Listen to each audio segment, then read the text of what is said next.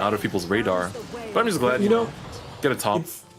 It's one of those decks that, like, I was playing it, like, you know, the first day or two after the expansion, and I'm like, man, this feels pretty good. And then last month, like, no one has it in top 8, and I'm like, really? Like, because, like, when I play it, I'm like, I feel the power. Like, the deck is strong. Yeah. So I'm glad that it's getting that recognition that it really deserves. Yep, 100% agree. But, I mean, we say all that, but Pain just went ball, finding the Ravening, instant Evo, and now he gets to just trade this away. Has more damage, has a draw cycle here as well. So he's has another ball in hand as well. You see why he really favors that turn 3 ball? Because it really sets him up to have an excellent mid game. It's also a ball that you can fuse and then just like play the Air as well. Yeah, on the other hand, not a bad turn for Yo. He's 5 play points, enough to play Sniper and his 3 cost of choice. And here's where Sniper is so strong, as not only does it like clear the board and stabilize, but it's also pushing face damage. Yo's actually getting really close to lethal, not even gonna Evo to clear the ball, he's just going face. There's only 3 life left. My man is hungry. Yeah, I mean, if his board gets cleared, he can just enhance the Fortune Foul, and that's gonna give him lethal next turn. You're so right. I mean, who needs Jadland or Frigg if you can just win on turn 6? Yeah, honestly. Wow, okay, alright. Suddenly Pain, I think, realized the situation that, you know, you got... That's the thing, right? This is the first game where he actually gets all the pieces this early. Yep. And look where he's at. It's not gonna matter. And like, you know, the thing is, this was Amulet Haven with no... It wasn't even like he got like, oh, a crazy Selena high roll. Or like the world's greatest Jadland. No, there was no Selena, no Jadland, no Frigg, just Amulet cards, some birds going face, and sometimes that's all that it takes. You're just having a walk through the park and suddenly you knock out unconscious and it's game 2. Yeah, that was a quick game 1. Yo, looking pretty good. Pain, you know, he had a solid start. He could push a good amount of damage here. It's not going to be enough though. Yo easily has enough damage. Yeah, we're going to go to a game 2 real quickly. Yeah, and this was so back and forth as well. Alright. Hollowed. Dogma coming in here. It wasn't even like he had 2 damage once every way. He had so much damage in so many ways. He had the bird, the Fortune Foul in hands, the Sniper was damaged, the Dogma. Like, he had so many ways to get the damage there. Yeah, that was a quick 1-2. Man, for Pain, that's just like, alright, I gotta think about this one. Yeah, Shadowverse, man. Like, sometimes games are grind fest, and sometimes, you know, like, to me, Shadowverse is games like that. Like, that's a Shadowverse I know and love. It was over before you blinked. That's right. I mean, that's literally, as I said, passed through the park, a few birds pulled up, and we're in game 2. Yeah. Ooh, look at that. This look at is the Makeup Finals. Yo has a pretty good hand. Rooney, and more importantly, the Meister going second. You know he's gonna have that excellent turn 4. That's right. Okay, Ravening picked up instantly. That's good. Oh, another you know what's better than Meister? The double Meister, baby. Let's go. Meister? Oh, man. This might be a quick set. Damn, Yo is just like, it's my bedtime. I gotta go. Just get his check and move on with his life, I guess. Yeah, he's like, bro, I got a time limit that I gotta finish my SVO run by, and we're getting pretty close to the end here. That's not Cannot Pain just yet, though. He is a, you know, World Grand Prix level competitor. Is not looking that great right now, but we'll see if he can pull out a miracle. I mean, even then, you know, he opened the Ravening. He has his early drops. He'll have board presence first. You know, even though it will probably just get popped, you know, with the work of Miser, but at the very least, you know, he's not, his hand isn't bad, right? No, it's not, but Marshall with double Miser. Aye. Oh, man. Boy, oh boy. Like, that's the start of a dream turn for spell boost. Yeah. The only, I guess, issue is that the only things you're spell boosting is like Rooney and Crystal Witch, and true. Kind of so it's like, I mean, yeah, Rooney is not a bad thing to spell boost. We'll see what else we can pick up here with the Magic Missile. Hey, another Rooney. We got the doubles for days. All right. Okay, Pain's gonna just, you know, curve out. Get the chip damage that he can. He does have the corruption, like you said. I mean, at this point, you might as well, right? It's like, you gotta take advantage of the fact that Yo hasn't really been playing down much so far, despite what he has in hand. I mean, I like him going just Marshall and then Authorin, and then he'll just be set up for the craziest turn 4. Exactly. Yeah, He's just gonna go for it. I think that's the right. That's the right play. Oh, picks up Sorcery. That's a good Spellboost follower. Okay, Blood Soak. Man, it's kind of rough because like the more things that Pain plays, are the more targets for the rapid fires. We're about to rename this to Rapid Fire Rune. Oh my god. That's it. The government name is being changed as we speak. Yeah, I think Pain is like, hey, just gonna, you know, get as much damage as he can from the early game. I know what he's thinking right now. He's like, please don't have triple Meiser. You literally wished it into existence. Alright, there's one Meiser. Wow. Wowee. Second Meiser. Oh man. Alright, well, it's a lot of rapid fires. Here we go. Rapid fire. Even the Meister get another rapid fire. Now they all cost 0. It's a full clear. The rapid fires are going to start doing damage. And he has another Meiser for more rapid fires next turn. All while spell boosting not 1 but 2 Runies for the additional face damage. This is the dream. All he's missing is like Agios. It's the only thing he's missing. Yeah, true. You're so right. Oh, he's holding them, okay. Interesting. It's good. I mean, I think that's fine because you're... I mean, you're basically just boosting these Runies, which, as you said, is really, really good. But at the same time, it's like you're missing some components that you would like that free spell boost on later on as well. Yeah, true. Like a Daria or a Agios would have been it. But, I mean, Pain looks pretty defeated, man. Like... It's rough because, like, okay, you have to clear, but if you don't clear the Meister that's not evoed, now we can evo the face and generate another rapid fire. Plus, there's whatever's been boosted in hand. He has corruption, sure, but no ball or really anything else. Is he gonna leave it there, try and snipe the Meister, perhaps? I think that's what you gotta pray for. That's not quite it. Doesn't hit it. He does have Ire, so I guess he can still at least ensure the full clear. Yeah, like you've given up on the Ravening plan anyway. Yeah, maybe it's best if he just passes with no followers that can be rapid fired. But like at some point he has to play followers. Like you can't just play around Gandagosa forever, right? Yeah. All right. Okay, gonna go Showdown. Leave up the 4/4 Meister. That's 4 damage to the face. It might be, you know, the lesser evil at this point, though, right? Yeah, I think he still just plays another one, though. Oh, man. Because you also have... He'll overdraw like crazy, but does it matter at this point? Because if he plays both Meisters, he'll generate, you know, so many rapid fires. There's a Daria. Oh, she's finally here. Yeah, this is really just Yo's game to just go completely crazy, whatever he wants. He could just hold the Meister, duplicate the Runies. Pain's down to 7, facing again. Oh man, 3 more Runies, another Meister, more rapid fires. Yeah, like Gio's got burned, but does it even matter at this point? No, it does not. This is it, man. Pain has the corruption, but that's really all that he's got. The Pain Train, man. Yeah, no Gio's necessary. This was really just the Meister game. And I talked about it earlier on today. I'm like, that Meister dude is crazy, and this is why, chat. This is why. Uh-oh. I mean, here we go, right? Okay, Rooney, go face. Play Meister, get some rapid fires.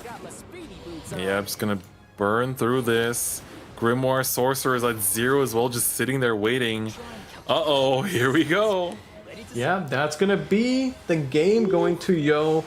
A convincing fashion, a swift 2-0. Pain had a great day, but man, at the end, Yo looked unstoppable. What a fantastic showing by Yo. Someone that just came up after so long and just showed up and swept through the competition.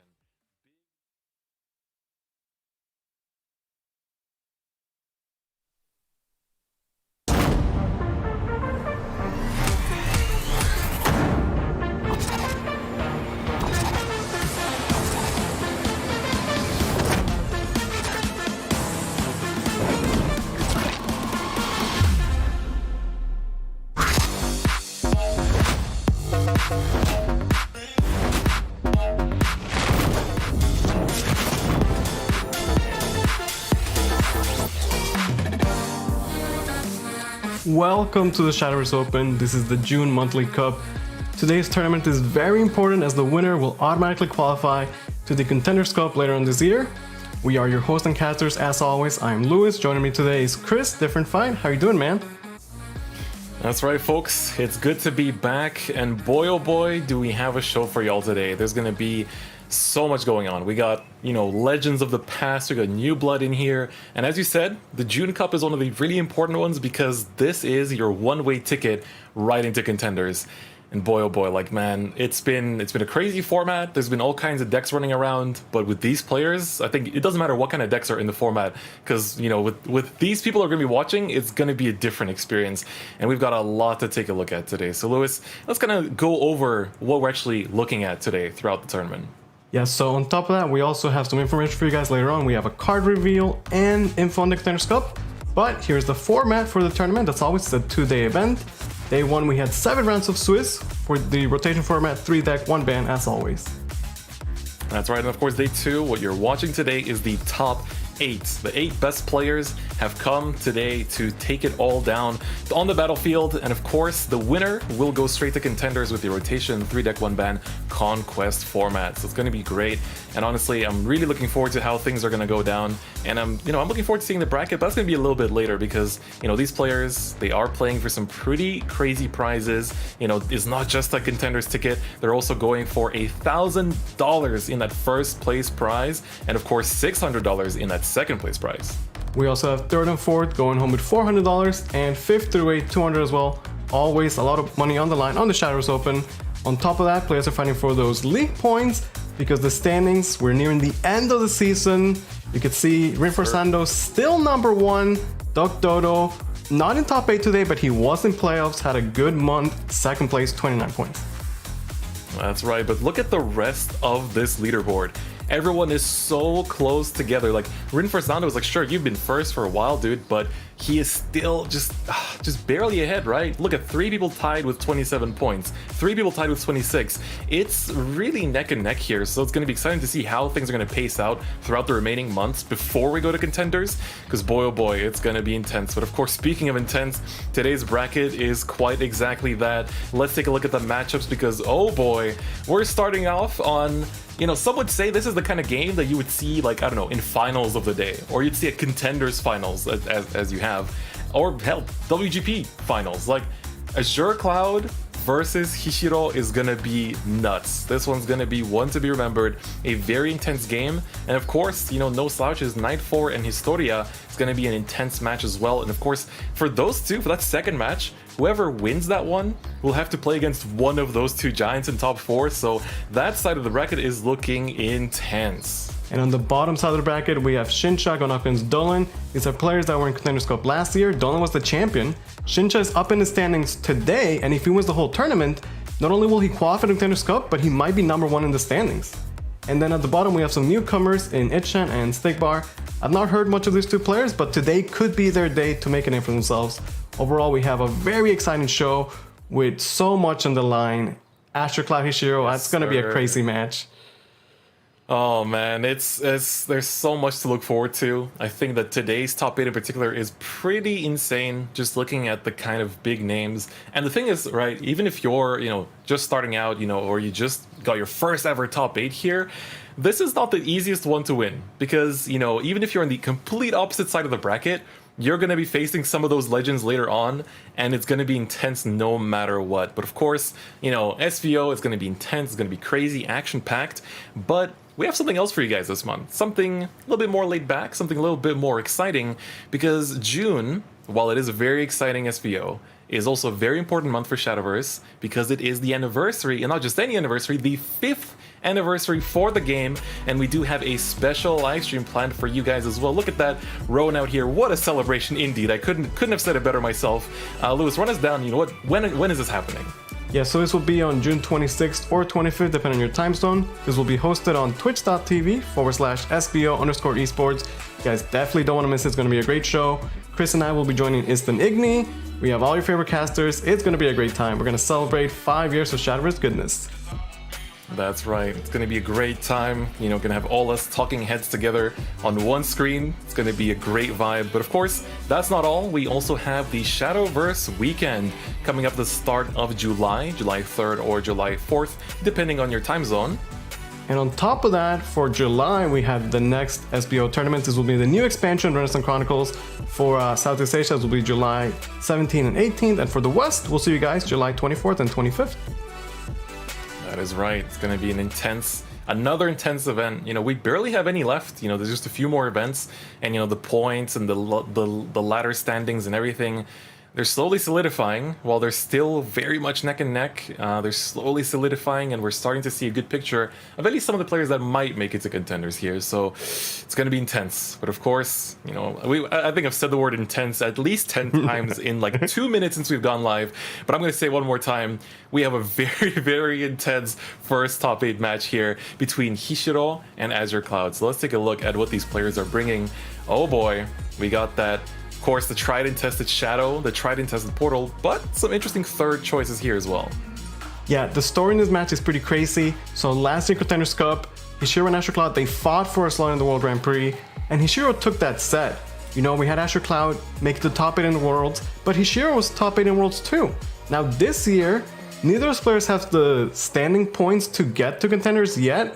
If they win to this tournament, they will qualify, but Hishiro already has a spot to Worlds this year. Azure Cloud does not.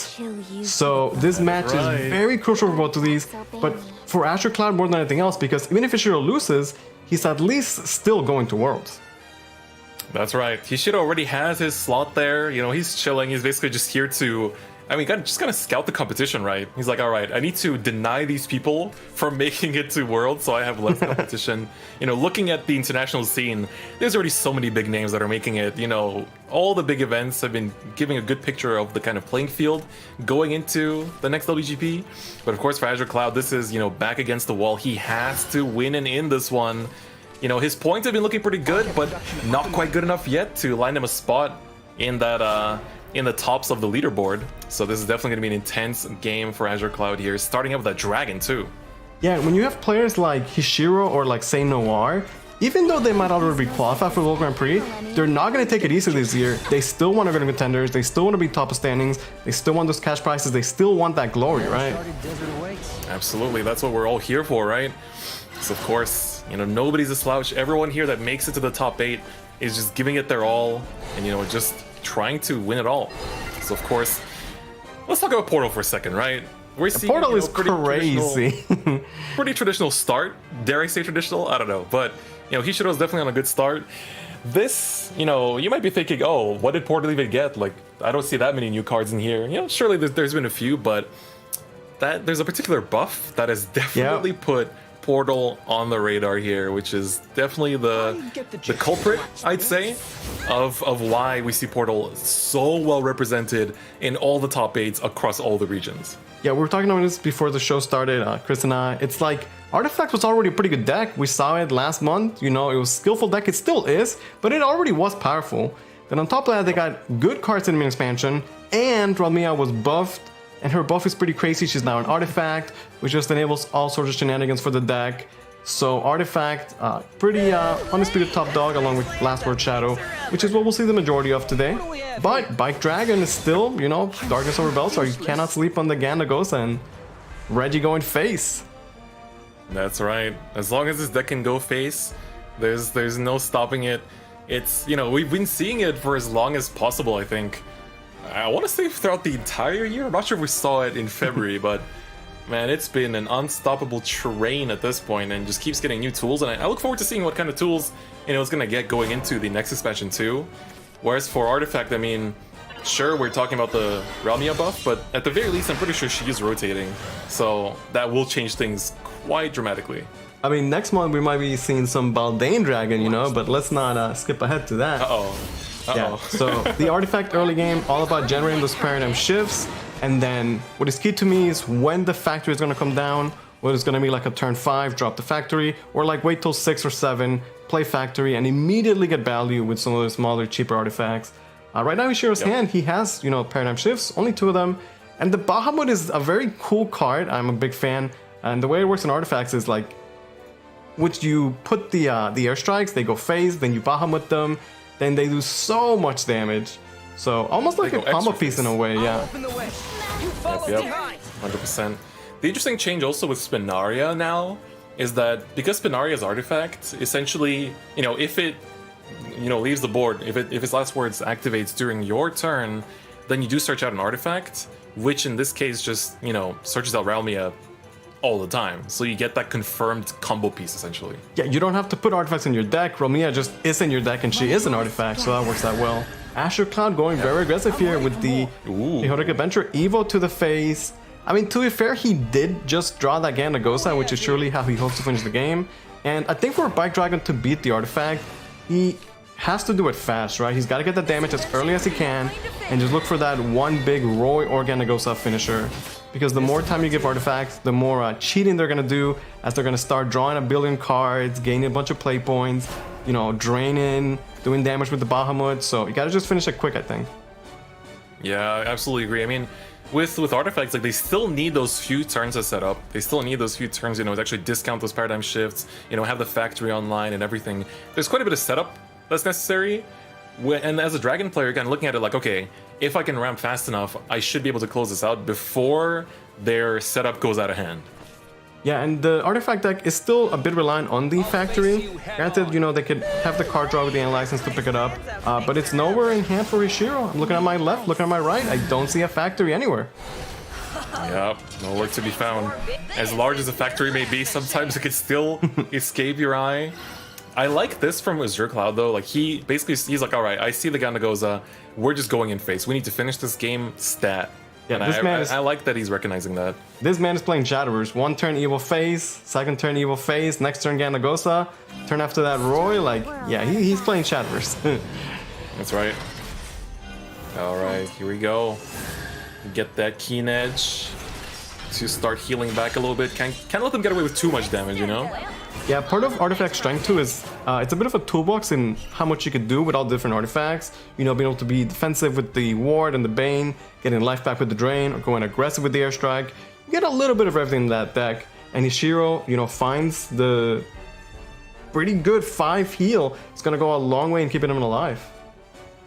Yeah, I think it's pretty key here because you're also slowing down that, you know, I think Hishiro definitely knew, it's like, yeah, there's a Ganagosa coming down. Like, he's been evoing face, getting all up in there non-stop. There's definitely Ganagosa coming down, and I risk losing on the spot, you know, by like turn 10 here. Not even turn 10, 10 play points. But here, I think this actually is pretty good. The Razia will still bring him closer to that game plan without having to overcommit in that sense. Yeah, Astro Cloud was 1 play point shy of being able to go Adventurer plus Roy, which is such a powerful play. Instead, he has to sort of slow it down a little bit. This might be that one turn where he's not really going face. Although Razia is still going to be pushing that face damage over time, so seems pretty good. He does have the Ganagosa and the Roy to follow it up. That Razia represents a lot of damage right now. My man just furored the best possible target on the board just like that. Not even flinched. You know, it's just like, alright, cool. We take those. We're just playing Shadowverse out here. Yeah, I wonder how Astro Cloud is feeling overall, you know? He had that magical top 8 run at Worlds, and he had a good year last year too. It wasn't like he was bad, he made all the way contenders, but he did fall short, and I feel like this year, maybe we saw him top once before, but he's not up there in the standings. I wonder, you know, what his mental state is like. This is probably his best chance this year to get to contenders. Yeah, like technically there's still chances, you know, he's not that far behind on the leaderboard, but, you know, you're definitely starting to feel a little bit nervous going into this, and it's not going to be too easy. Alright, I like this. Oh, going for the airstrike here, alright. Well, yeah, hold on. Hishiro has a bunch of damage. You don't have to drain if you could just push a bunch of damage. A couple airstrikes going phase. Enough damage. An Evo here and there. Enough damage. Yeah, out of nowhere, Hishiro instantly goes from being defensive the entire game, just finds that one turn of aggression, closes out game number 1. Will Hishiro once again deny Astro Cloud that spot? Oh, you love to see it. And I mean, the key there was, I mean, it's exactly as you said, right? This deck is basically a toolbox. You know, it can choose when to play whichever role it needs to. You know, it's like the end-all be-all. It just fills in any shoes you need it to fill in. You need to sustain to survive? All right, let's do that. You need me to push face damage? All right, let's do that. You need me to ward up and like set up these like, you know, big boards that need to be answered? We can do that too. You know, it's the man for the job, just ready to answer the call at any given moment. Yeah, and there was no factory needed. Ishiro played defensive the entire game. He knew his role well. And then it's just one turn of going aggro, finds all the damage he needs. And now we're going to a last word Shadowcraft mirror match. Man, just seeing that Wicked Rebirth, that card is something else, man. It's wild. It's something else. But this deck, so, you know, I feel like I haven't had my monthly, you know, plug of Welcome Back Gremory. I think we had like 1 month without Gremory, but Gremory's back again, in style as usual.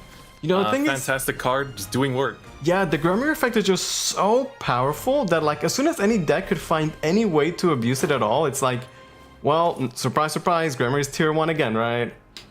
Yep. But this time around, what's interesting is that it feels like while Gremory is, of course, as we're saying, an amazing card, I see so many times where people don't even touch the Gremory and they just win before that. Like the deck can carry itself so well. Kind of like we saw, you know, Artifact just like not even care about Factory, win without it. So here we're seeing like, yeah, you have like Gremory that is that really important, I don't know if I want to call it a win button. It's more so like a reward for everything you've done. But even without that, the deck is still super powerful. Like, it just does so much going into this. So, in this mirror match, we're really going to get to see every single angle of this deck, I think. Yeah, I agree. And, you know, we're talking about cards being buffed. Well, Mia got buffed and she's a lot better. But what about the Nightmare Devourer? That guy went from being like a mediocrely, like, fine card. They changed 2 numbers on it. And now he's absolutely wild. Nightmare Devourer is crazy for the deck. It gives you the last words you need. You know, bodies... clear, board clear, heal, shadow gain. Like, what doesn't he do? Yep. Honestly, this whole deck is just so good. The Wicked Rebirth as well, like he's hovering over it here. Even for its base effect, just making something that, you know, is like, I don't know, like, let's say worst case, just 4 attack with Rush. That's already super nice just to like clear out some annoying targets, right? But then it just scales on and on and on. This card is so good. You can't understate it. Asher mom bringing over some food, you know? Gotta cheer on the boy. That's right. It's that mental, you know, it's that the mental support, the physical support, the nutritional support, all about it. You know, of course, you know, we see both these players. They have teams behind them. They have friends.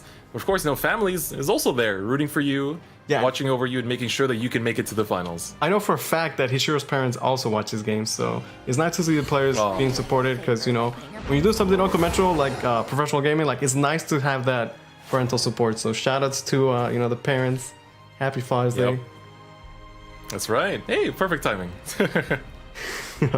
Yeah, a bit of a slow start here, I guess, as you would expect, you know, until the Gremory or like the Chris or those type of effects go online.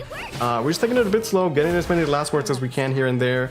But any board you can like make up in the early game, it's not too scary since it can be answered by, you know, the Devourer or other things like that.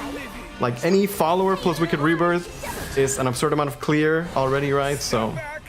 Yep, exactly. The Ominous Tyrant is also really strong new addition. You know, it really is. It feels like good stuff Shadow. Oh yeah. You know, this whole deck just feels like good stuff Shadow. There's every good card is in here. You get rewarded for last word stuff, and you know you got board clear. You got super strong like you know game-ending plays. Just in general, this deck has it all. It really does feel like it has it all. And yeah, I mean, and if it's good stuff Shadow, then the good stuff they have is like very good. Yep.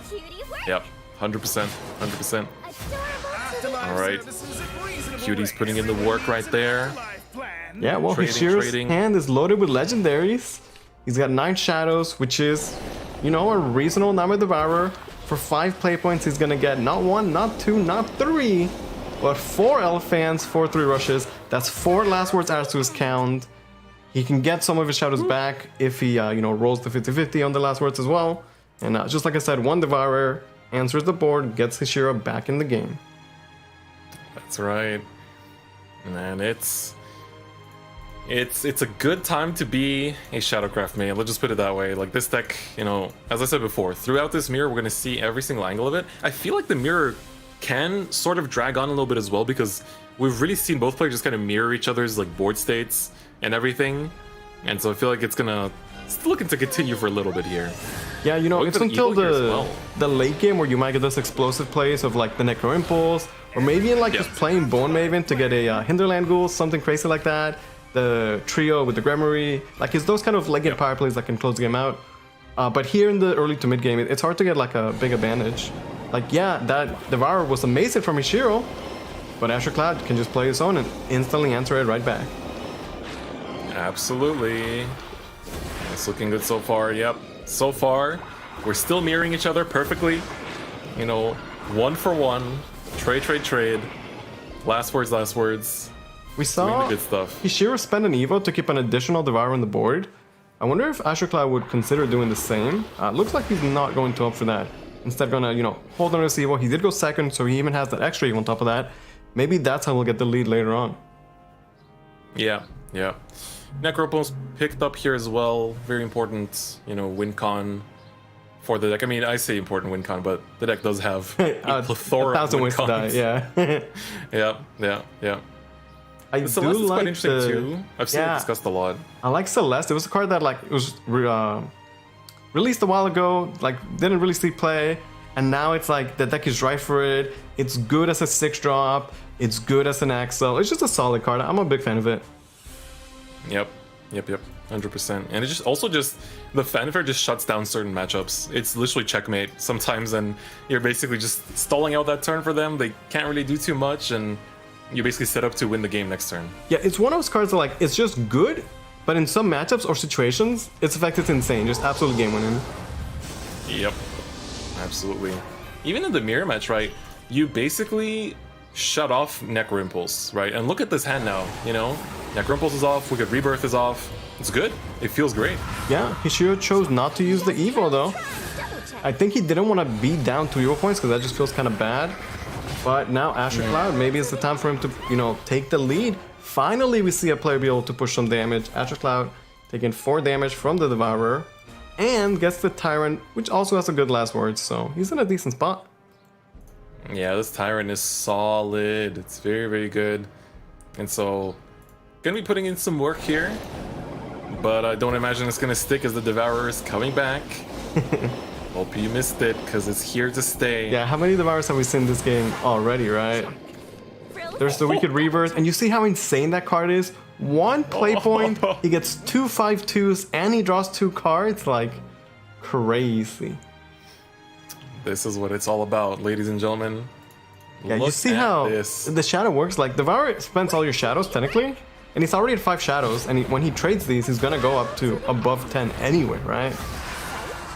Yes, sir. I'd also like to say that at this point, both players should be at that, you know, 10 last words. It's important to hit for a couple things like Chris, Kagero if they're playing it, also a thing. Yep, I have checked. They have both hit 10 at least. Hishiro's already overcompensated with 13, so we're at a good did spot here. Pick up a Gremory though. Not the greatest, but as long as he can still MK one later on, it's fine. And like you were saying, it's not like the deck is overly reliant on the Gremory anyway. It's just like the deck is very strong, and then Gremory is just like another strong thing that they can do, right? Yeah, exactly. I mean, hey, look, another Gremory. Yep, and another Wicked Rebirth. Again, just using the tools they have to sort of like go back and forth here. No player has like a big lead at all, I don't think. Yeah, that's kind of what prolongs this matchup too, is that, you know, both players can just keep going back and forth, doing the same things until eventually we hit that big burst damage. I think honestly for the mirror match, maybe the Gremory will be the important like nail in the coffin to close out one of these games, and maybe one of those like crazy like Necro Impulses or something along those lines. Yeah, I mean, if they're just so evenly matched, eventually it will take something crazy like a Gremory double Necro Impulse play or something like that. Asher could have played the Gremory, chosen not to. He's gonna invoke another one next turn anyway. Yep. Hishiro, 22 shadows, 23 cards left in deck. So close, but not enough to get the Gremory. Barely off. Yeah, his hand is actually in a kind of a weird spot where like you don't want to use the trio before the Gremory, you don't want to play the Gremory because it's not activated, Necro Impulse is not being played at all, so his really only option is to like play a Ceres and pass, and that's not a great turn at this point, I would say. Not quite. I think if you see that as Azure Cloud, you're definitely feeling a lot better right off the bat. It's also for Azure Cloud, like, this is probably one of the hardest matches he has to play today. Like, if he does win here and continue on, this is probably one of the most stressful ones he's had to go through. Oh, yeah. And so you can see he's basically just sitting there, just watching and seeing how it goes. And you were right. Yeah, this that's is quite literally really the only thing turn. he sure could have done. But I at least do like him Evo in the Ceres, because with the Ceres spell, in combination with, you know, Necro Impulses and Gremory, like, that's a way that he could get, like, potentially, I don't know, 20 damage out of nowhere to close the game out, so he's making the best of the situation. For Azure Cloud, we see... Necro Impulses closing out games, though. Yeah, we see the Gremory, the trio, gets the play points back and play the Celeste, denies any sort of spells, and now we're playing Shadowcraft. Dude, this is just... You know, they're basically playing 5D chess here. It's like, oh, you are trying to set up? No. I am trying to set up. You know, the funny thing is that Azure Cloud can make the craziest board that he wants, but Tyrant is gonna, like, clear any board. It's doing, like, 15 damage to the entire board. So... Yes, sir. Also picks up the Chris. We talked about the Chris. Yeah, like I was saying, the hidden 10 last words is crucial for Chris. Effect is very strong.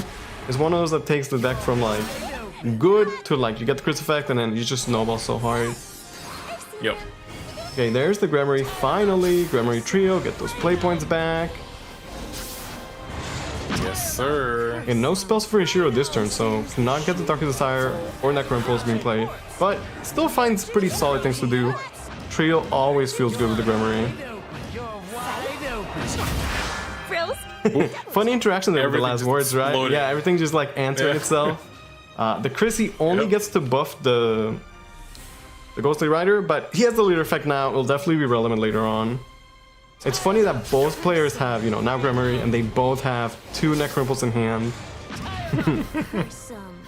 I think we predicted it, you know, it really is coming down to these Necro Impulses just being able to close out this game, and man, it's intense. It's been very intense so far. Yeah, this game is very crucial for Azure Cloud. Hishiro could lose this and still go to the 3rd game, but this is it for Azure Cloud. He's got to win this or, you know, be eliminated. Oh, hold on. We got lethal here. Oh, wait, he does have lethal from the trio, just like that, out of nowhere. Ooh. Azure Cloud, we're talking about a double Necro Impulse. So much damage. Ooh. And we're going to a game 3. Hashtag thank you, Gremory, putting in work. Man, I hope she's getting paid for all the work she's put in for Shadowcraft, man. I don't think I've ever seen a card carry a single craft as hard as she has been this entire like year that she's been in rotation. Yeah, Necro Impulse, crazy. Win the Gremory, just even better. And don't Necro Impulse, not surprised, was able to do enough damage. Final game, now Azure Cloud has to go back to his Bike Dragon. Well, we'll see Ishiro stick with the Last Word Shadow. I don't know about this matchup, man. It's as fast as Dragon can be.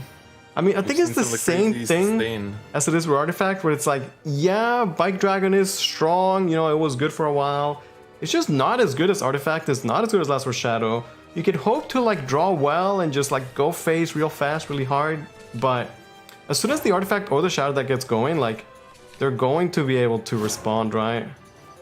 Yeah, exactly. It's kind of the sad truth of this deck is that by the time you're about to push for lethal, about to get that, you know, decisive Gandagoza or whatever it may be, the deck already has enough sustain to kind of pull itself out of that hole and just kind of, you know, dance around it a little bit. Yeah, we saw with the Keen Edge, you know, Hishiro was able to get that life back. The Devourer has heal as well. And then in the late game, both the Shadow and the Refract could just, you know, start spamming wards that are just hard for Dragon to punch through. Yes, sir. Alright, so he's going for that, kind of giving away, you know, that it's a Reggie setup. So should have kind of played with that in mind. Yeah, it can be hard to stop a Reggie this early on. Although Weakened Rebirth can always bring up a follower that could just, you know, punch through the Reggie with the extra 3 attack and the rush. Yes, sir. Yes, sir. Alright, well. I wonder if he might Axel the Celeste.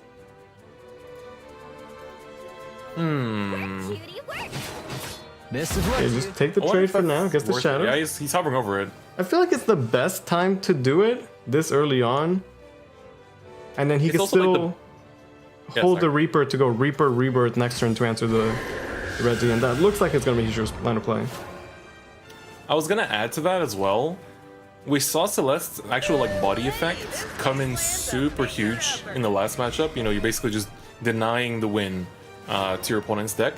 But against Dragon, it's like their spells are very much their early game, right? It's Yeah, their ramp. 100%. It's those early turns. It's not the game-winning turns. So the card isn't really doing much for you in the late game. So you might as well just burn it here to deny that damage. Yeah, and exactly like I said, Hishiro's going to Reaper, Revert, get rid of it, get those shadows. And, you know, he already has 10 shadows. It's going to be a good Devourer. Yes, sir. Asher Cloud can Right. keep on ramping. I mean, he's got a lot of ramp in his hand. I also do like the Jerba. When Jerba is good, it's great. I'm a big fan of it. Gandagosa and Georgios, like, these are all great Shadowverse cards, but I feel like the clock is ticking for Asher Cloud, and he knows it. Yeah, he's definitely aware. I think at this point it's kind of the choice, like, do I go into this Reggie? Do I just pass, or do I just Oracle, but I miss out on the draw? I feel like the Reggie at least puts something on the board and you still ramp to 7. Yeah, I feel like it's That's interesting. the right choice. In the matchup, you know, they both have the Artifact, Shadow, and then third sort of aggro deck. And Asher Cloud banned the aggro deck, but Hishiro's like, no, I'll just deal with it because my other two decks are just better, right? Like Yep. the aggro decks, the aggro sword, the aggro bike dragon can go under the top tier decks, but it's not easy. It's not easy at all. And look That's at right. that, 4 Devourers for 5 play points. Yep, they are just chilling out here once again, doing their devouring as usual. Don't mind them. Just look the other way. Nothing happening here. Yeah, we saw this last game as well. Hishiro spends the Evo to get the extra body on the board. The 4-3s are quite a bit of pressure. This may just force out the Georgios from Asher Cloud. Yeah, you're kind of shutting down a bit of that early aggro he's trying to do, but that's you just have to answer this board. You can't let this. You can't dance around this anymore. Yeah, and Gonna if, go into it targeting the Celeste. if anybody can answer a Shadowverse board, it's definitely Georgios. Look at him go. Gets the Evo effect, full clear, surpasses 6-6, and then can even punch or just get another Georgios to the job. I think at this point he realizes that, like, he's not gonna Evo the other Georgios. That other Evo has got to go face, right? Like, that's how he wins. Yeah. And this Yeah, is not I a was bad thinking board about that left too. over. Yeah, it's a good point you make, because some might think like, oh, you might want to hold that other Georges, you know, in case he sets up another board like that you have to answer. But he doesn't have time to be answering boards like that anymore. He needs to win fast. Yeah, and Hishiro finding, you know, draw with the Revert. Again, that card proven time and time again why it's so insane. Turns your 2-drop into 2 5/2 rushes. Can get the banish with the Archangel as well to guarantee the full clear. And he can retrace the pass while it's at it. Pretty Very solid good. turn. Gonna go for cycle as well. Let's see what he chooses to cycle out here. Okay, using the Evo, yeah, to draw the cards like you're saying, you know, make his deck smaller, make it easier to get the Gremory, see what he can find. Necro Impulse, Tyrant, those are good cards. It's a good pickup. And like, Important to know that he did leave a card up on the board though, so this is of course the prime Gandagosa target. yeah, but while Asher Cloud has like done a good job of, you know, attempting to pressure, it hasn't really resulted in much damage when you look at it, right? Hishiro's at 17. He had retraced the pass for additional heal, and getting the Jerba leader effect established here seems good. It is going to push 5 damage and clear the board. He does have Gandagosa and Bike, that's, you know, 10 damage next turn. Yeah, barely short, barely short. Now on for Hishiro's side. Again, like for both players, I think for Azure Cloud this game is a little bit more intense just because, you know, this is Yeah, your 100%. You literally have to win this game, and then the next game, and then the next game, and there you go, contenders. Easy as that, right? But, I mean, you can see from Azure Cloud's expression, it's never as easy as that. Yeah, Hishiro, you know, knocked out Asher Cloud out of contenders last year. Is he gonna knock him out? Or, you know, deny him the spot this time around as well? Last time they fought for a slot to Worlds, and now Asher Cloud just trying to get to contenders. That's right. Okay, we'll see how much heal Hishiro rolls out of the Devourer. It could matter a lot. Does get 5 of them, so mathematically speaking, you know, he's healing at least 4 to 6, right? Oh, so far that's been pretty blank, but of course it's going to be a pretty big one. Ganagosa can get in here. Okay, Go interesting. at 8 damage. Yeah, gonna hold on to the bike as well. Doesn't want to cash that out just yet. Can make the Ganagosa not be targeted. And while that's a pretty cool game plan, in case he survives, he would push 6 in face damage. We do know that there is the Tyrant to answer it. Yeah, exactly.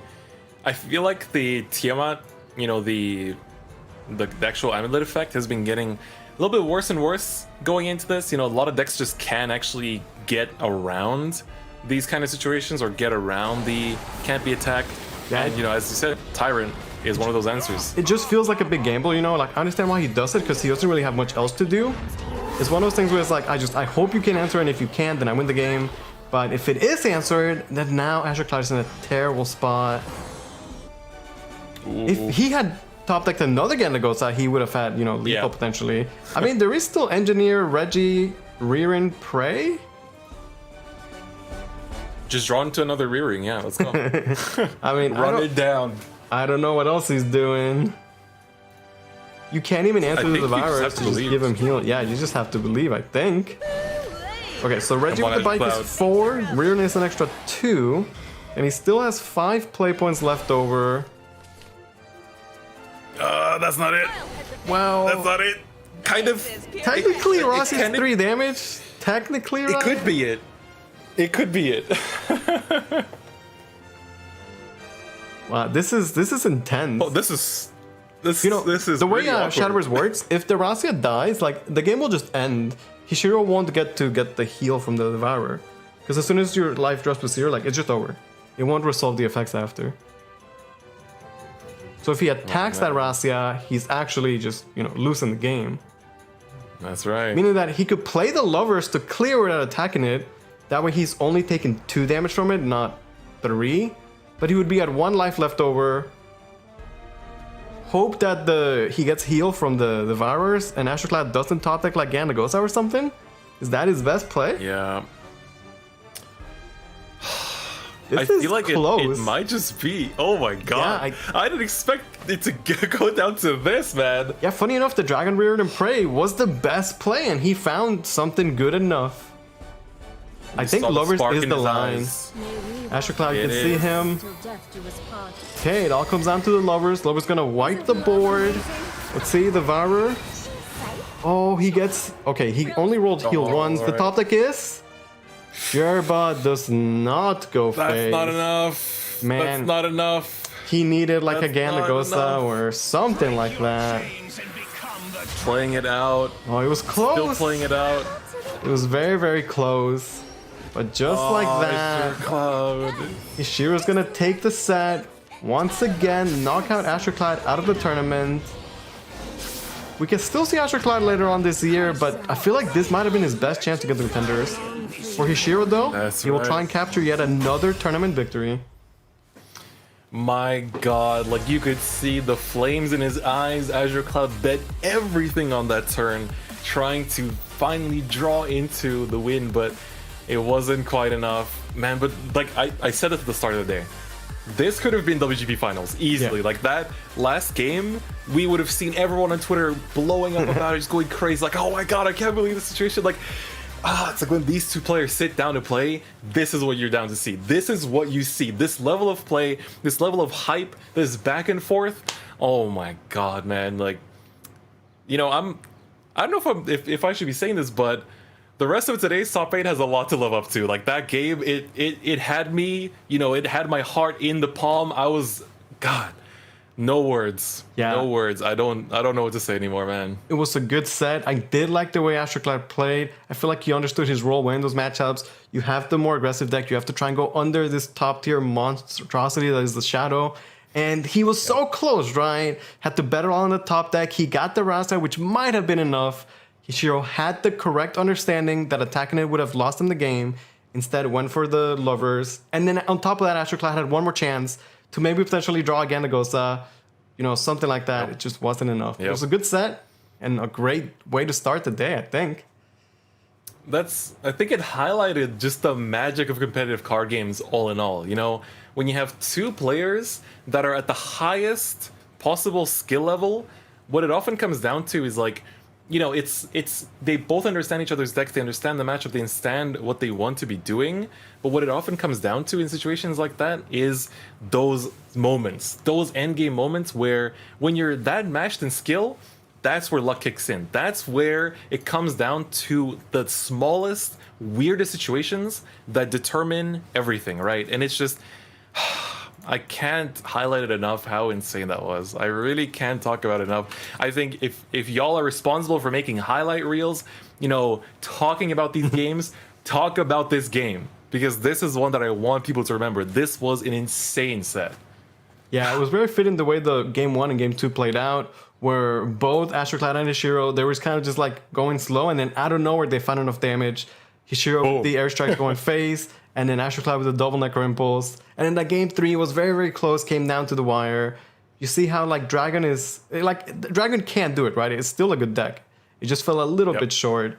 And I wonder how that would have gone if like the bans had been a bit different. Like I said, Hishiro chose to just deal with the Black Dragon, while Astroclad chose to ban the aggro sword, right? Leaving up the two best decks of the format. Which is totally fair. Like, I'm not saying that's not a valid strategy. Like, we might see a lot of people just ban the third deck because they're so practiced in the mirror match. Since everyone expects, like, the lineup is you bring the two top tier decks and then whatever the third one may be, right? Very much so. Very much so. But of course, you know, speaking of these top tier decks, you know, the highlights of competitive Shadowverse right now, let's take a look at our second top 8 match between Night 4 and Historia. So this one's going to be pretty intense. We saw the sword banned out last match, and this is once again that aggro sword. We're going to be seeing it right here, right now. It has not been banned out. I'm very excited for this one too. Yeah, I'm excited to see the sword as well. I'm a big fan of the Cat Admiral from the new expansion. Just a fantastic 2-drop. Gets to go face, give you some rallies, some bodies on the board. It's great. But after the epic battle we just had with some of the two best players we've seen in Shadowverse history at this point, I feel like these two players have a lot to live up to. But for these guys, you know, today could be the day they win the tournament. They will qualify to the Contenders Cup. And then maybe next year we'll talk about them like we're talking about Astroclad and Ishiro, you know?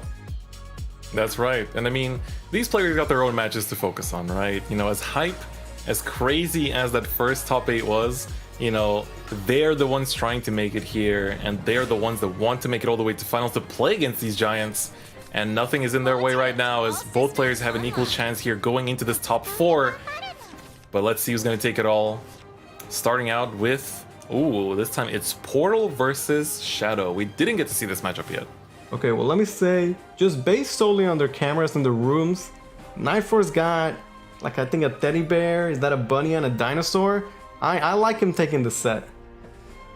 Oh yeah, you're feeling it? You don't like the, you know, I think Historia is trying to, I think he has like the good final boss vibe. I think, you know, looking at making a name in the Shadowverse community, I think he's got the nice final boss vibe. You know, he's sitting there like, you dare to challenge me. I think he's got a pretty good look going for him as well. Yeah, I'm very excited to see how, you know, his sword is going to play out. But for now, we're going to start with the top tier decks we're talking about the entire day. It's the Last Word Shadow Artifact Portal. Both insanely strong. And we'll see how these players can pilot these decks. That's right. Oh, so far looking at the openings though, double Mecha Arm for a deck that wants its spicy early game of just farming paradigm shifts. Yeah, probably not exactly what he wants to see, but Engineer into Miriam Accelerate is okay. You will at least get 2 paradigm shifts out of that. Maybe if you can top deck like some 2 or some 3-drops, he might be okay. Yep. Seems to be the case where, you know, Night 4, he only has 1 play, obviously, right? But he's still taking his time, you know, not rushing into it. Might be his first time here in a big stage, a lot of pressure on the line, you know. So I do like the players that kind of just, you know, take it slow, because we've seen in the past some players just get steamrolled because the opponent dictates the pace of the match, right? Exactly. You know, you just get into your opponent's head, start basically controlling the narrative of that entire showdown, and, you know, before you know it, it's already over. Your whole run ends at top 8. You don't want to do that, especially in this kind of situation where your hand isn't looking too hot at the start. You want to think it through and think, all right, if I keep drawing into these like late game cards that aren't doing much for me, what am I going to do? Like, what is the actual game plan here? How are we progressing with the limited resources we have? And so taking your time for that is if anything, recommended, right? You want to, especially if you're not familiar with this grand stage, you want to be sitting on as much of a good, comfortable seat as possible. Yeah, and one thing that I like to say a lot about card games, you know, Shadowverse specifically too, is that when you're playing like the top tier decks, it could be easy or easier for anybody to just follow like the guide of like, hey, these are the broken cards, you play it in this turn order, this and that. But it's the best players that turn these mediocre hands and they still find a way to turn those into a victory. Exactly. All right, so setting up the Spinaris artifact here. Of course, if it gets taken out during the opponent's turn, it's going to be just a draw. But if you can run it in next turn, then you are in a pretty good spot. You know, just setting up that Ralmia. Got the Ralmia leader too? Perfect. Yeah, so we talked a lot about, and we've seen a lot of the Ominous Tyrant as a 6-drop. It's the first time we're seeing it played for the Accelerator effect. How do you feel about this one? I mean, it's a pretty good situation, like, going into it as you're going second.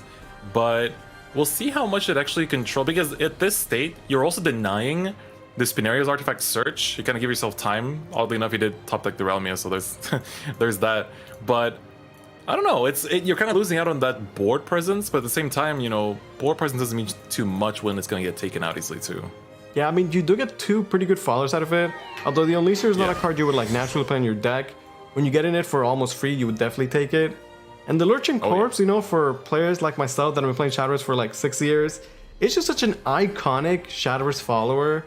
And it's like such a powerhouse for Shadow. And it's cool that, you know, you get to use it, even if you can't just play it in your deck, you can still access it with the Ominous Tyrant Excel effect. Or Crystallize, I guess. That's right.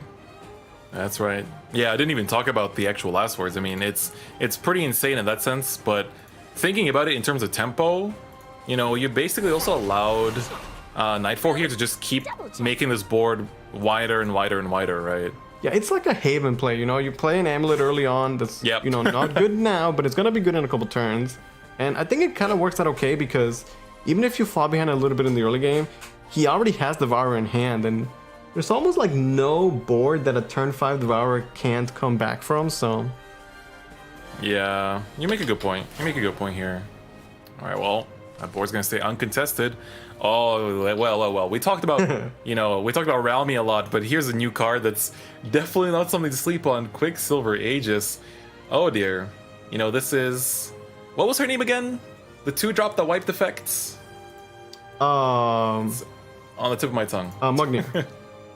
Yes, exactly. It's back as a 1 play point spell that also just reduces your paradigm shifts. So it's essentially spell boost. I thought you were gonna ask what is the name of the, you know, the character on the card. Do you know her name? Hold on. Used to be the old Portal Legendary.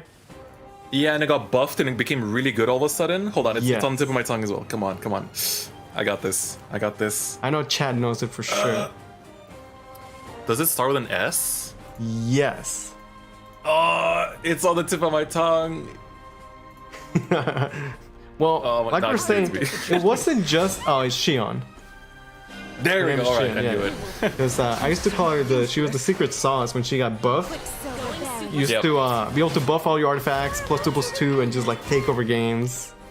And she's back in a spell form. Now she... That's right. Silences, if we could say, and then reduces Scout's Paradigm Shift, which is a pretty good effect. So not only was Romy a buff for artifacts, but they received this, you know, pretty good card. And no surprise, artifacts tier 1 deck. That's right. And just look at this, right? We were talking about how it's like, yeah, Night 4 got that early board presence. You know, Historia kind of just sat there with an amulet for a turn. And I mean, look at that, what that resulted. It's looking real good. Suddenly got a board for the last words. Wicked Rebirth queued up as well.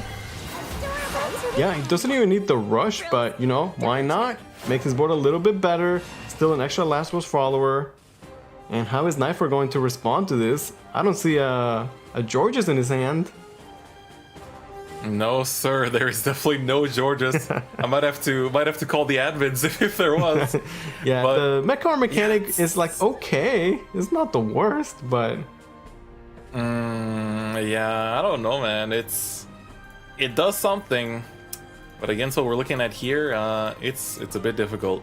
It's also interesting because both decks are kind of similar in that sense where they kind of play towards that, you know, I don't know, like turn 5, 6, 7, it's like wide board, lots of damage, lots of sustain. Both pretty toolboxy, I guess, in nature as well with how they act. But I think Portal definitely takes the cake on that aspect. But I think with Night 4's opening of the double Mecha Arm, it's just not been doing him any favors. And as much as he's been like top decking good cards, nothing is really helping him like clean it up here and now. Yeah, he definitely found like plays in the early game, but they weren't like crazy or anything like that. Now he's facing quite a bit of aggression from Shadow, and Historia has good follow-up. He has the Devourer for next turn if he wants it. He still has all his last words he can proc. And then on top of that, there's the Tour Guide if you want some card draw to go along with those. So I feel like Historia's in a great spot for sure. We're also not even seeing a factory on Night Force side. Sure, he's got Paradigm Shifts, but I don't see a factory anywhere. Yeah, missing that extra little bit, that extra little spice, unfortunately, whereas Historia is just out here, you know, he's just setting up everything, last words left and right. You get a last words, you get a last words. You know, I think, what's the count right now? Let's take a quick look here. He's probably at 10 5. already. After this turn, he'll be pretty close. He'll be Yeah, pretty close. once his follower gets answered, he'll be there. And he has a good amount of shadows. Good follow-up as well. Interesting to see how he, you know, chooses to use his tour guide. Want to keep the Lurching Corpse alive. Sometimes you can like just cash it in and guarantee some value. But sometimes if you keep it alive, it's just like this like threat that your opponent knows they must deal with eventually. Exactly.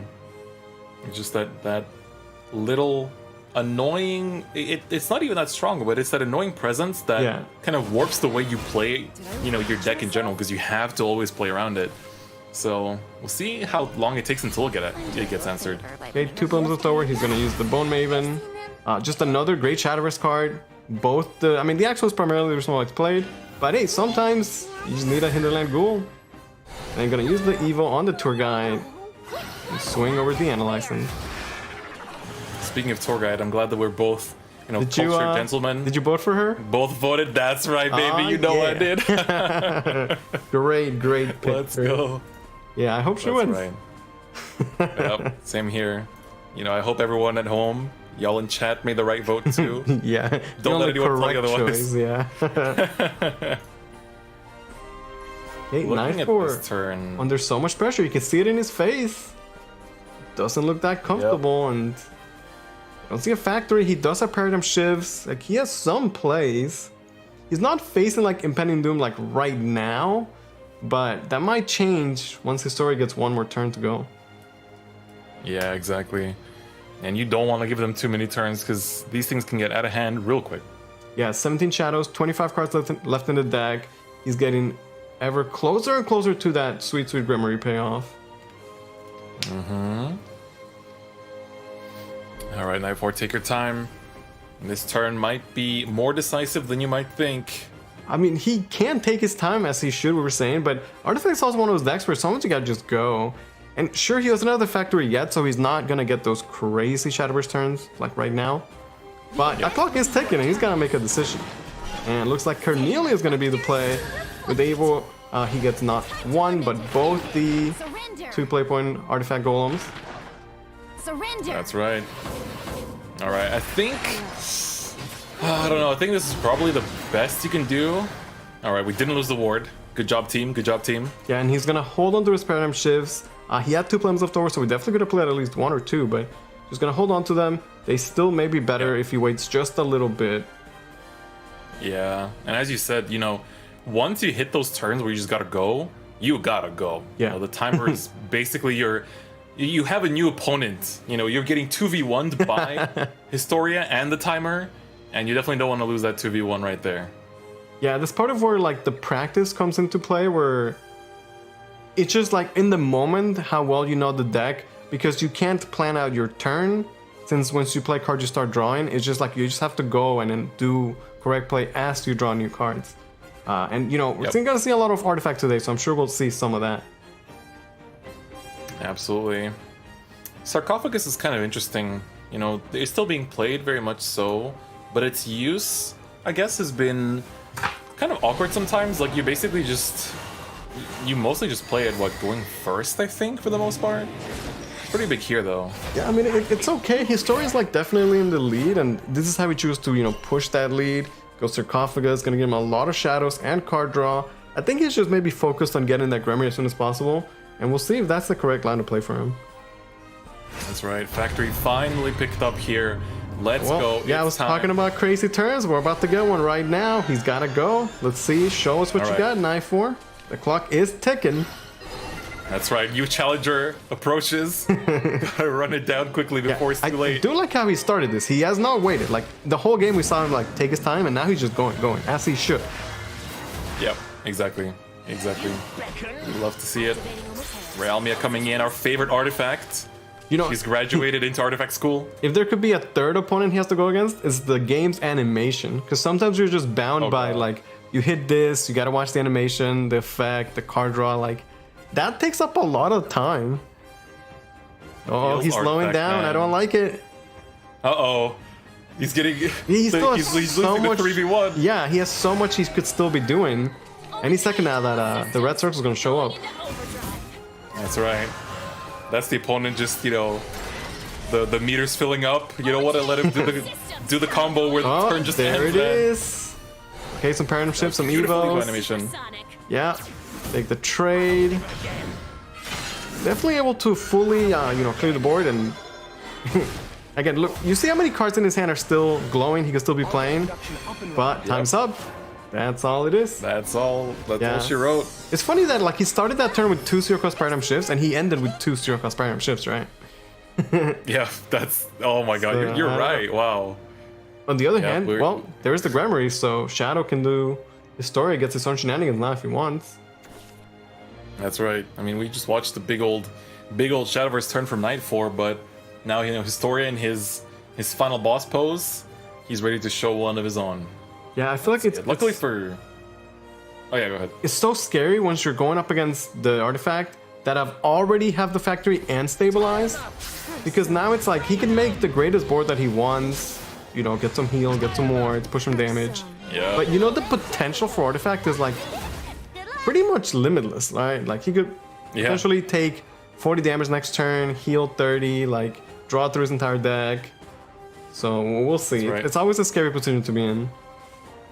There's one thing you're mistaken in, though. Like, Artifact's potential is theoretically limitless, but there is one limiting factor, which is the pilot. Yeah, well, the pilot on the clock, right? Yeah, true. Yeah. You gotta have a good clock matchup, and then if your pilot's good, you're limitless. Okay, well, Historia is the one running out of time now. Welcome back to the land of the living. Gatekeeper coming down. Ooh, Mr. Kagero. That's the first debut of him in this show so far. Okay, well, Knife Wars, again, you gotta go fast, dude. Can't spend too much time thinking when you could be playing cards. That's right. The clock doesn't start ticking, time doesn't wait for no one. Especially not when you're playing Artifact, buddy. Yeah, he's got 3 paradigm shifts in hand, could definitely generate more. He's got a Miriam as well, although he might be thinking about like, how do I get the Miriam out, but have her not be sniped by the trio's last word, which would be, you know, bad for him. Yeah, exactly. It wouldn't surprise me. Answer this board. Yeah, it wouldn't surprise me though if he like somehow could pull off a lethal. I get the gist of it. Yeah, I'm literally thinking the same. I'm looking at this and I'm like, all right, I'm pretty sure he can answer this board, but can he go beyond? Can he go for game, right? That's to go further beyond. That's right. That is right. It is not easy though. Like honestly, I know we're like joking about it, but you need to be a good artifact player, and that is not easy. Exactly. It's scary. You need to. But the thing is, right?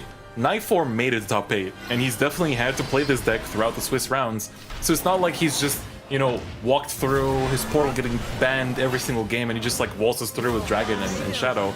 Like, no, he's definitely had to show his worth with his deck plenty of times, and he's been doing it greatly, but this is where the stakes are the highest. Yeah, he doesn't have any time. Look at how many plays he could be doing. I'm pretty sure that could have been lethal. I didn't want to say. And then the animation, you have to sit through and watch it. No! Next thing you know, time's up. Had to go just a little bit faster. That's the reason why I put so much emphasis on like, you have to go, because you hate to see this where it's Yeah. like he could have had it, right? Yep, it was right there. It was right there. But Night 4, you gotta take this to heart. You gotta learn from this kind of experience, because just like that, Historia is gonna make a statement and go like, all right, I saw you kind of, you know, this kind of spaghetti all over the floor right now. fumbled around a little bit. You can do better, Night 4. You can do excellent things, but Historia's like, I gotta take this one. You know, you gave it to me. I'm gonna take it. Yeah, like Historia had good early game, and then like he capitalized on Night4's mistake at the end.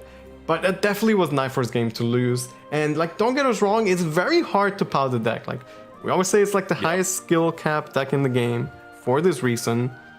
The potential was there, but so was the clock, and Night4 just couldn't do enough at the end. Man, I hate it when I show up to the club, I'm having a great time, and then the timer shows up, ruins everything for me. I was just trying to have a good time, but nah. Well, Whoa, but here... I'm having a good time. We're finally going to see the aggro swordcraft. I definitely want to see this. And it's going first! It's going first! Oh, that's exactly what you want to see. Yes, sir. Bunny and Baron buffed and better than ever before. Oh my god, don't let me start. Don't let me talk about this thing. It's literally all I play in ladder. I'm enjoying just speedrunning every game. Like turn 6, it's over. My car is pimped out. You know, it's got new wheels. I polished it a little bit, and now we're all getting in there and winning on turn 6. It feels great. Yeah, I'm a big fan of the Bandit. Like the Reveal Neutrals, like, oh, I'm just such a big fan of those cards. He doesn't look happy with this hand specifically, but we'll see what he can do with it. I mean, hey, we still got early plays, and I mean, if anything, he's still in a pretty comfortable spot because he's playing this sword list. This is kind of the situation that Azure Cloud denied Hishiro to be in, where you could have the sword against the two, you know, I mean, quote unquote best decks in the current format. There's no quote about that. They are the best decks. All right, I have removed the quotes. Thank you, editor. Yeah. All right, going into this though, he does have curve. You know, he has a good curve, good tempo. He's got to see how the execution pulls through, and of course, how much can Night 4 deny it too? You know, that's sadly the harsh reality is that as aggressive and strong as this deck is, you know, we saw, for those of you that watched Rage, you know, Shimon, even though he lost in finals, I'm sure most of us voted for him in the prediction thing too. Even though he lost in finals, he didn't drop a single game with his sword list, and I think a lot of people are playing very similar lists to Shimon's, and we're gonna see how much, you know, Historia can actually, how far it can bring it, because if Historia wins this, we actually have 2 swords in top 4, which is pretty insane to think about. Yeah, but I feel like the Ramia with the rush is gonna be crucial in the early game to keep Night 4 alive until they can find those paradigm shifts, and then the artifact certainly wins the late game. Well, let's see. Again, Night 4 is taking his time here in the early game. I think, again, best thing you can do, you know, use the timers when they're plentiful, and, you know, just plan ahead. This very nice start though, nice wide board, looking good so far. Yeah, he can take his time now while he can, because later on he can't, so enjoy that time while you still can, Night 4. That's absolutely right. Man, the vibe is just different, you know, the energy is just different today. You know, when you've got this level of hype, you know, we started out with essentially WGB finals level of a game, you know, going into like all these players that are trying to win into that contender spot, and it's the anniversary. Like, man, I think something happened to my energy levels. Yeah. This is Shadowverse, man. That game Crazy. 1 was nice. It was a nice back and forth, and like, even though you hate to see it, low-key I don't. I kind of enjoy seeing the artifact just fumble and, you know, drop spaghetti on the floor at the end. I hate when that happens. Okay, Bandit Raid, gonna get the Thief. Just the rush to clear, pick up that card draw as well. This little like resource cycle is really, really important. Just kind of, you're basically getting a 1-for-1 because you're usually using it to clear something out, and at the same time you're getting just future plays to keep that tempo going. We'll see. Of course, as you said, I definitely agree. Realmia here is really important for kind of equalizing, let's put it that way, kind of like balancing out this early rush and making it a little bit less threatening. Yeah, I do feel like the sword deck, while potentially very, very strong, as soon as it like loses steam or like its early game gets answered, like the late game is really not great, right? Like Garvin might be able to push a lot of damage, but I don't know, man. I feel like once Artifact stabilizes, Nightford can maybe just run away with the game. Yeah, I think it really is those early turns. Like, you can set up for a pretty clean turn 6 thanks to Bunny and Baron, but I don't know. I wonder what Nightforce's choice will be here as well, because now he knows he has the factory picked up, which is going to be huge in the long term. And again, it's the question you always ask, right? Is he going to play it on 5? Is he going to wait to kind of combo it a little bit, turn 6, 7, etc.? Yeah, I would imagine that this is one of those matches where like you can't just like play it on 5. I love this play. I've been doing this for a lot of months. Gabriel and the Bandit, so good. You sort of like double dip on the buff, and then Gabriel gets ward, so she protects the Bandit, which works out quite well. It's so great. I can't. Wow. All right. Well, keep doing what you're doing, Historia, because you're doing great. Yeah, he's already pushed 9 face damage, has double 3/4 on the board and another Bandit, plus Cat Admiral can push another 2 damage. Bunny Baron, a great card as well with the car, so it's looking good for Historia. He might have just enough damage before Nightford gets to the crazy artifact shenanigans. Yep, that's right. But he's got 1 paradigm shift in hand, you know, a bunch of cool tools, but for the most part, like these gizmos right now, it's like, yeah, it's cycle, gets you an ancient. I guess you can answer some things, but if anything, that, you know, the Bandit is pretty annoying here. It is, you know, he has the Bahamut, which is usually used as a combo tool for the airstrike, but he might actually be used as a clear tool. Maybe there's a way that he could just, well, never mind, Bahamut was discarded. Alright, we're doing other stuff here. Yep. Okay, so this can answer 2 followers, although he can't answer the buffed Bandit unless he commits the Realmia to it. We're just going for rush, yeah. So yeah, this works out. And we'll see how his story answers. This could be a Bunny Baron turn. I think it also just drives the point home on how impactful that last turn was. You know, the Bandit eating up those buffs, you know, from the Gabriel is just so huge. Oh, he's just going in for the Evo here. Yeah, I think it's Evo face and then Bunny Baron trade. Yeah, I agree with that, because then you set up for it's so much pressure. Really strong finishing turn. Like the fact that Bunny Baron answers the follower, they survive as a 5/5, and then they have last word summon a follower. It's so much pressure this early in the game. Exactly. It's quite crazy. Hold up. He has Quixotic in hand, which if the Quixotic makes a bike and you put the car on the bike, that sounds like a lethal to me right now. Well, I would imagine he's gonna attempt to silence the Bunny Baron. Is able to deny that car. I didn't want to say anything. I was just watching. If the car survives, like the car probably wins the game. So definitely Nightforce play. Ooh, Albert though. Oh. All right. Well, speaking of deadly tools, it's not over yet. Okay, I like the Cat Admiral since it it guarantees 2 damage right now. Gives him a good board. Yep. So he'll be set up for a Albert lethal, I think. Seems like a good line of play. Yeah, you got a nice little white board. You haven't given him the time either. With the Spinaria top deck, he could potentially get a bunch of life back this turn. Playing Spinaria for the fanfare, trading off an artifact to get the paradigm shift down to 0, and then being able to summon another one. Maybe Evo in one of those keen edges to get an extra 5 life potentially. So this may be the turn where Nightford is able to stabilize. Let's see what he's got. Yep. Yeah, that Spinaria pickup is actually really big here. Otherwise, you would have had to kind of just rely on the paradigm shift to stabilize. But he's looking good. He's looking pretty okay here. This is the turn where you can still take your time. You can still take your time here. Yeah, we'll see what he chooses to do. He has to think of like, ooh, factory. Okay, I did not expect that one. Okay. Okay, I guess if he's able to stabilize with factory now, it's better long term, right? Because he'll be in a way better spot for the future turns. Yeah. And since he still can't get the Keen Edge and Ewa for the drain, I think that does make it the correct decision. Yeah, and then here, okay, he's gonna trade that. Okay, this ain't bad actually. Yeah, no, I think that was actually the best play. I would like to see him Evo that, but I guess he knows that at 9 life, he won't die to Albert plus bike, which is the highest amount of damage possible, I must say. Yeah, I do think it is. Also, Well, it has the Pompous for the double. it's kind of a good spot because if Historia wants to catch the damage to the face, then he's ignoring the Keen Edge, and if he ignores the Keen Edge, well then Nightfor is gonna get more life back next turn. Exactly.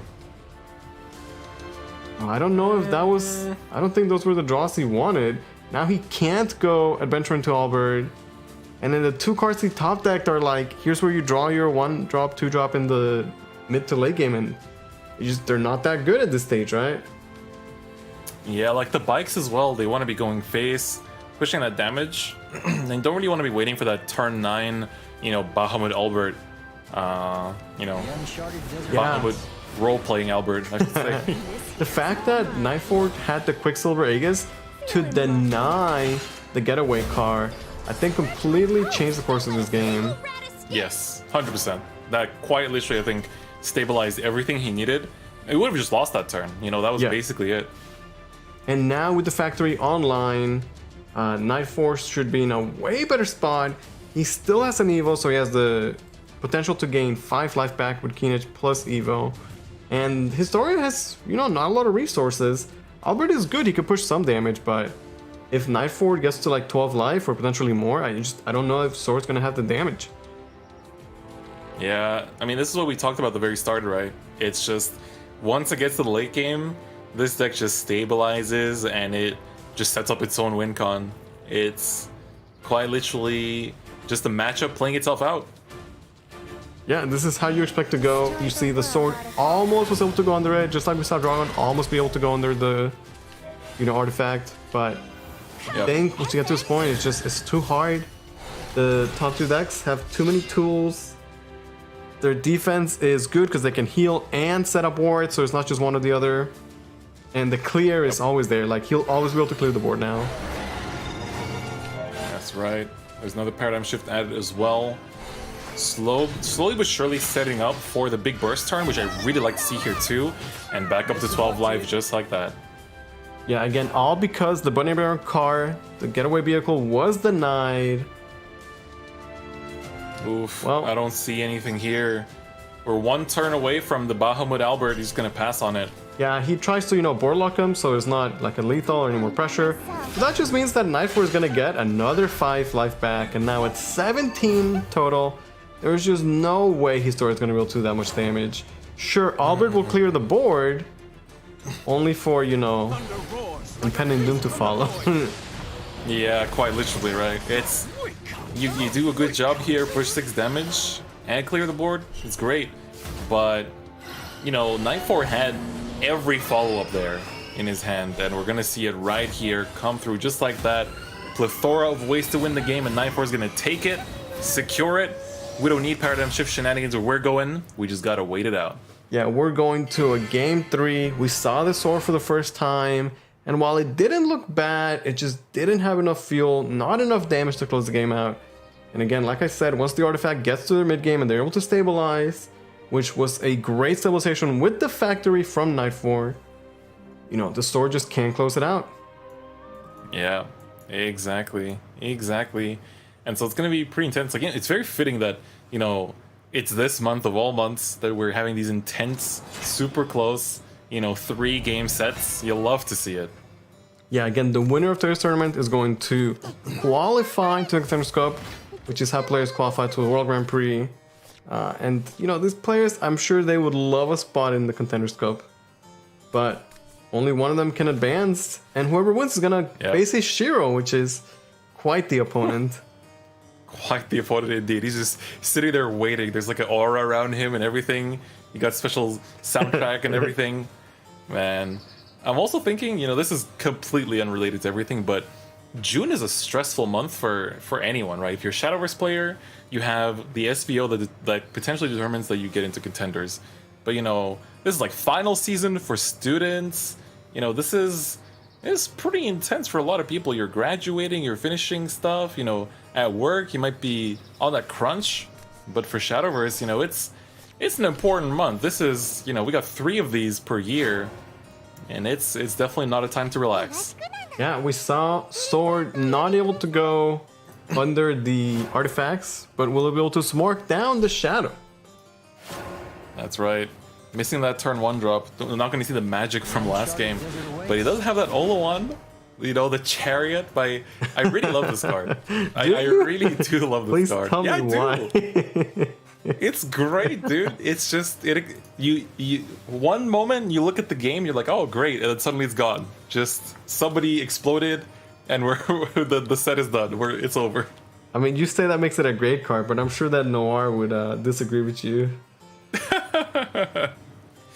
You know, that's why I'm sitting here, and you know, he's a player at the top of the world, and I'm just here, just talking, just making noise. Okay, well, Adventurer on 2. See what the follow-up is for Historia. I think a card that is key here for Knight 4 to stabilize is the Devourer, which we're not seeing just yet. But like I was saying before, like a turn 5 Devourer, probably able to answer just about any board and potentially get a bunch of life back. So we'll see if Knight 4 can draw that.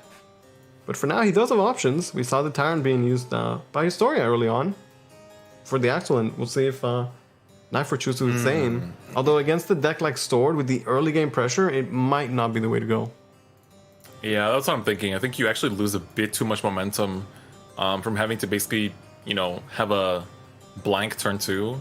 You see the Knight 4 special here, you know, taking that early time, making sure you think out all your, you know, your plays, your future turns, everything coming up. You love to see it. Yeah, it's gonna end with the Reaper. And man, Bandit rate so strong here. The Bandit with the +1/+1 makes a massive difference. It's able to trade and survive. You know, keep up the pressure, get that card draw, so you can have enough fuel to close the game out, potentially. That's right. That's right. The Thief is bringing the June sale season to Shadowverse as you get a 2-for-1. What an amazing trade. Now I wonder if we might see that Gabriel next turn. Uh-oh. Uh-oh. So what is Knight 4's answer? 3-drop wise, there's a Sarcophagus and the Keeper. But maybe it's just a 2-drop to just banish that Bandit, not deal with that anymore. I'm thinking the same, because also then you have the stats to at least like trade away the Quixotic. I don't know, or you just let it, like if they let the Archangel sit, you also have the Evo effect to cycle on top of that if that becomes necessary. But, you know, that's just kind of like a fringe scenario. Yeah, I mean, it could matter since like, I feel like him drawing the Devourer is so massive. Yeah. But he's gonna just cash out right now. I mean, to be fair, Historia might just go face, and then Knight 4 could get to Evo next turn anyway. Although, Exactly. we might also just be seeing like Keeper, Evo, or something like that. Okay, this is a Panther plus Chariot turn. Utilizing the Panther, essentially it's a 1 play.22 to give it the pressure. Chariot does have a bunch of RNG effects, and he gets the 1/1 Knight. Such a beautiful card. I love it. Just looks great, sounds great, does great things. He's my role model. You see, that's why I'm a sword main. Okay, we'll see how Knight 4 wants to respond.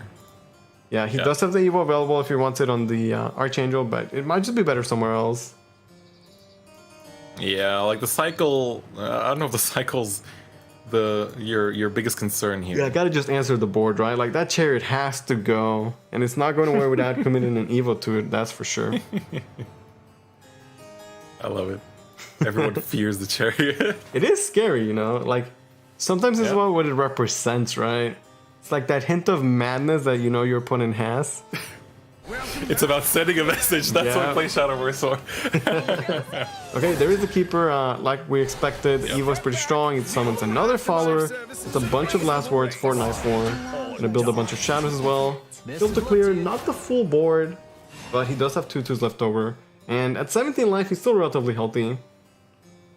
Yep. That early push hasn't been too threatening so far. Of course, now he can Evo. Cat Admiral gonna be working her magic here. I love the Cat Admiral. Up to Rally 7. Such a good card. Gotta assume Pounce position and go face. We won't give him an inch. No one gets That is past right. me. Ready the paw I cannon. feel like he does want to trade for the board space, maybe, because otherwise you're kind of just floating play points. But maybe he's okay with just floating play points and just getting 2 more face damage. Yeah, because there's nothing really too burnable in this hand either. They want to just like slam down ASAP. I mean, I feel like if you might wanna keep them for trade, future turns. you also protect your Admiral because Otherwise, true. it's like something equals over the 1/1, then 2/2 over the 4/2, right? Yeah, Like, yeah. Cat Admiral surviving is extra 2-phase damage anyway, right? So it's like if you get the same damage that you would have from going phase, but you also get to clear your opponent's board and play an additional follower of your own, it seems kind of worth to me. Yeah. That's a good point. That's a good point. Although if there is a Devourer next turn, like, it's a wrap. I'm just saying. Yeah. Okay, he's just that's going right. phase. No Devourer, although Revert is a pretty good Shadowverse card, one you definitely want to see to be able to clear. Oh, yes. Oh, yes. Alright, well... Yeah, I mean, that's going to help him clear this board for sure. It's just interesting that Historia is choosing to push, but... looking at his next turn, it's a little bit awkward. It's just kind of like, alright, let me put down stats. And Yeah, that's he's kinda going to where be we're back in with that point where he's just hoping to top deck some damage, right? Yeah. And now that I think That'd be about it, No cars. I think I like his play because by not trading, he denies Night Forward the extra shadow. Since he can't sacrifice the Reaper, it means he would only be able to get one less Devourer from it. Yep. Maybe that's what he was thinking, like just play around the Devourer. Although to be fair, like Devourer would destroy him anyway, so I don't know. But it could matter. Good point. Good point. Okay, Tour Guy, gonna pick up another Tour Guide and another Rebirth. Might be time to just spam those Rebirths now. A Bubbly Reaper, Yep. and now he's just gonna have all the shadows he needs for pretty much anything. Yep. It's a Shadow Festival. Alright. Clearing out most things. That's pretty good. Pretty good so far. Does leave up damage that can go face though, and that's gonna be pretty scary. Yeah, maybe the push for Historia is just like play a Gabriel. Gabriel pushes damage. Yeah, that's what I'm thinking. Yeah, I he's- think that's what he's thinking too. You Gabriel the follower, you get the stats on Gabriel, can evil the face, just commit to the damage. This is 7 damage going face. Yeah, he only needs 5 more. And 5 damage is like 1 Albert, right? So Yeah. Let's go. Devourer still not drawn for Night 4. Potentially could try and top deck it off the Bone Maven, which also gives him, life back. So that seems like a pretty good start of the turn. Although he could also just cash out the Tyrant now, guarantee the board clear, without having to rely on any sort of top deck. But playing Tyrant just means that you die to Albert, so I'm not sure he likes that. Yeah. Yeah, I don't know. Also, again, we're seeing this kind of game where Celeste doesn't really do much. We've literally seen Celeste in like every angle so far. We've seen it Yeah. decide games, and then we've seen it just be essentially, a dead card in hand. Yeah, we also saw, being hardcast for the 6 or being crystallized for the 2 and like being good in both situations. But this is a situation where Celeste is not the play for sure. Yeah. Yep. You see a gambling man, does he want a Bone Maven and just see what the top deck is? Devourer would completely change the face of this match. Yep. It really would. It really, really would, but... Alright, Bone Maven. Alright, he's going for Coming it. in. Oh, well, he addressed another one. Yep. I mean, You get a little bit of sustain at least. yeah, this actually is not that bad because, yeah, he gets sustained, Yep. he gets the revert, he can still do another Bone Maven. There's There the we go. Devourer. Finally. Uh-oh. Okay, the clock is ticking though. Please, not again, dude. Clock. Okay, we're good, we're good, we're good. Bone Maven. Yes, we are. Yeah, okay, he's super good. He did leave up 4 damage on the table, but there is no Albert for Historia. Really, no damage at all, actually. Yeah, it's basically what I said earlier, right? We're gonna put down stats now. Quite literally, just put down stats and see if they stick. I mean, Yeah, at least but he has, now- the bandit buffs, but that's it. Yeah, with the Grammar coming out, Trio in hand, Nightmare, it's gonna be too much. It's gonna be way too much. And I don't think that the sword is gonna have the damage once again. Yeah, you hate to see it. We might not be seeing our double sword in top 4 at this rate. I think it's just a story of like how the meta's playing out. Again, Artifact and Portal are the best decks. And while the other decks can try to take them down, they're just trying, It's hard to succeed at Yeah. it. Yep, absolutely. And there she is. There's the Grammary. The star in the spotlight that refuses to leave it, hogging it forever in the Shadowcraft class Grammary. Yeah, I'm curious to see how he chooses to go about this turn. The most obvious way being, you know, you play trio and then you do whatever. Yeah. I wonder if it's IMT like a plus stuff. better play. Yeah. If you're doing trio and anything else in that same turn, like you're good. You're doing something good, right? Yep.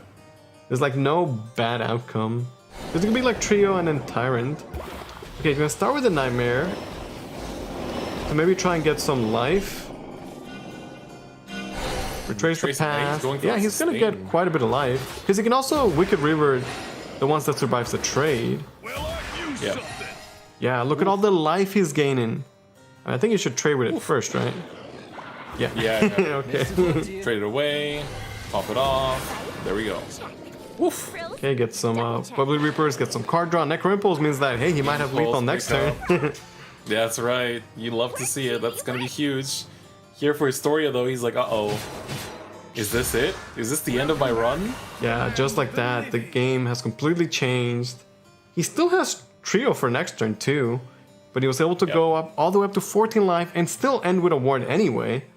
So that like one Albert's not gonna do anything at this point. Correct. Absolutely correct. Oh dear. Oh dear, oh dear.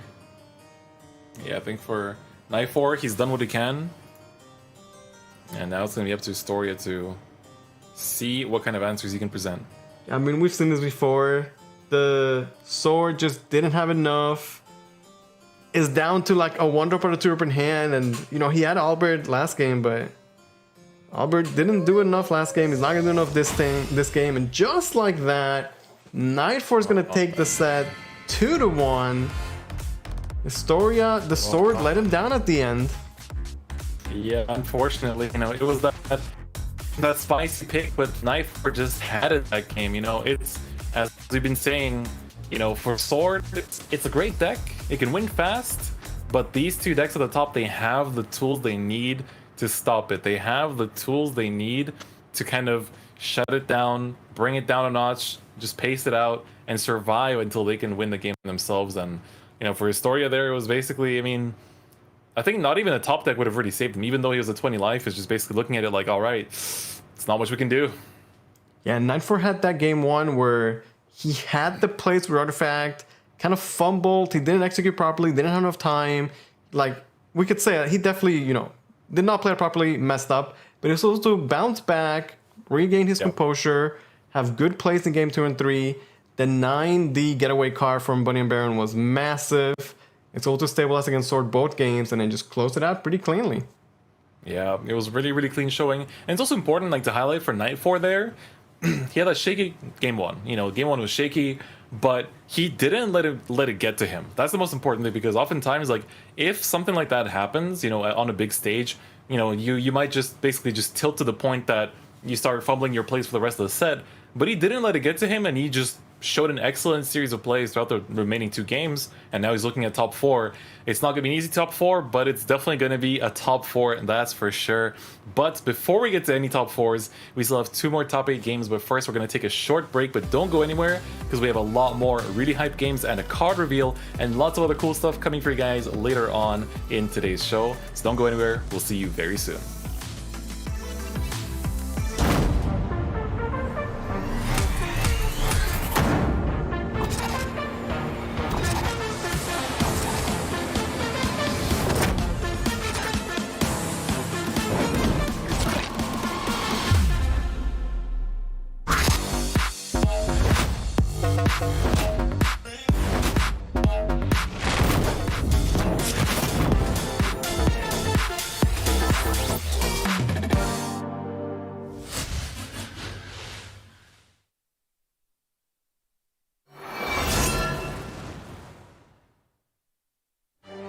Once, there was a war, a heroine that scorched the very tears from our eyes. But from the ashes we rose to grasp hard-earned hope. Once there was an invasion. At its head was a tyrant who sought termination. But we resisted and won our freedom. Our tale of calamity has come to an end, and in this new chapter, the world will be born anew. Slowly but surely, the storm clouds will part, and rays of hope will illuminate the land. Blinking at the light, we'll reach out with both hands and shape our future.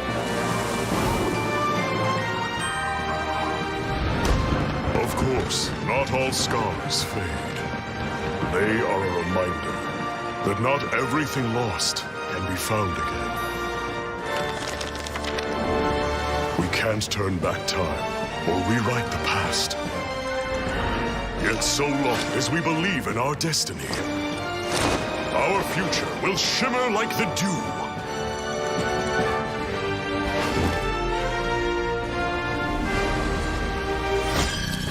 Renascent Chronicles. Turn the page. A new adventure awaits.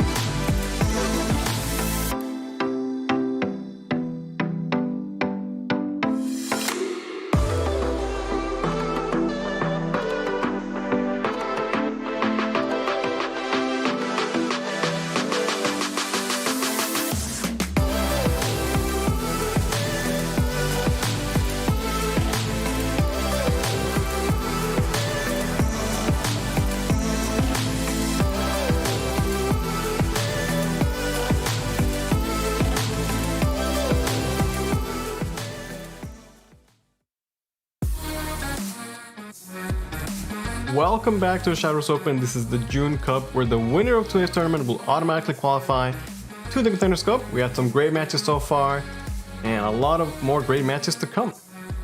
Man, it's been quite the start. If y'all are just tuning in now, I sincerely recommend tomorrow or at the end of today, whatever time zone you're in, to just boot up the VOD and watch these first two sets, because God, you're missing out.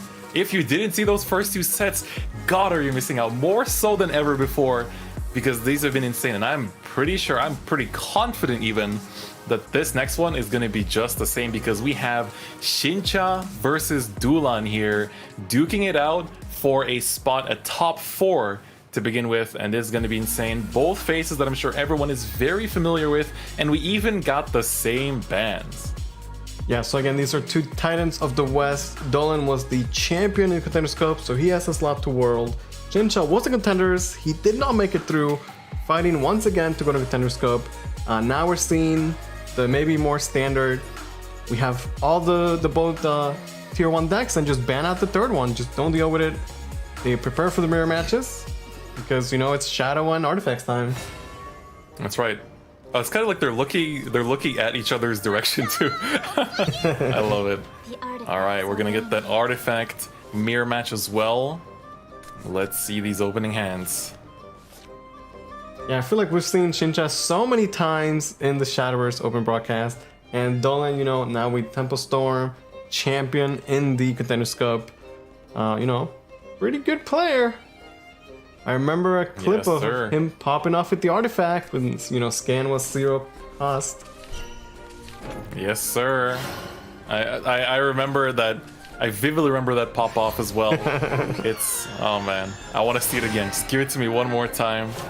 It's gonna be interesting. I think both players have some interesting differences in their you know, card choices and their deck builds, but at the end of the day, this is still the artifact mirror match, and you know, we're gonna be seeing, you know, we've had the position of, you know, playing against the Portal throughout this day so far. You know, how does the deck compare to Portal? Does it have that enough early advantage to win before they can set up?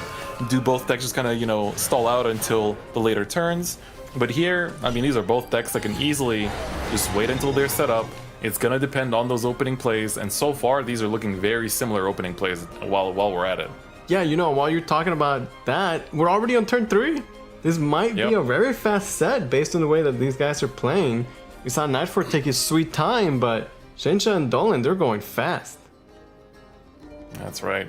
Dolan, you know, got that nice jersey as well. Rocking it to rep the team. You'll love to see it. Yeah, I think this is going to be who can get the most paradigm shifts out of this early game. And then really who could transition into those very, very strong plays in the mid to late game. We saw Factory just lead to some craziness, but we also saw Artifact win without the Factory. So. Yeah, in some matchups you can just not even rely on it and just basically control the tempo throughout the long term and win by just, you know, outlasting your opponent while they run out of resources, as we saw with that aggro sword matchup. Yeah, and we're seeing 3 paradigm shifts for Dolan right now. Shinja has 2, but he could generate at least another one and one more from the engineer. So really just getting as many as he possibly can. The Factory may show up sooner or later. All right, just gotta wait for it to, you know, show its face. It's a little bit shy, you know, for a Factory. That might be surprising to some of you, but, you know, it'd be like that sometimes. Yeah, it looks like they're both kind of slowing down a little bit. You know, the first 3 turns went by super quickly, and now Shinja taking this time, you know, thinking through his plays, does not want to use Technomancer just yet. He could have copied the Mystic Artifact, that is card draw in of itself, but he chose to hold it, maybe for a better target later on. Yeah, we saw the kind of like awkward trade there as well, but recognizing that he needs to start taking out some of these pieces. I mean, both these players know this deck in and out, and they know the matchup in and out as well, so it might not look like much, you know, it might just look like setup, you know, paradigm shift, spawning left and right, but once these decks pop off, don't look away, ladies and gentlemen, because you might just miss it. Yeah, first Evo for Dolan, gonna just use it to sort of stabilize, clean up. They're both pretty even right now in terms of like paradigm shifts, and neither player has factories, so might just come down to who draws that factory first, but before they get there, they have so many paradigm shifts to work with. Yep, they're both just rocking the entire collection here. I mean, at least Shinja's setting up some artifacts here. He's actually start trading things away. They'll start discounting themselves and whatnot. But man, it's still like you're missing the glue that holds them all together. I guess that's the way to put it. I mean, if I look at Shinja's hand right now, I'm thinking Airstrike, Artifact, Bahamut OTK, you know? Yeah, there's that. There's that, you know. You don't need factory, your opponent's dead, right? And Bahamut with 5 airstrikes will do it, so. Excellent point. Yeah, you just have to get the paradigm shifts low enough, and they're being discounted every single bit. Plus, if he goes phase, he wouldn't even need the 20 damage potentially. Alright, there's everyone's favorite artifact. Round me. Coming down. Went from not even being an artifact to now everyone's favorite artifact, huh? That's right. That's right. It's crazy. You know, believe in yourself and your potential. You too could be everyone's favorite category inclusion without even being in that category. Yeah, I mean, you know, you can go from being a forgotten character to a leader and then all of a sudden top tier card Just like that. Action could be my claim to fame. That's right. Believe in your potential. That's the lessons learned through Shadowverse as we Okay, celebrate Mech the Arm 5 years mechanics. this year. And make the Yeah, world Dolan's going to like discount his paradigm shifts as well. A difference here is that Dolan doesn't have Bahamut, and Chincha does. And Bahamut might be that, you know, difference maker in the damage. Yep. Also, Chincha also has a bit of a life lead, which might make it easier for him to go aggressive. He burns the Miriam, but he might not even need it at this point. Yeah. When you put it into perspective, it really is just, all right, let's make these paradigm shifts go down, down, down, and then just burst them down with the Bahamut buff. And he doesn't really like struggle to get there either, right? He's at 20 life still. Yeah, he just needs like a little bit more discount, so he has to get some artifacts in there. He can go Synchronization to pick them up, Technomancer, Copy, you know. Yep. He really needs like 3 or 4, and then he'll just be set, I think. And he's pretty close to that. He's very close to that. Yeah, I think this is the way to go. Analyzing, Techno, yep. Just get as 100%. many artifacts as you can. He already has the paradigm shifts. Now it's just a matter of discounting them. Exactly. Like you have what it like the recipe for lethal. You just gotta put it in the pot and wait for it to heat up. It's funny how his hand is just like just paradigm shifts and a Bahamut at this point. That's all it takes. Yeah, part of what makes artifacts so good, like all your cards replace themselves with, you know, the paradigm shifts, which then scale incredibly well into the late game. And then when comboed with, you know, the Bahamut or the factory, they just become absurd. Teach myself. Ooh, Pixel plus Spinaria, that's actually pretty good. Gonna hold on to it for now though, and just send 1 airstrike to the face, maintaining that aggression from Chincha. Dolan can that's get right. a bunch of drain, get some life back if he wants to. But, you know, he might be holding on to that factory power play that, factory's not there, so... It's not. But at least we have something akin to, you know, the Bahamut in Chincha's hand. At least the Miriam pickup does give him a way to turn all those paradigm shifts into lethal. But Yeah. He also has a bunch of paradigm shifts, and he can still discount it by 2 by trading in the Analyzing and the Rolmia, so... yeah, that's right. Yeah, it's still a pretty close game, I would say. It's definitely a type of game and matchup where, like, I don't know, where one player could just explode with endless damage. Right. All it takes is 1 insane turn. And, you know, his entire early game has really just been a bunch of setup. Like, sure, Shincha's been Exactly. aggressive and going phase, but he's still just setting up for his, like, big combo. While Dolan has been playing on the defensive and still setting up for whatever his combo is going to be, right? He does Yes. cash out at least 1 Keenage right now. Okay, this is the most you're getting out of this, so if you're gonna push yourself to 16, you gotta commit that Evo point now. Oh, doesn't look like it though. You are getting away. Oh, He does all want right. to spend the Evo. He'd have to think about that one. Yeah. It's you gotta be careful with that one. Gotta be careful with that one. But this is kind of dangerous in its own right, leaving up this many followers. Yeah, you would think that, like, oh, at 16 life, he's probably alright. But we'll see about that. There's We shall 4 see paradigm about shifts that. in hand. I rolled me as well. Is there lethal for Shincha is my first question. Yeah, but also he could theoretically still hold for a turn, but looks like that's not going to be the case. Yeah, the fact that he went with airstrike instantly, this tells me that he probably does have lethal then. Yes, sir. Yeah, he's doing the math. A couple airstrikes going face. A couple more airstrikes going face. right. Then a Bahamut to close it out. Wait, hold on. Wait, so he gets 4 from the airstrikes and then 6 from the Bahamut. That's only 10. Missing 2 damage from somewhere. Yeah. I wonder if he miscalculated that. Yeah, that's why I kind of paused for a second. I was like, hold on, this Yeah, wait a something's second. not adding up here. Something's not adding up here. Huh. I mean, maybe he could like cash out the damage, and if you bomb with your own board, then there's nothing left for Dolan to drain against. Maybe that's True. That's the idea. Could be the play, and then you still have ways to close that out next turn. All right, it's gonna be coming down Yeah, here. he's doing it. Okay, so it's 2 off lethal, and I like him not play anything. Do not give Dolan a drain target.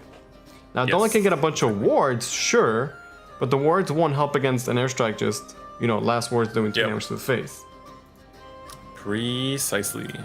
Now, I definitely know Dolan doesn't have lethal this turn. So, is that it? Yeah, I don't know. I don't know if... Was Shin just play, like, did he miscalculate the damage? Or was it, like, perfectly calculated that he's like, oh, I'll be 2 off, but I'll be in a great spot to just closing him on next turn? That might just be the case, honestly, because it works out in the long term, right? In the end, if it does deliver him the lethal for next turn, and he gives him no way to actually, you know, use the crazy sustain that the deck has access to by just leaving an empty board. If it works, right? Yeah, I mean, look at Dolan's hand. He's got like 4 paradigm shifts he could play. The amount of drain and wards that he could get up is crazy. The problem is that without a target, the drain just doesn't work. And the wards are not going to matter either. So Shinsha understanding, you know, the power of the deck, but also in a way its weaknesses, if there are any. And We burning. yeah, it looks we like Shinsha burning played this through. quite well. Yeah, I like it. I like it a lot, honestly. Yeah, no factory needed. He saw his hand was a bunch of paradigm shifts. He had the Bahamut, and you know, he stuck to his strategy, and it looks like it's gonna pay off. Shinta's gonna take game number 1 here. That's right. Here it comes, Mr. Airstrike pulling up onto the board and just running its face in right there. And with that, it's going to be 1-0 with Shinsha taking the lead and getting this much closer to top 4. I mean, how many airstrike artifacts did we see that game from Shinsha? I feel like that must have been like 6, 7, or 8, right? Yeah, honestly, it's pretty impressive just with that on its own. You know, regardless of how the rest of the series goes, that's already something for the statisticians to crunch those numbers. Alright, well, Dolan takes 1 bite out of the banana and he's right back into it. I'm sure a player of his caliber, again, is gonna maintain his composure. He's not gonna let that loss get to him.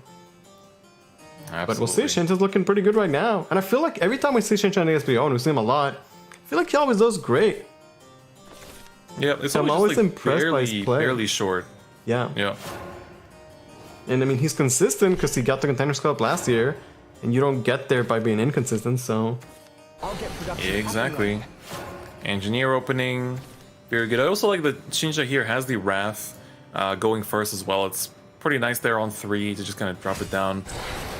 Going for the Tyrant in this matchup, I think, is really nice too, because you're not really getting rushed down early, and you know that, again, it's like, yeah, they have the sustain for the late game, but their game plan rather is focused on the late game, so you can afford to kind of take that tempo loss, let's say, on turn 2. Yeah, and with the early game hand that Shinsha has, like, it is really his only play. So, Yep. it's pretty solid, not bad. I'm gonna go with the Wraith on 3, like you're saying. He definitely needs that card draw. Although, between that and the double tour guide, and another Wraith, like, he should be good on card draw now. Yeah, I think we should be okay. Should be okay. Yeah, we're seeing no factor from Dolan just yet, but he is gonna start generating those paradigm shifts. Picks up 1 and a Mystic right now. Yeah, it's good so far. You know, getting the Mystic down, and just dropping all those artifacts possible. It's pretty good. The only thing, of course, is that well, he has 1 paradigm shift in hand, but he's thinking about how he wants to push in here. Yeah, maybe he's deciding whether he wants to opt to trade against the Wraith or not, and he does. Yep. I get the Ooh, double neck That's a impulse. That's a draw, yeah. That's a pickup. All right. Even if it's this early in the game, like, that's gotta change the way you know, start thinking about the match, right? Yeah. But If the you just Archangel, pause to think. really good answer to the Engineer. The 9 of paradigm shift is really is. massive. Exactly. I was gonna say it's super huge and just decreasing those paradigm shifts. And you know, there's still plenty of ways to generate them, but every chance you get to deny them, it's always gonna be great. Also picks up the Devourer. Love to see it. Yeah, with the Tyrant proc in next turn, Devourer in hand, double the Crimples, and still a mountain of card draw. I feel like Shinsha's in a great spot. For Dolan, he was denied a paradigm shift. He only has 1 in hand. I'm not seeing a factory either, so although he has the board lead, I feel like in the grand scheme of things, Shinsha's in a better spot. Yes, sir. All right, let's see. Yeah, The Keeper Shinsha, as you Evo, said, It's an option. He has Wicked Rebirth Yeah. after. Like he can clear these boards. He can definitely answer. Yeah, it's more so the follow-up after that and how he's going to proceed. I think also, I mean, for Dulan as well, like he's been doing great with the resources he's been given. Only one paradigm shift in hand, but of course there are ways to generate more of them. You know, so far, it's been a bit of a shaky start, but he's been setting up a nice enough board and just like, you know, turn after turn, laying on that pressure where it's paying off, let's say. Yeah, and you know, Artifacts is one of those experts. Like you can have a bad quote unquote early game, and like it doesn't really matter if your mid and late game is so strong. Welcome back. But a Yep. great use of the Lurching Corpse there from Chincha. You know, using it to clear it and then bring it back with Rush. It can't attack followers, but it can attack the ward. So great turn overall from Chincha. He stabilizes the board just like that, ends with 11 shadows and 3 followers of his own still. Yeah, it really goes to show. I mean, Shincha, we've been seeing him, you know, month after month, just coming back here to the top stage.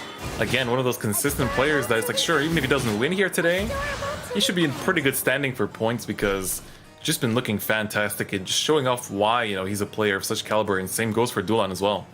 Yeah, like I said earlier on the show, if Shincha wins to his tournament, I believe he'll actually be #1 in standings after. So Yep. not only is he fighting for a spot in Contenders, which he would love to get another, you know, shot at, but potentially being #1 in standings means he can just skip Contenders and go straight to Worlds. That's right. It's getting real close. Yeah, we saw him use the Wraith as a 3-drop, now it's a 6-drop. It's quite a bit of value out of it. The card draw, the shadows. 22 shadows, 23 cards left in his deck. If Dolan wants to answer anything, you want to give him a Gremory? Yeah, that's the question here, right? You're basically setting him up for turn 7 Gremory, and it's looking kind of yikes there. We know what that's going to be paired with. Yeah, he did find the Bahamut, which we saw, you know, could be very crucial to close the game out. Oh, yeah. But no factory, and unlike Shincha, who had like 50 Airstruck artifacts, Dolan still only has 3 paradigm shifts. Yeah, 2 of them are still definitely not on sale. Waiting for Yeah. that discount season. Does have 1 available for 0 play points if he wants it. By answering both followers, he is going to give Chincha that turn 7 Gremory. There she is. I don't know how I feel about this one, Chief. This one's gonna be wild. Chris is drawn. I like Chris with Retrace in the past. Can turn those non-Lazarus followers into Lazarus follower, and then, you know, it just gets crazy. But anytime you have that Gremory, like, why not just start the turn with a trio and then continue after, right? Yeah, you said I like that, Chris. I was like, oh, thank you. All right, but he has like a plethora of options here. Oh, yes. Just spoiled for choice. Like turn 7 Gremory is just, it's scary, man. I think for Dulan here, you just lost the first game and your hand is fine, I want to say, but it's Also, lacking that extra burst. He has double Necro Impulse. I didn't think about it, but could he potentially have lethal? Or, I guess, for maybe like next turn lethal, right? I think next turn is definitely safely assumed to be lethal. I'm thinking otherwise. Would it have been? When you ask these questions, I start calculating out. It might have. I don't know, man. Okay, Oh, Dolan the Celeste, you love to see it. Ooh, Oh, you love to see it so big in this matchup, Evo too. the Oh face. my god. What a setup. Look at this board he ends with. God. He denies any paradigm shifts, pushes a crazy amount of damage, and he has double Necro Impulse for the next turn. Dolan knows it's over. Just like that, Shinsha 2-0 the Contenders Cup champion. Wow, Shinsha looking so good that set. And, you know, compared to previous runs, we've seen Shincha get, you know, show a lot of emotion, celebrate a lot of top decks and everything. But this time he's like, all right, we got to get through this top 8, and we got to get through it quickly. That's the first 2-0 of the day as well. Man, he looks super solid going into that. Keep in mind, of course, you know, if he gets through the top 4, he's got 2 pretty big, you know, just powerful opponents waiting for him that could potentially make it to the finals on the other side of the bracket. So this is gonna be a wild one. I'm really excited to see. But man, for Dulan as well, it just feel like he was always kind of like fighting an uphill battle that entire time, right? It's Shincha just had that pressure the entire set. Yeah, I would say that Shincha really controlled the entire set. Game 1, they were both artifacts, doing similar things, but Shinsha took the lead being the aggressor, and he really dictated the pace. And then Game 2, sort of almost the same thing, right? That early game, Shadow Onslaught, he was able to clear the board. And then, oh man, that Gramarye invocation is crazy. Here we can see the bracket. You guys can see what we've done so far. We got Hishiro take it 2-1 over Asher Cloud, and Nightfort 2-1 over Historia. Yeah, the Hishiro versus Azure Cloud game was still super, just so back and forth, so much going on. Nightfort and Historia though, that one was, it really felt like Historia had that one too. Like if you had asked me midway through the game, I was like, yeah, Historia's got this, but still saw the upset.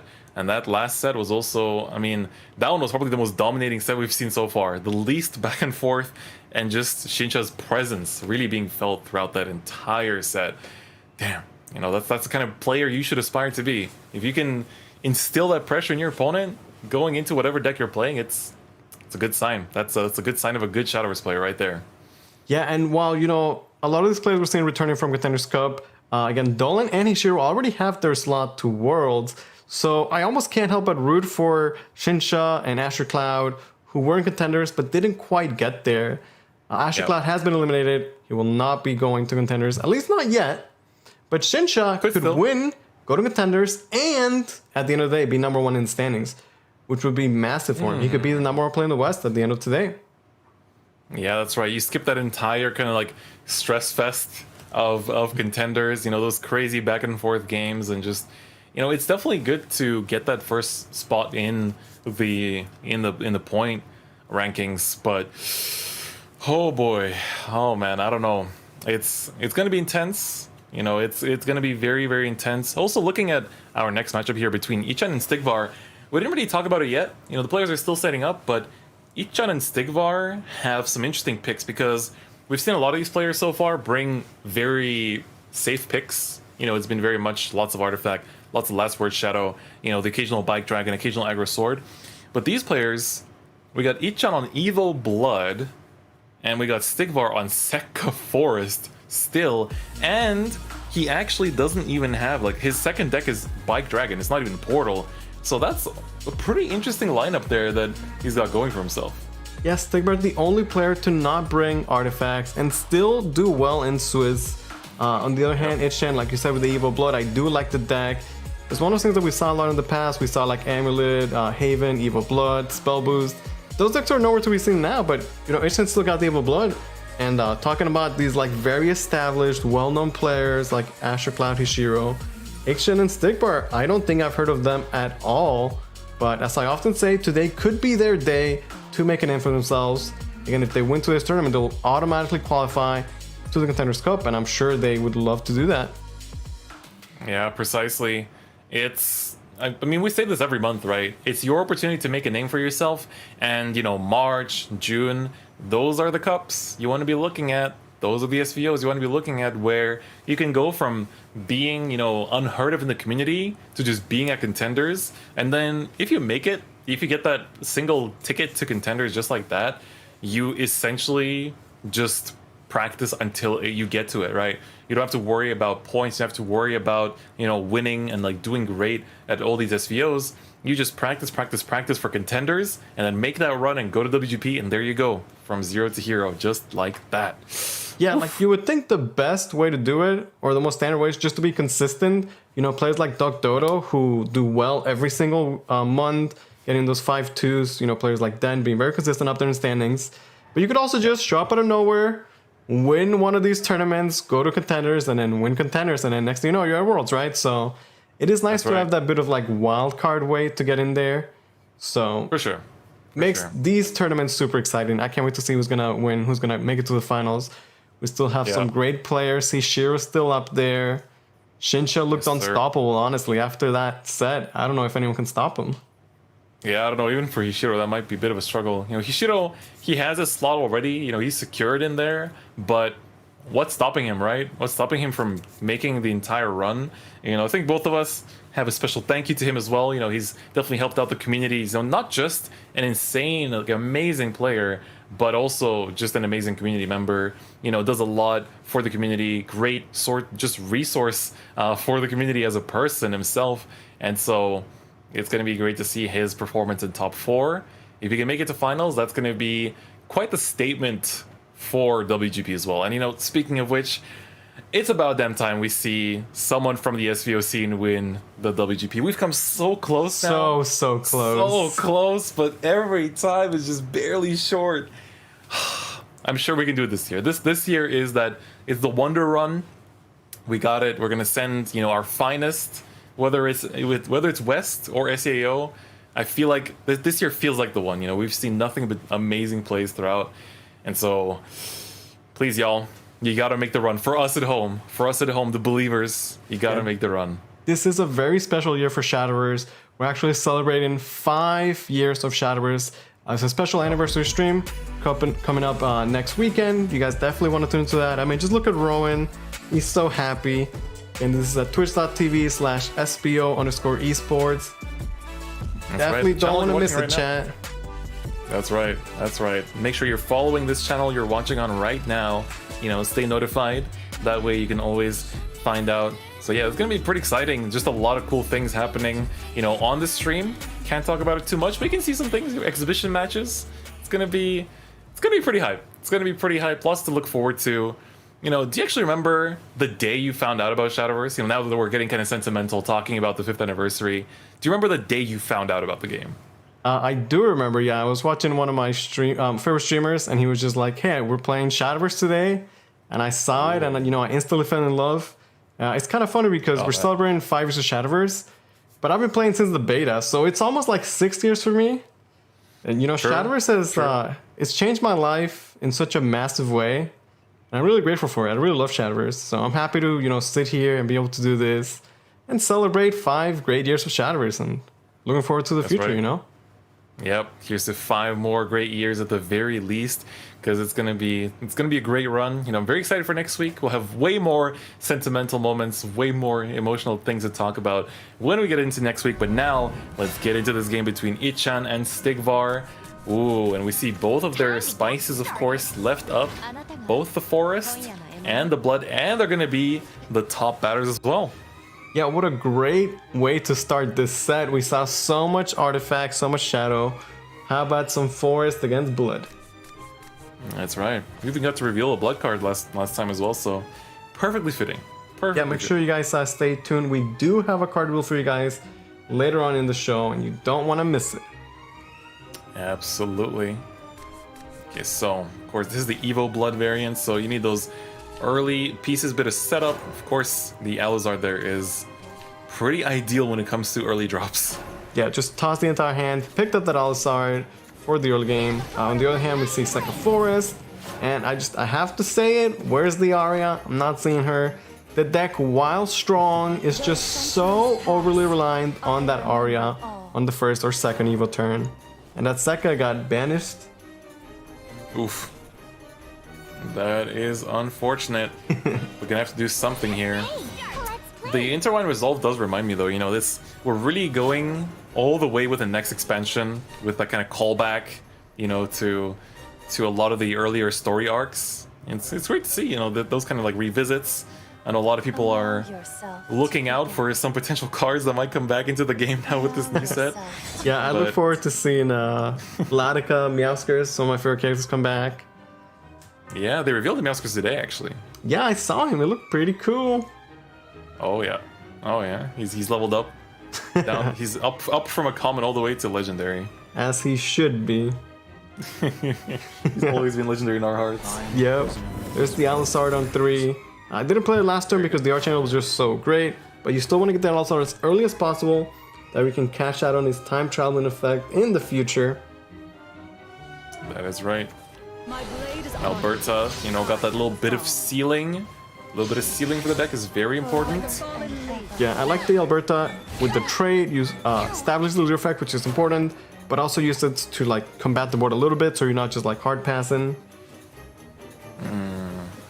Thinking on this showdown. Yeah, this is awkward.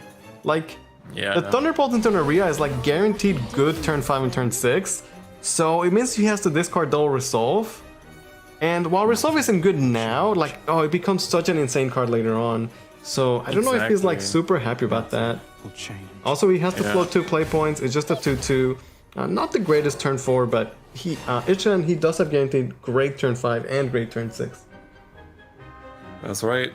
And again, for Stigvar, there's a very important component of the deck that is missing in action, and he needs to see it soon. Otherwise, we're really lacking on this extra, you know, not just ceiling, basically the floor of the deck. The engine, yeah. I'm not seeing the Aria anywhere, man. Like, why play 1/1 fairies when you can play 2/1 rush fairies with last words, right? That's right. So, going into this, of course, the turn 5 is already looking quite good. Yeah, and with the combustion, now he has a guaranteed great turn 7 as well. So, just one of those cases where, like, your deck is, like, almost an optimal curve, and, like, you can stick with it and just get guaranteed success, right? It's pretty solid.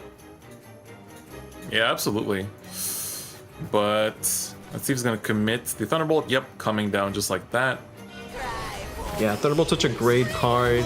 You know, good stat line, does damage, heals, an Evo effect on top of that. And it works so well with the Naria and helps with the Laras as well. Laras, which Ishan does not have in hand at the moment, but... Yep, unfortunately. But at the very least, this is, you know, pretty good turn 5. I think he wants to also trade this out for that last words effect as well. And I mean, you're still passing on a 5/6, so nothing to slouch at, that's for sure. Yeah, but Stigbar's hand looks awful. Like, if he had Aria, you'd be like, oh man, he's got so many plays. But without the Aria leader effect, it's like, okay, a second Alberta, a fairy, fairy slugger, it's not time for a Grand Slam. This could be a yikes. Not quite. It's the big problem with the Second Forest, like, oh, it's such a massive difference in power level between having the Aria or not. Piece reliant. It's so piece reliant on one specific piece that holds the whole squad together. Yeah, gonna start with the Fae. Let's see how much he can get out of it. I don't think it's too much. He might be able to sacrifice a Whisper 2 to get, you know, like 1 card draw. Yeah, to be fair, he still has the Evo, so if he does draw the Aria, he can at least play it next turn. He will also get the Alberta out of this, but at this point the 2 damage doesn't really amount to anything. Yeah, you're still staring at a 5/6 over there, so pretty yikes. He takes the fairy back. Draw. No Aria drawn. Okay, yeah, just cash out the Wisp. Show the Aria I think it's here. the correct play. Oh man. Still doesn't get it. Wrong legendary. Still not there. God. Meanwhile, Ishan's gonna get a great Naria. He can start pushing up the damage and just take a massive lead here. This is huge for Ichan's tempo. I wonder if he would pre-build the Behemoth. I feel like he almost should. It'd be just so strong. Yeah, it's basically a shutdown at that point for any attempts for Stigvar to try to stabilize. Yeah, he has triple combustion, so like he has guaranteed Evos next turn anyway. I like the pre-one, the Behemoth. You haven't seen the Aria yet. Even if Aria comes down, it's like 4 play points. And then the fairies are actually awful against the Flood Behemoth because of the clash. So I do like this play. Just like that, I don't know. Nothing. Could, you know, Fae start digging again. The problem with that is that to draw cards with Fae, you have to commit your entire turn, more or less. So even if you did draw the Aria off of it, it wouldn't be playable this turn. It wouldn't be till next turn. Yeah, that's right.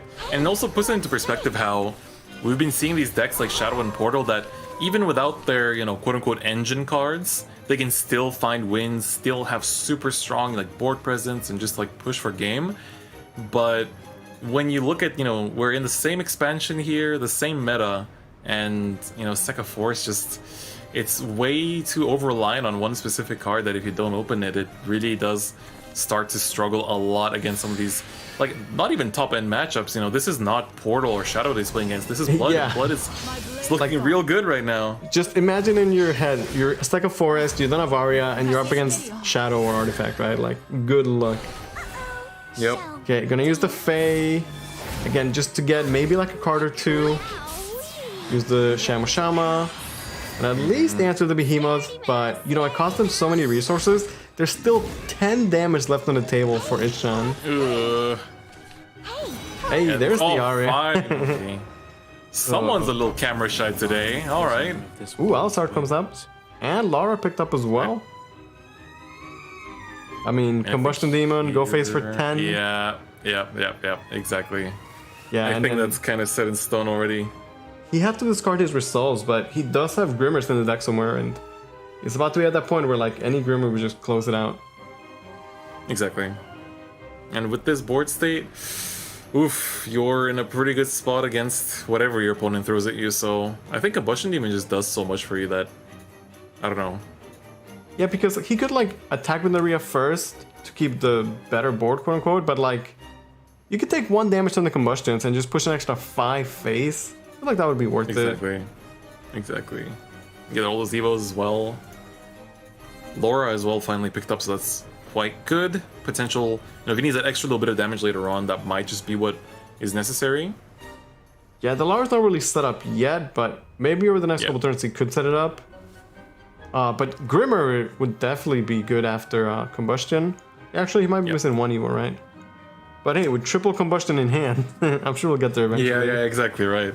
Exactly. I think he's happy to play the long game with this hand. With triple Combustion, you're happy to kind of run it down against whatever. Right? Yeah. He's got to make a play, though. I feel like taking his time. Okay, gonna cash out Naria. Interesting. I mean, yeah, just play another Naria. Not cash out the 10 phase damage. Maybe it's because the Flood Behemoth is, again, just so good against the fairies in general. Yeah, I think it's the matchup here that changes things. Right, like Stigmar's still forced to go Aria, but then everything is so bad against the Flood Behemoth, so... I like the read. I do like the read. I think it's worthy to put that down, even if it's... I mean, who's to say it's not optimal, right? If anything, it is the optimal case here, because you're just crippling this deck beyond belief, right? It's just the entire gimmick of running in these fairies just gets shut down by a single card. There's no reason not to go into it. Yeah, I think his mindset might have been that, like, if there is no Aria by now, he just wins anyway. And if there was an Aria, then the best thing against it is to have the Behemoth. So I do like this line of play. The Aria finally comes down on turn 7 instead of turn 4. Stigmar has the leader effect to work with. But again, it's just not great against the Flood Behemoth.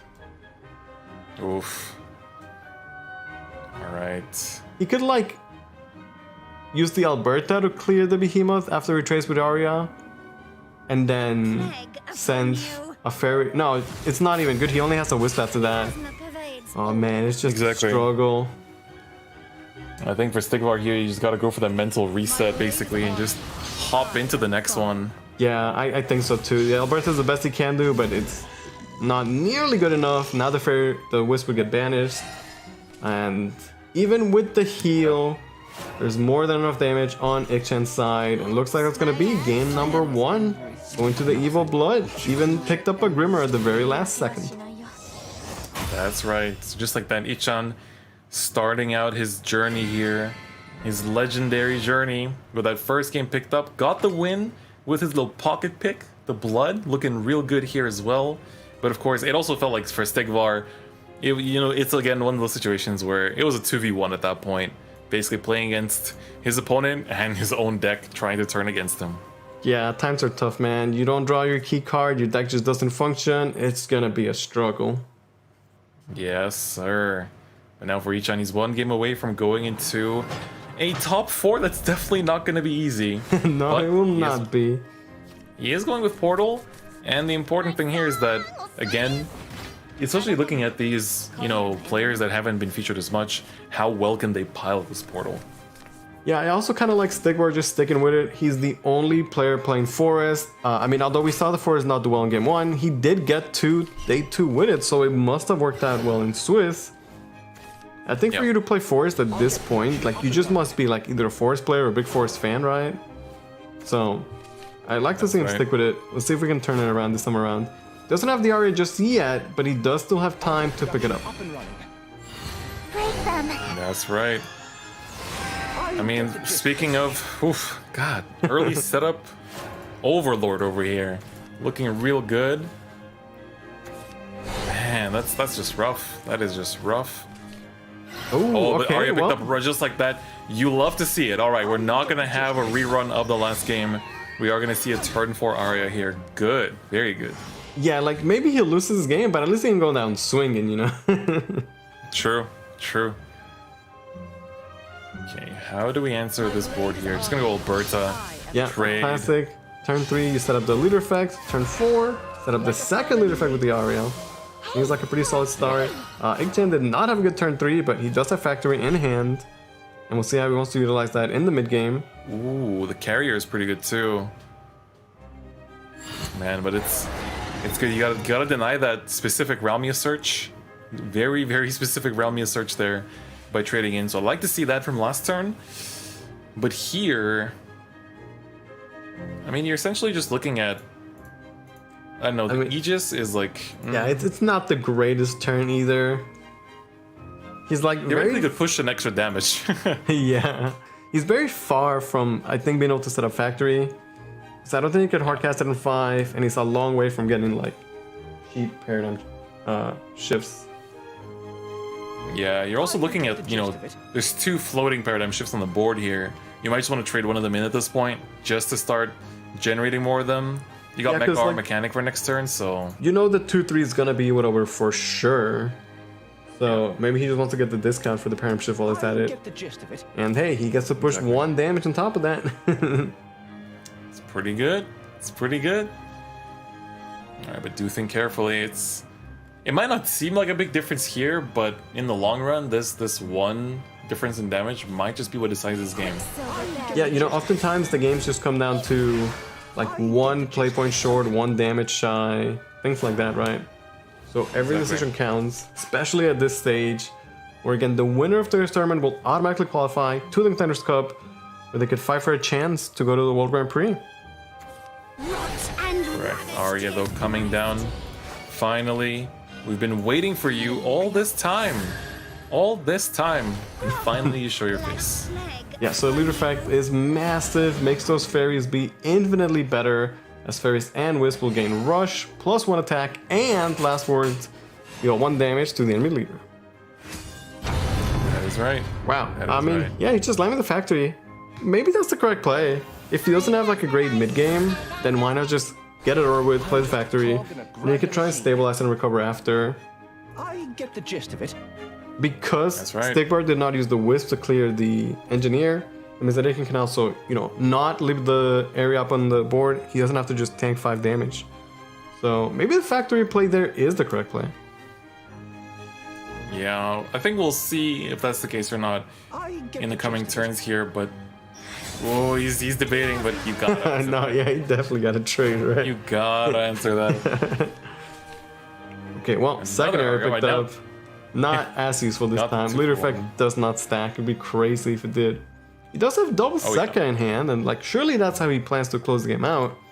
But he's still a long way away from the Sekka being active. He needs to get to 20 followers that have left the board, and it's only at 3 at the moment. Correct. Alright, well, she's gonna come down anyway. Cool to see. Retracing, getting that extra little bit of sustain here. Yeah, get some card draw as well. And just toss out the Fairy Wisp, maybe to maintain that hand size, but also to get the Alberta, which will just do 2 damage and then instantly dip right back. Yep. Precisely. Okay, but now the Factory is online. We'll see what it can do. We saw Night 4 kind of stumble a little bit. We'll see if Itchen can do a bit better. Again, he's got to go fast, got to think about the plays, but you got to just do it too. That's right. Of course, in this matchup, you also have that, you know, the Aegis being pretty interesting in potentially, you know, denying certain things, but in this case, you're only denying a bit of healing, a bit of damage, so it's not as big as in certain other matchups. Oh, Stigma actually, he has triple Sekka, so he really wants to turn out those you're fairies. Right. Yeah, I must have missed that. Just kind of hiding there in the middle of his hand. Yep. Okay, a bunch of paradigm shifts. Yeah. Slowly counting down, but not quite enough yet. He does get the board clear. It's like a setup turn, I guess, for the most part. Yeah, I feel like it's very easy for the artifact player to just start overdrawing at this point. When all the cards you play draw you cards, and some of them will also generate paradigm shifts, like, you're just gonna overdraw. So have to use with, you know, work with what he has in hand guaranteed, which is a lot, because he's got 6 paradigm shifts. Yeah. There's also, I think, no Realmia in rotation yet, So, or I mean, in the rotation in the game, that is, in terms of what this scan could be picking up. So that's somewhat relevant for potentially closing out those games, but for the time being, this is just a bunch of shifts. Yeah, kind of But like I the don't know if way it's- HN played this, where like he answers and he only is at 2-2. So Stigler has all these fairies, but it's not like they're like answering any followers. The rush doesn't really matter. The last words doesn't really matter because there's so much drain in artifact. So like his legging could be insane with a bunch of seconds, but these turns are like I play 4 fairies and I pass, right? Making the most of it by Yeah, Evo here's and the the Alberta. It's just like you're gonna see the massive difference in turns of like play a couple 1-1s and pass, and Itchen can play like 1,000 cards, push damage, heal, drain. I do like Stigbar just using the resources, cashing out the Evo, cashing out the Shamu Shama. Quicksilver barrier. Yeah, and it's as you said, right? It's great and all, but at the same time, as much damage as you push, you're sort of in this situation where you can just kind of heal back the majority of it. Yeah. So look at that. You're just using the Aegis to deny all the burn damage. I mean, that's the strength of this card. It really does give you those kind of outs. He also might be just going for game. Wouldn't surprise That's me right. if he just has lethal, because it's a lot of paradigm shifts I'm seeing. That's right. All right. The train doesn't stop there. Does he see it?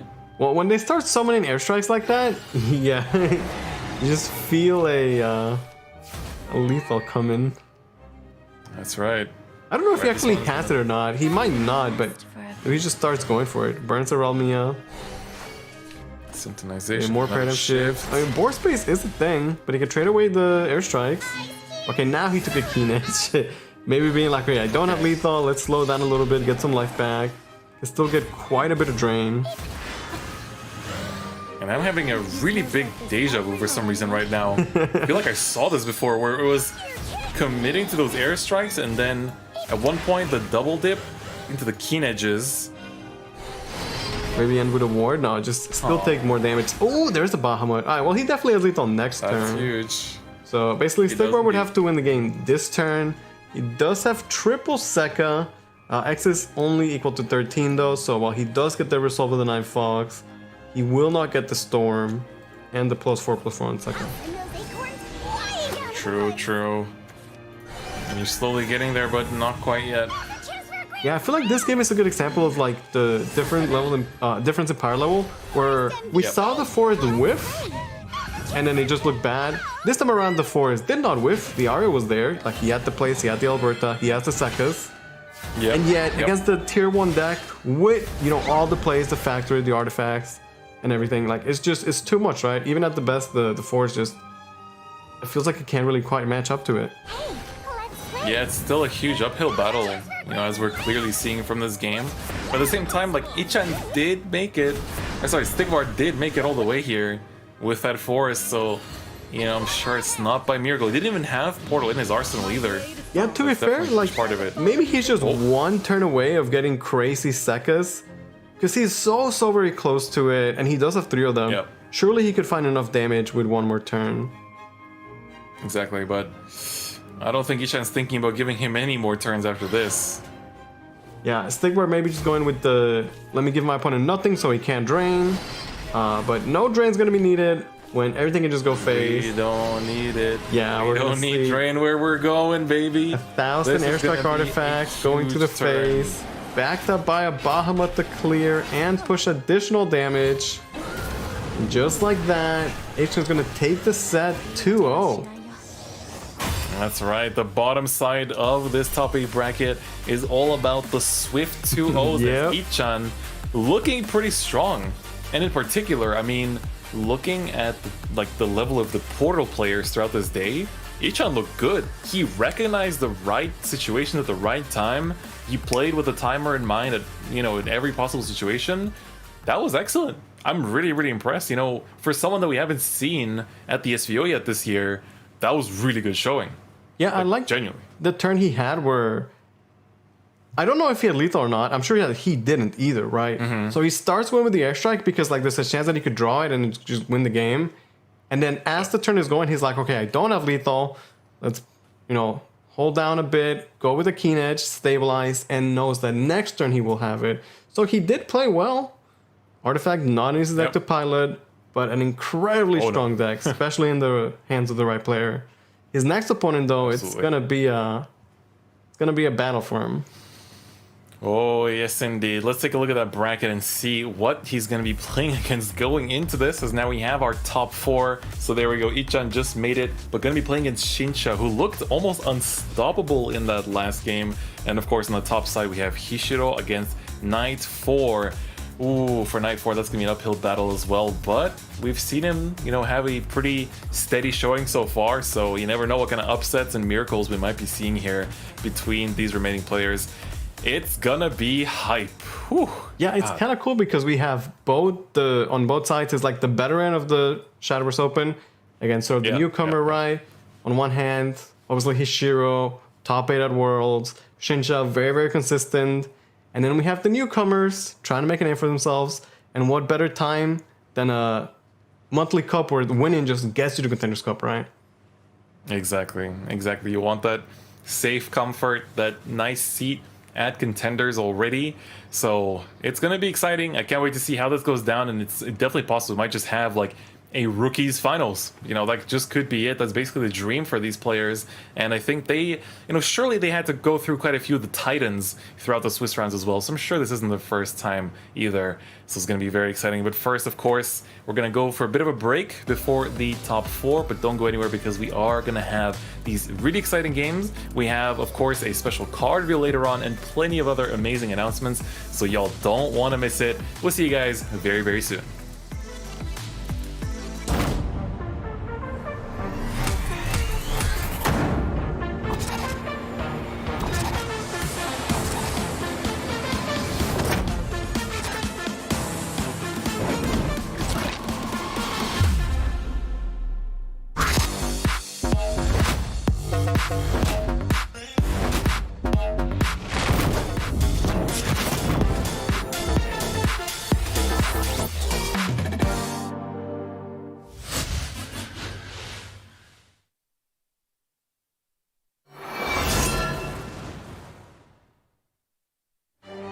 Once, there was a war, a heroine that scorched the very tears from our eyes.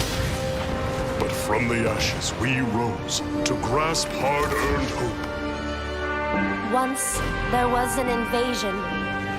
At its head was a tyrant who sought termination. But we resisted and won our freedom. Our tale of calamity has come to an end, and in this new chapter, the world will be born anew. Slowly but surely, the storm clouds will part, and rays of hope will illuminate the land. Blinking at the light, we'll reach out with both hands and shape our future. Of course, not all scars fade. They are a reminder that not everything lost can be found again. We can't turn back time or rewrite the past. Yet so long as we believe in our destiny, our future will shimmer like the dew.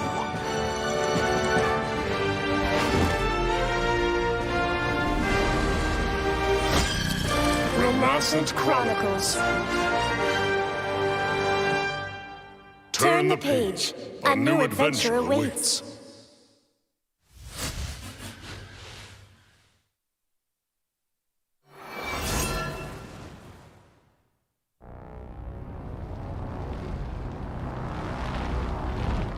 Look at this organic world. Miserable, pathetic, so defective and natural. Does it inspire you with its splendor? Craters, roaches, watch as I terminate your pitiful rock. How does it feel? Like hope has died? Like you've utterly failed? Don't try to fight with fate. Coward, fall to your knees. and wallow in complete despair! It's not over yet. Nothing is final. But this is the finale, and your ending has been written. Make your threats, you tyrant. Heroes will stand tall to write their own tales, inked in bravery on the pages of hope. We have to make this our final battle.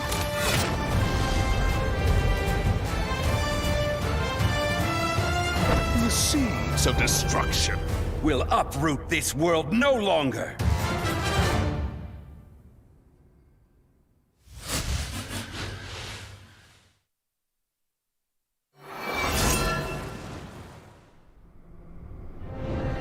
Fate, the purview of the gods, and mortal kind's doom. 'Tis a festering wound. Whoa! So much for being down to earth. Let's flip the script. Come, this way. What is a mortal? A trifling puppet of fate. You want freedom? Easier said than done. Do you mind? You're interrupting my flow. Now, there is one way to escape. Destroy them. Covenants, rules, grind them all to dust. Bound by chains of destiny, pluck them apart, link by link. You don't have it in you? You're fine. You have us. Our power is yours. You need but wield it. There's nothing you cannot do. Well, go on then. Take up the cards and turn the world upside down.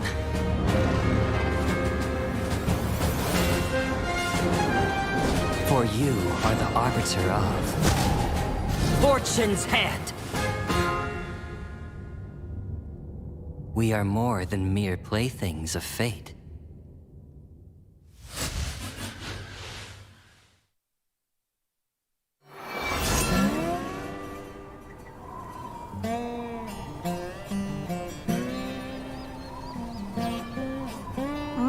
The hell are we up to today? Same as always. Raise Cain and get paid. Our future depends on it here. Well, hell yeah! I never say no to busting heads. Can I go all out, Baron? Sure can, Bunny. After all, ain't no justice here. Not in our humble Reveal. Well, that makes sense. Ain't no gods here neither. The moment you slip up, the moment you ask for help, that's when this world will get you.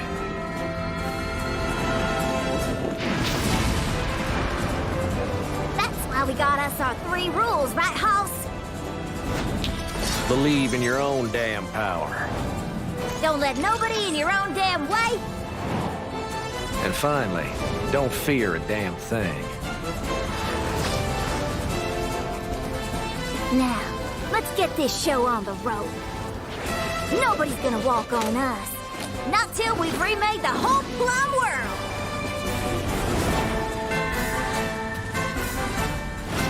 When hell comes a storm, only fate can provide.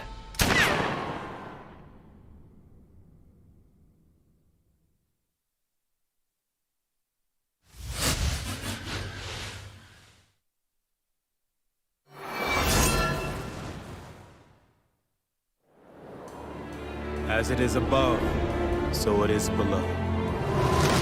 And this world is shrouded in darkness. Annihilation looms. And the moon illuminates only despair. But you need not shed tears. Heal your heart and dive into the abyss. After all, this world is a mere flame. Let its heat embrace you and set your passions ablaze. Or perhaps it would be better to abide in hope, shine its light into your heart, and break free of the dark. Mayhap you would dance. Let your feet wander, caper and twirl, to a tune never ending. Well, it matters not what you do. Go where your desire bids you. After all, this world is a flickering dream.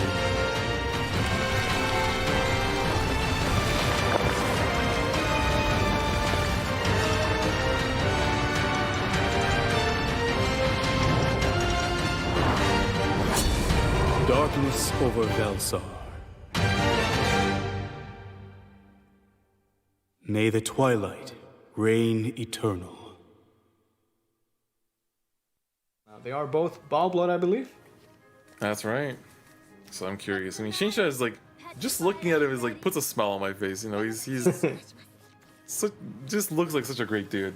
Yeah, Ikito is one of those guys that is like genuinely happy to be here. Like for a lot of people, getting top 8 is exciting, but it's also like nerve-wracking, right? Like, Yeah, oh man, I need those league points. I want that prize money or whatever. Like I'm going to stream, so much pressure. And Shinsha just looks like he's just having a good time, I guess.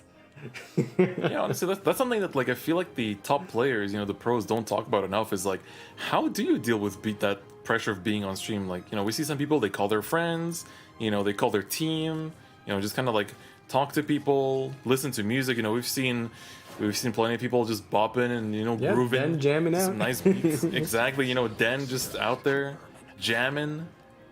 So I wonder what's, you know, it'd be nice to hear from the top players themselves. Like, how do they deal with that pressure? You know. I mean, look at Shinsha. He's just having a great time, right? I don't know if he's like crying or. Pain going good, first. Man. Again, 1, 2, 3. How does he do it? Yeah. You know, both players are missing the corruption. Yeah, at this point, you know, maybe Pain doesn't need it, man. Yeah, honestly. He's played so well without it. Honestly, I think at this point, might be the case. Yeah, gonna be a lot of damage coming in from Pain, and I think he's gonna once again do the just cycle, play the boss at 3-drop, redraw, brand new hand. Like when you go first, you're down the card, and it can really matter sometimes. But when your 3-drop just draws you 6 cards, like it does not matter. You always have fuel for the rest of the game. Yeah, it's. I think at this point, also for Shinsha, he needs to respect this board presence and not start falling behind too early. So I think this is probably the right call. Yeah, I think this goes correct as well. He at least saves 2 damage right now. Yep, pretty sure it's going to be a fuse on the ball. We've seen Pain do this a lot of times. Attempted turn 3 play. And no surprise why, it's so powerful. Yeah. He did have to fuse another ball though, so like he played one and he fused the second one. There's only one left in his deck. Yeah, at least he found the corruption this time around. Alright, here it comes again. Bing bada boom. This time it's air though. That's yeah, it's a little bit better. Yeah. Yeah, it's like the same outcome except you get the 3-3 with rush or 3-1 with rush, and you get to hold the ball, which is better than having to play it. Exactly. Okay. Well, Pain did draw corruption. Yeah.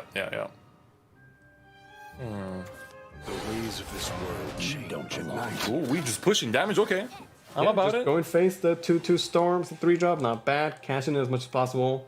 Shinsha does not have corruption in his first Evo turn, but he does go. He can go double 2-drop here. Not bad. Can play the Hell Spear.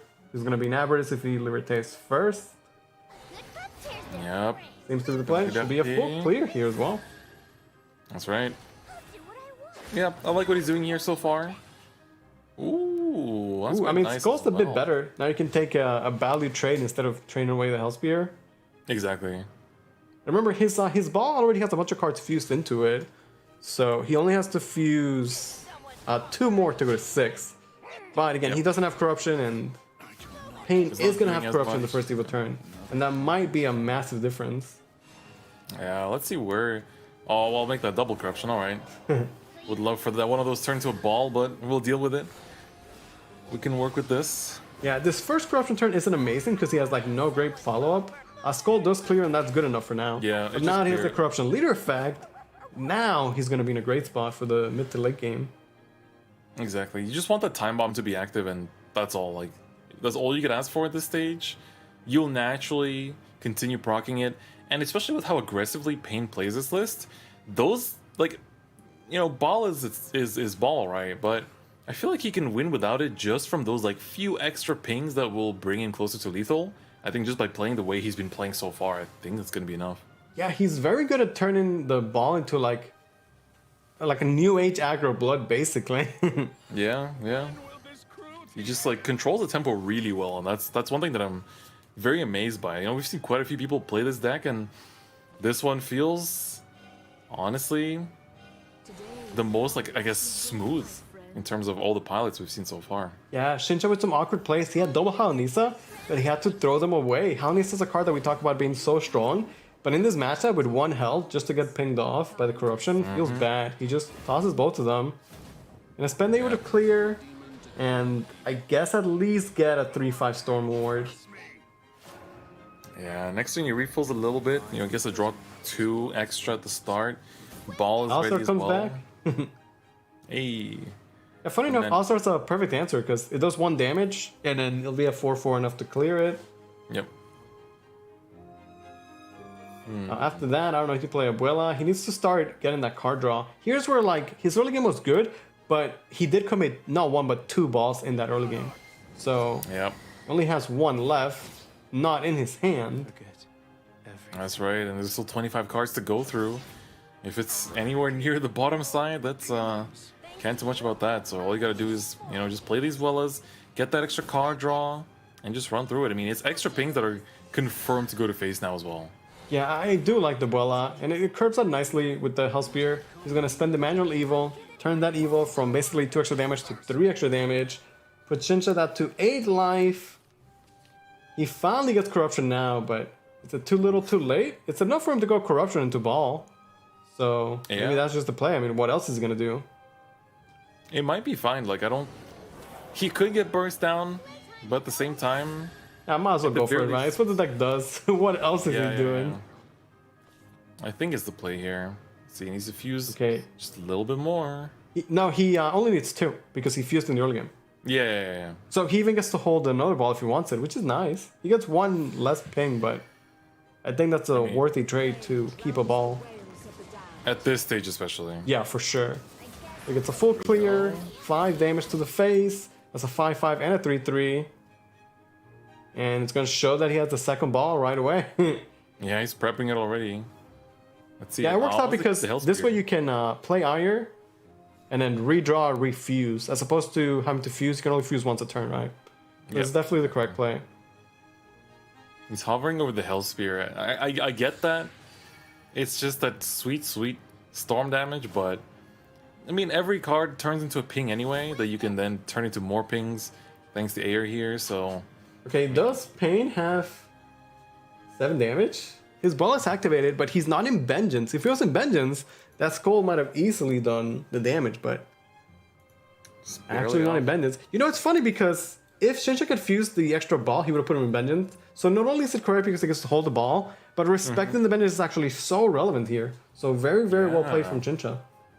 Actually keeping him alive, and again, this is deciding who goes to finals, and that's a pretty big gap in terms of, you know, everything, in terms of prizes, you know, in terms of getting close to contenders. Yeah. The glory. It's a 1/1 here. The draw is Bloodbinder, not... I don't think it's what he wanted. Ace? Yeah, but what now? Well, he could Alisar it. That's an option if he wants to get a ward. If he thinks that might do something. He'll try and clear the board with the skull. Oh man. Just it feels bad right? when, like, Shincha's at 6, he has 3 damage on the table, and he just can't find 3 extra damage. Exactly. It's like he can check this board as well, but checking this board is just not doing so much for him either. Yeah. Alright. Okay, well, we'll see where the ping goes. If the ping goes on the Wella, then he can't ire it. It Oh, he does goes not. face, so It he can does play the not. ire, redraw, go ball. Let's go. Shincha, you got this, buddy. Well, he wouldn't have enough damage though, right? Does he not? No, it's better if he plays ball first, and then the ball just draws him Hell Spear or other damage like Oh, that's that. right. Does he have Hell Spears left? It's a good question. I feel like he's burned the majority of them by now. Okay, Archdemon is 1 damage. Wow, he has no more damage. Kane was 3 off lethal, now Shinsha is 3 off lethal. Not like this. What a Shadowverse match. He could showdown so that next turn he gets damage, but not gonna do it right now. Yeah, I was gonna go for it. He could liver Tay for 1 damage, which is not enough. Okay, passes back, but could Pain find 6 damage now? Let's see that draw. Well, okay, he has Skull, he's in Well. Vengeance. That's right. All right, let's just. Oh my god. Wait, he has 2 Skulls, right? That's it. He's got... That's right. Yeah, he can just literally attack with. Oh wait. Oh, he needs Yeah, he's missing the avarice. He needs Avarice. Wait, couldn't he have played 2 Skulls and an Ire? Okay, I one. think this works too. This works too. This works too. Yeah, it works. It works. There we He go, still there got we it. go. He still got it. Whew. All right, just Hey, like that. with the correct line, finds exact lethal after a great set. And Payne's gonna take the set 2-1 over Chincha and advance to the finals.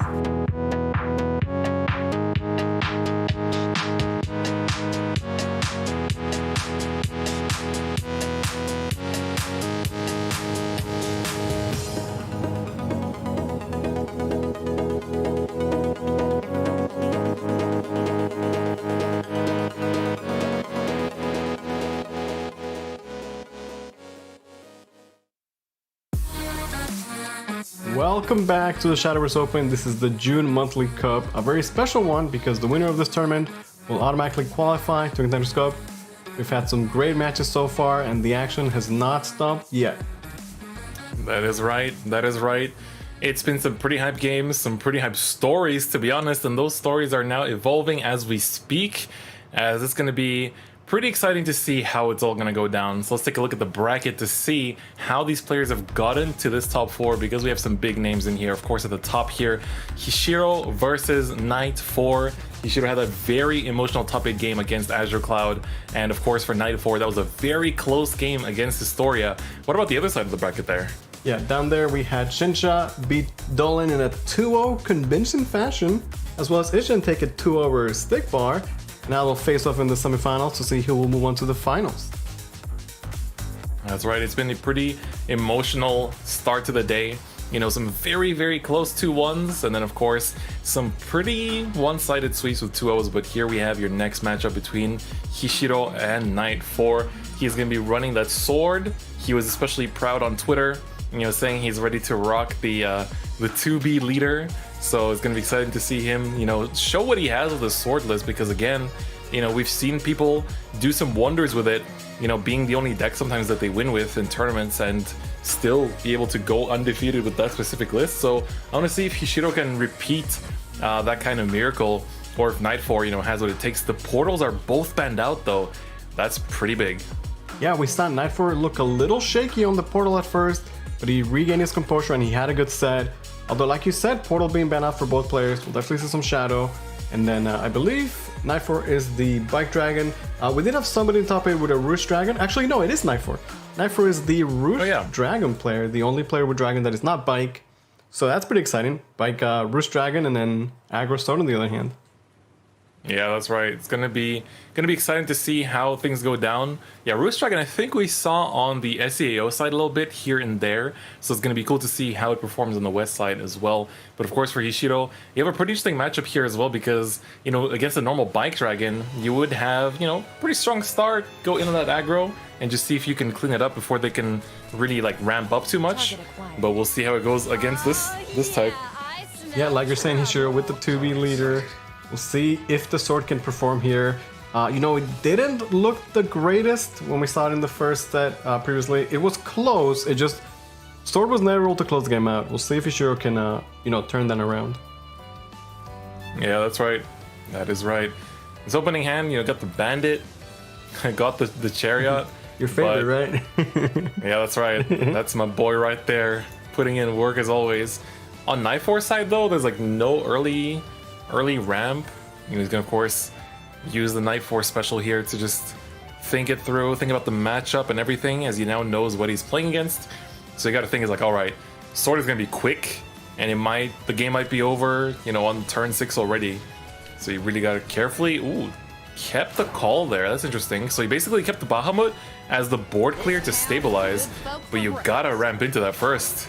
Yeah, I wonder how the Roost will interact with the aggro Sword. You know, making their cards be cheaper. Maybe they like just run out of steam, or I don't know if like the aggro Sword could take, you know, big advantage of that. Yeah, for sure. I definitely agree on that. But you know, no need to change the game plan for Ishiro here. He's gonna go for the usual goodness. Just get in there with all that early aggression. Yeah, this is like Night 4 though. Classic Shadowverse. Dragon ramping, and then Sword just playing like aggressive followers. This is like 5 years of Shadowverse. Yeah. We've seen 5 years of this basically in a way. Yep. It feels like I'm back in 2016 summer. It was a hot summer. It was right after a tough semester at university, and it was just the right time to play aggro Sword. Didn't have enough vials yet to make all the expensive legendaries, so just had to get by with that aggressive list, and we're basically seeing the reskin of that matchup here 5 years later. Yeah, I remember playing like Ramp Dragon when I started the game, but I didn't have like the legendaries. I didn't have Fafnir at the time, so I played vanilla. There's just like an 8/8 dragon. So I would just ramp and then just drop like an 8/8 dragon, no effect. Those were good times. Yep. It works. Chariot coming out. Look at the early game pressure from Ishiro. Yeah, I feel like you don't really want the ward, right? Yeah, if you get the 1/1, you know, that's more rally, and of course the damage is the nicest. You know, just a random 2-ping to the face always feels great. But I mean, we'll take the ward if that's what it comes to. Yeah, meanwhile, Nightforge can continue to ramp if he so chooses, but man, that board is adding up, and every turn he'll just take more and more damage. That is right.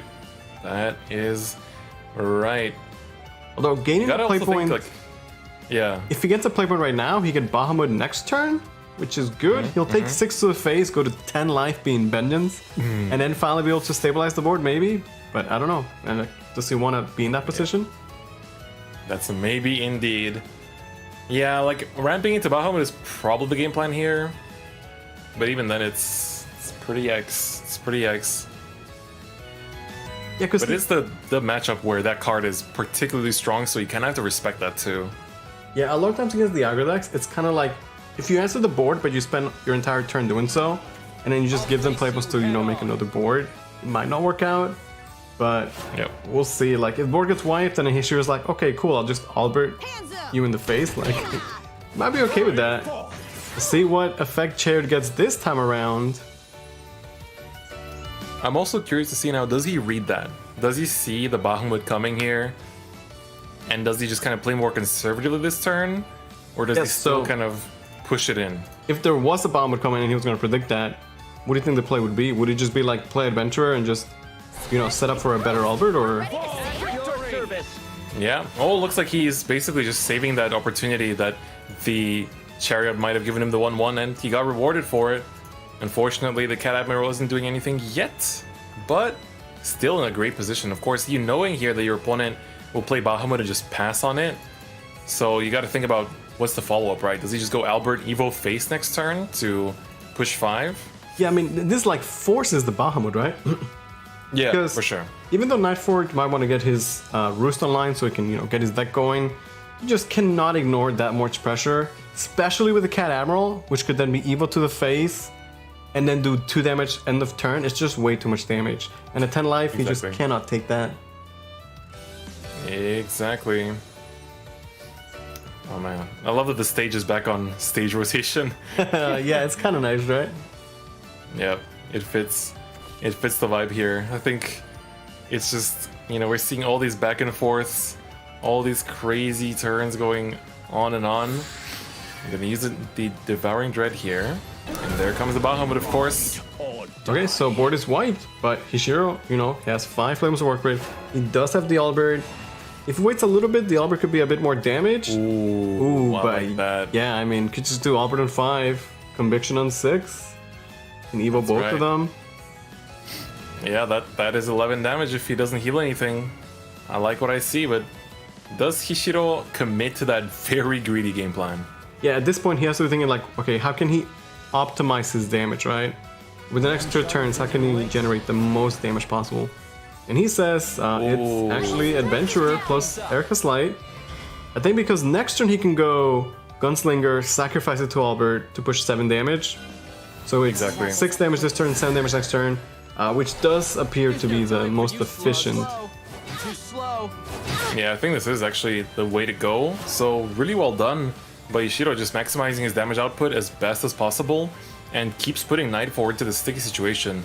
Again, just showing the world, you know, this is me, I am Hishiro.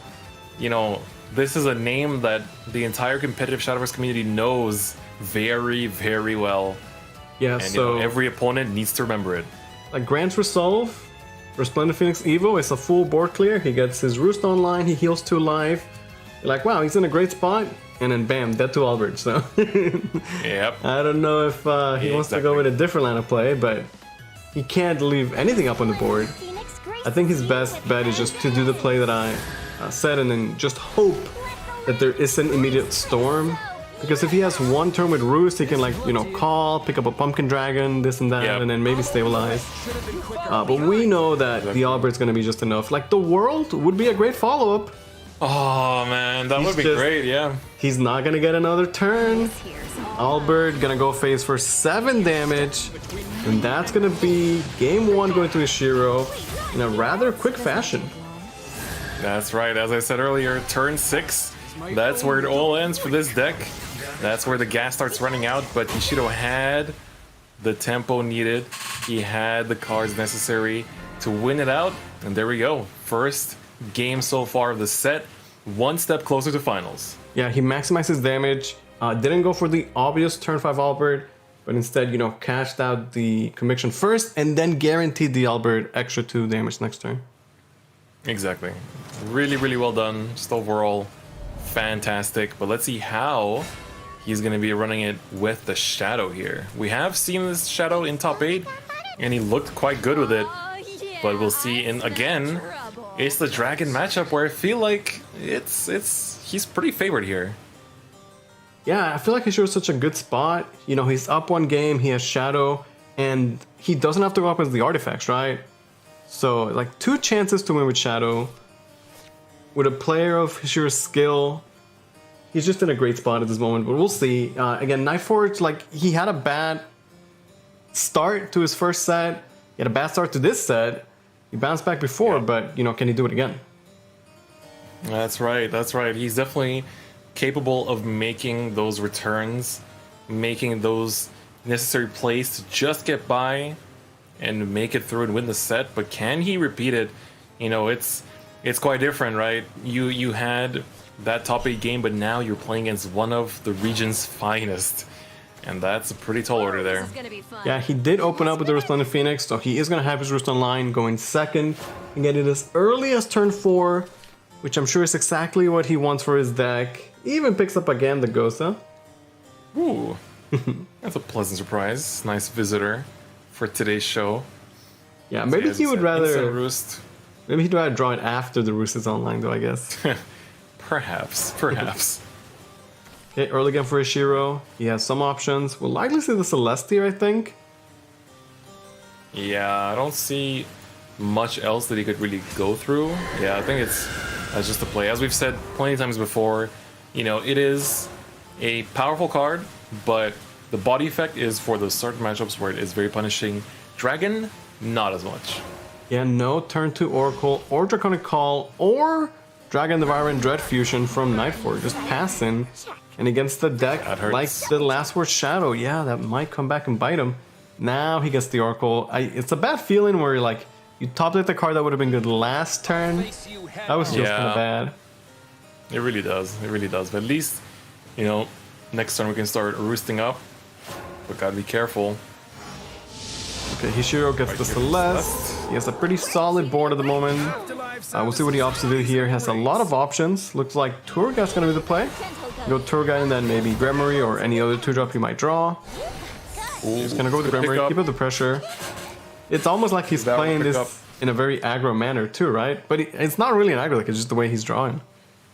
Yeah, it's just the way the deck plays itself out at this stage. And against this matchup too, like against ramp decks, you need to have that early tempo as well to kind of make sure it doesn't spiral out of control by the time that they start to dictate the late game. Which of course, this Shadow deck can also, you know, it definitely has its say in how the late game is going to go down too. But this strong early game doesn't hurt at all.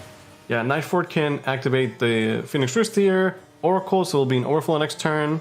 So it can be set up for like turn 5, having the Roost online, being an Overflow, and having like the World on wings for card draw, which seems reasonably okay. I just don't know if it's going to be enough against this early aggression from Hishiro, and I'm sure Shadow can take advantage of the Roost discount as well. Yeah, exactly. That's what I'm thinking. It might be a bit of a double-edged sword in this matchup, and so for 9-4, he has to really think, is like, what am I giving my opponent by doing this? Yeah, but like that's the deck, right? Roost is such an interesting deck. Like when it's good, it's insane. But the nature of Roost as an amulet is just so crazy and so wacky in a way that like sometimes you just actually benefit your opponent more. Exactly.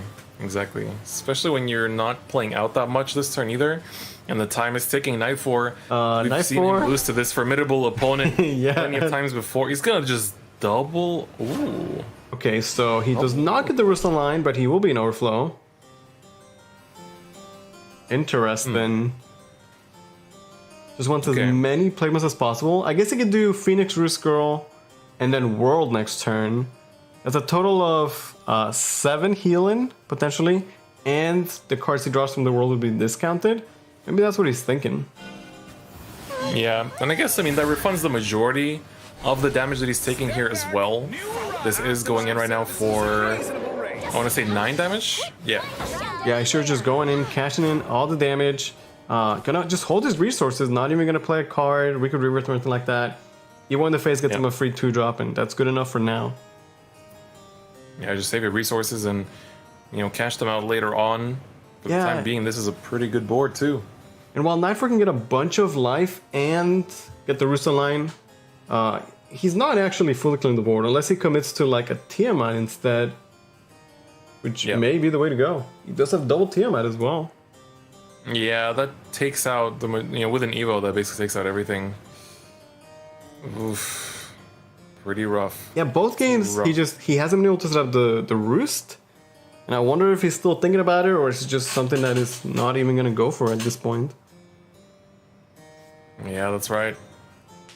And it'd be amazing to look back at, like, you know, we talk about the legends like Hishiro and whatnot. It'd be great to look back at like their first SVO appearance. You know, their first a lot of these like veterans, right? How they played when they first made it to top 8. You know how, you know, to see them. You know, because they've been here so many times, they know what it's like, they know how to perform in front of a crowd and everything. But that first run is very often, you know, where you get to see that kind of like, that innocent joy, that innocent kind of like, you know, first appearance where you try to make a name for yourself. It'd be cool to see, you know, celebrating the 5-year anniversary, how that would pace out. Or just see that in general. I mean, to be fair though, a lot of times, or not a lot of times, but sometimes it's just like the players' better days behind them. Like, Hishiro's still in a great spot now. I'm not trying to say like he's bad, but like, you know, the best he's ever done was like 2 years ago when he got top 8 at Worlds, and I'm sure he wants to do better than that. But like, that was a long time ago by now, right? Like, it's been 2 seasons basically. I'm sure he wants to get that top 8 again, but you know, actually do better this time. Yes, sir. Always going for that #1 spot in the world. Okay, everyone's yearning for it. So with the Roost online, Wicked Rebirth. Oh, a 3 play point Ominous Tyrant. Yeah, that's scary stuff. To see it. You'll love to see it. Yeah, I do like Night 4 ended up at 14 life, which is enough to guarantee the World next turn. Since, you know, drawing cards right now is incredibly powerful for him with the Roost online. Deck is designed so that, you know, you get the most value out of it. But Hishiro has quite a bit of card draw as well. And he's making full use of it right here. 1 play point Tour Guide, 3 play point Devourer. He also has been holding on to a Necro Impulse the entire game. Yeah, I mean, he knows how powerful of a kill tool it is, and definitely wants some of that right now. Gonna be burning through a card here. Let's see what he draws into. Ooh, INT being burned. Okay. Yeah. He is set up to get a Gremmer invocation next turn though. Gets a full clear, spinning the Evo though. Yep. And is actually going to be passing on an empty board as well, which is quite I nice. actually kind of like that because now the world is like not as good. Ganagosa can't punch anybody. You can on wings for card draw, but it's not hitting anything. Yeah, I actually really like that from Hishiro. Burning the trio was unfortunate for him, but I mean, he might be fine. He still has card draw, and with Gremory online and Roost, like his plays are going to be insane. Exactly. Yeah, I think here for Nightfall, you basically just want to heal up, draw a bunch of cards, and just have. The thing is, like, it's like, yeah, have the play for game next turn, but depends. Okay, well, that's a good start. That's a great start. Oh, I do like the new neutral follower, the Goddess of Rebirth. You know, generally it's played for her Axel, which is pretty good, but in the Roost, you could play her as a 5-play 1/7/7 with ward and end of turn getting 7 life. That's quite a bit of potential life gain for Dragon. Yes, sir. Alright, here comes the Grind's Resolve, most likely. Let's see what he draws into. So far, I mean, you got one discounted Ganagosa. We just need one more. Yeah, one more and GG, right? Yep. It wouldn't surprise me if Ishiro can figure out a way to just do 20 damage in one turn, though. Especially after the Gremory comes online. I'll open the way. Absolutely. Well, hey, look, there he is. There's another Ganagosa. Hold up. Yeah, wait a second. Hold up. Uh-oh. Nightforce covering the cameras like, y'all don't want to see this. Y'all don't want to see what I'm about to do. Okay, he burns another Tyrant. Yep. So double Ganagosa is 18 damage with Evil. So, you know, he might be, Ishiro might be okay at 20. Gonna cash out Devourer. Just barely. Gremory effect is online. Gets all the way back to the 7 play points. Yes, sir. We could Rebirth coming in as well. Yeah, get that Gremory out of here. No need for that. Okay, gets 2 Bubbly Reapers instead. I don't know if it's gonna matter, but only 16 cards left in Ishiro's deck. He's going through a lot. Oh, wow, you're right. Celeste. This is quite a good board. Georges, though. Georges can answer any Shadowverse board. That is right, especially this one. He's looking pretty solid right here, and only for 2 play points while we're at it. Golly. Man, you have to imagine that like he's just gonna try and set up for some sort of double Ganagosa lethal, right? You gotta be sneaky about how you're getting that 2 damage first, and then boom, out of nowhere, Fist of Supremacy is what it is, right? Yeah. You gotta really, as you said, you gotta sneak in that 2 damage, make him not realize what's coming.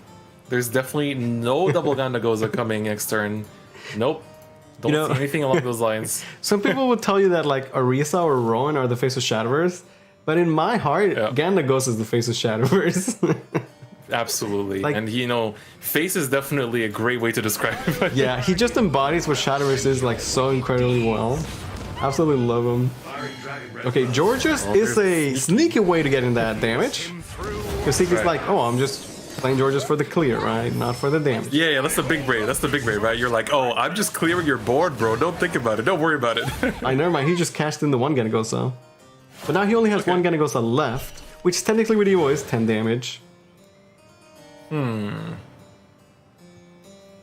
Well, he still needs a little bit more. We need another sneaky 2. Just another sneaky 2. Yeah, I feel like plenty of ways to get around that. This is one of those games where like you really can't prepare for this, right? I can't imagine that Ishiro's had too much practice, you know, against a matchup like this where you have Roost and like you have Gremory and everything's crazy. I feel like it just comes down to like just being a good Shadowverse player in general, just having good like situational awareness. Like, we'll see what he can do with his hand. Okay, the Devourer getting pretty good value. Yes, sir. Yeah, I like what he's doing so far. He's basically gonna just heal back down to, I mean, optimally to 20. Yeah, I think this is looking pretty good so far. As possible. Keep in mind though, 12 cards in his deck. That current pulse maybe is what he was looking for. Yeah, double the current pulse. Bone Maven for 4 is also like, you know, 6 face damage. Oh my god. Oh my god. Getting quite a bit of life back. Yeah, Devour is just too good. How many Devours have we seen today? Like, it's always insane. There's never been a play where like somebody plays Devour and you're like, yeah, that was okay. It's always like, wow, that was such a strong play. Ooh, I like this. I actually do love this. Cash out the Hinterland Ghoul. It's a clear, but it's also 6 damage to the face, which will make it much easier for a double Necro Impulse lethal next turn. That's real good, yeah. I think that's basically pretty safe to assume that he's in a pretty good situation going into this, but I think he'd still be barely off. I mean, he could banish board with the dragon, and then play Goddess, get 7 life back, go to 20. Although he's only fused not that much into the dragon, so maybe it's not the way to go. Yeah. Gonna get a second finished Roost online. Okay, we're about to get real wild. Alright, here we go. Oh dear. 2 play point cost world? That's not bad. What is this timeline? Okay, What and is this draws. If only he had Morgana Ghosts at this point, you know?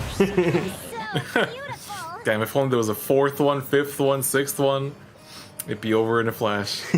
How many Genesis would you play if you could, you know? Yeah, exactly. Okay, he did heal all the way back to 20. I do think that it's gonna come into like, can Ishiro do 20 damage in 1 turn? Yeah. And I don't know if he can. Maybe with the Ceres spell he might have been able to, but doesn't have an Evo anymore. Yeah, kind of missing that extra little bit. Just that extra little bit. 11 cards left in Ishiro's deck. Chris for the loot effect and 1 play point sounds good to me. It's a lot of damage on the table with Necro Impulses, but not 20, I don't think. Well, I'm thinking. Wait, 1 Necro Impulse puts him at 11. The other one gives him 5. So it's 16 damage. Yeah, I'm thinking. God, he really needs the he needs the triple Necro Impulse. What does this come to? What does double Phoenix Roost do to a man? When you're just like, oh, I just need the triple Necro Impulse. Yeah. Okay, turn clears. Just Chris for the leader fact. There it is, Wraith. Wraith? Keep that card draw coming. Oh, we finally get to see this effect. Okay, 1 play. This is. God. Chris's leader effect is just so nice. Yeah, it lets you snowball so hard. Yeah.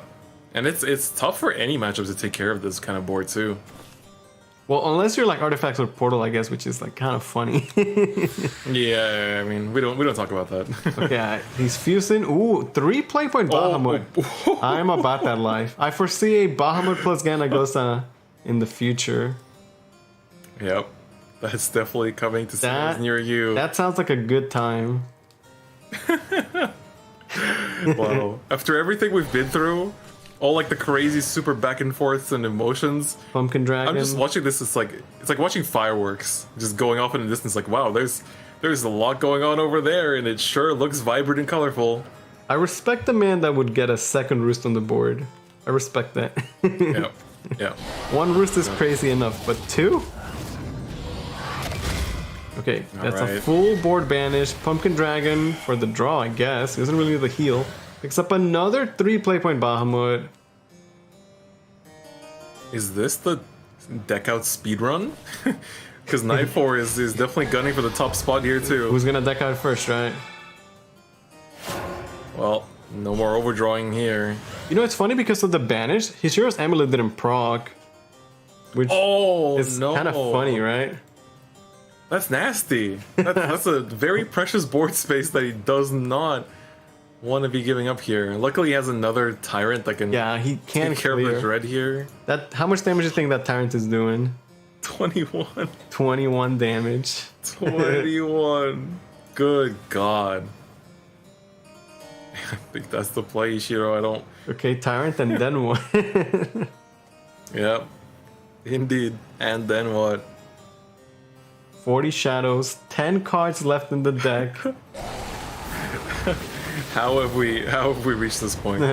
Okay, there's the Tyrant, the full clear, Sarcophagus in hands.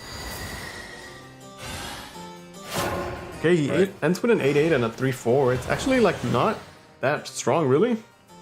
That is enough health to tank a full Bahamut. That actually is enough for Bahamut. It's exactly 12. Too yeah. bad that he has 2. Wait a second. Alright, never mind. Yeah, I'm trying to do the math. Says it's lethal, right? I also had to Yeah. stop for a second. I was He like, could hold like double fur, Bahamut, and then Ganagosa, but he'll be short a little bit of damage. Might be Look close. at them though. go. 6 cards 6 left for cards in Ishiro, by the way. deck.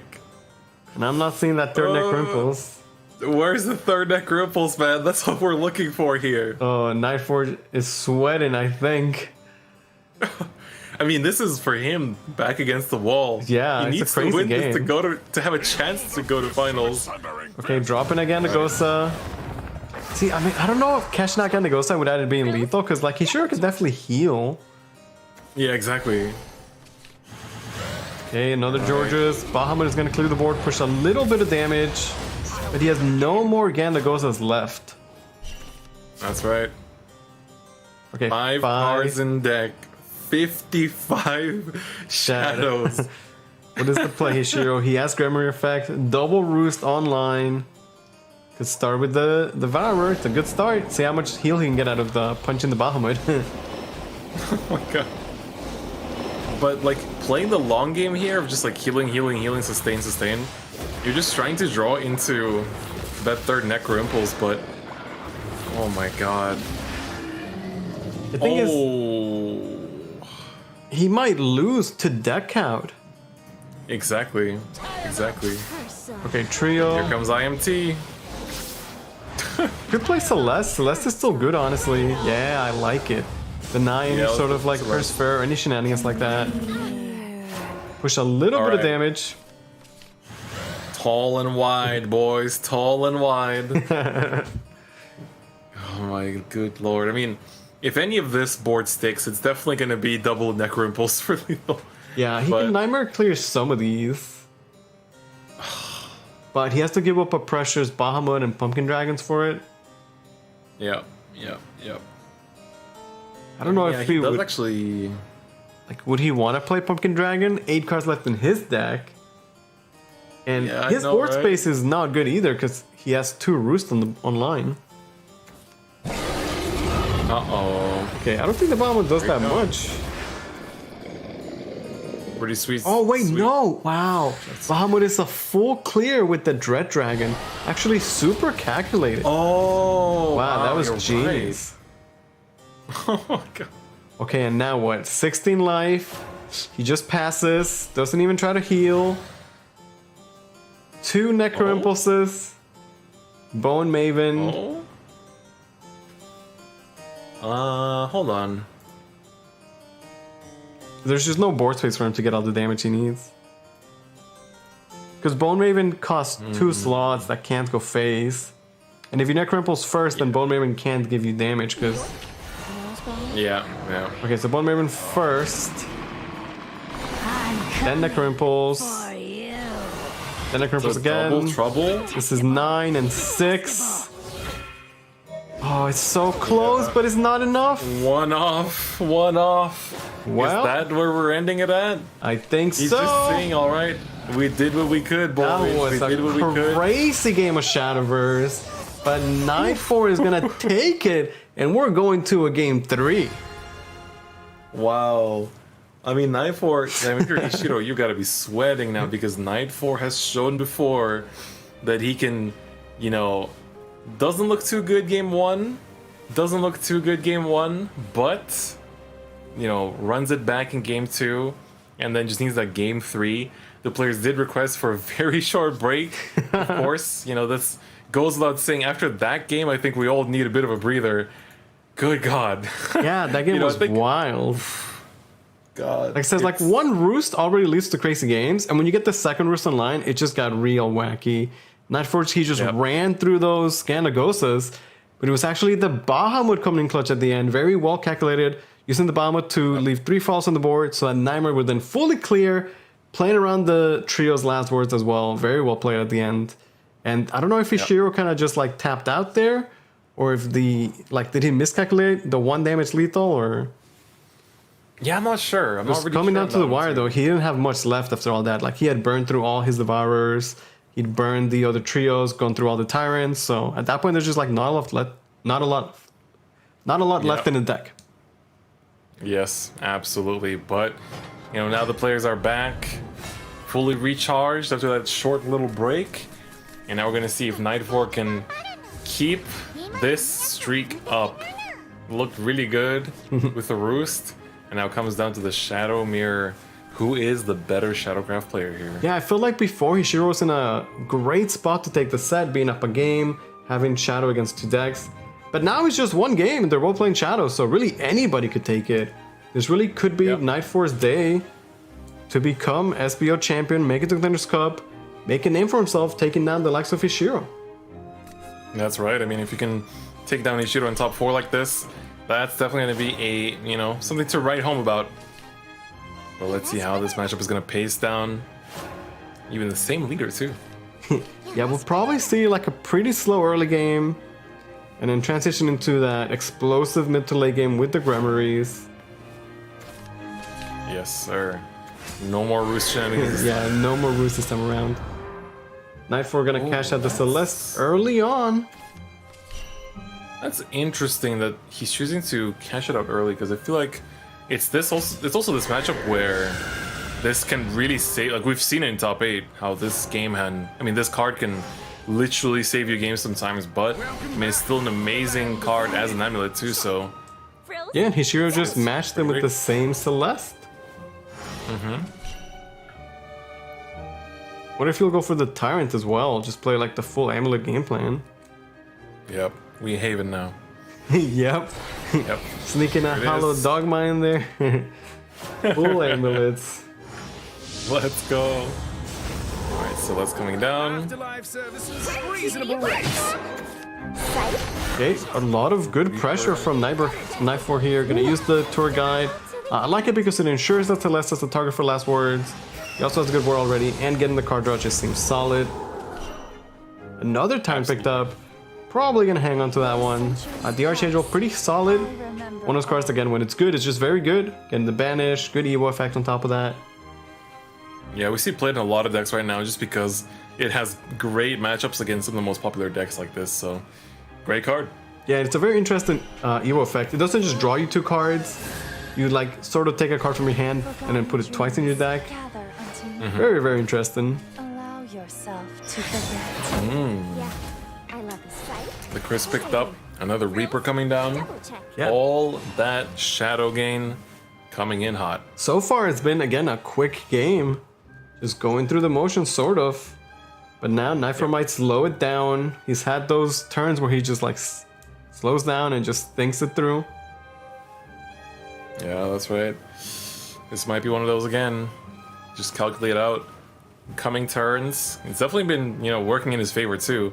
But of course, time that you give yourself is also time you're giving to your opponent to plan ahead too. Yeah, for Of course, sure. players like Hishiro will make full use of that.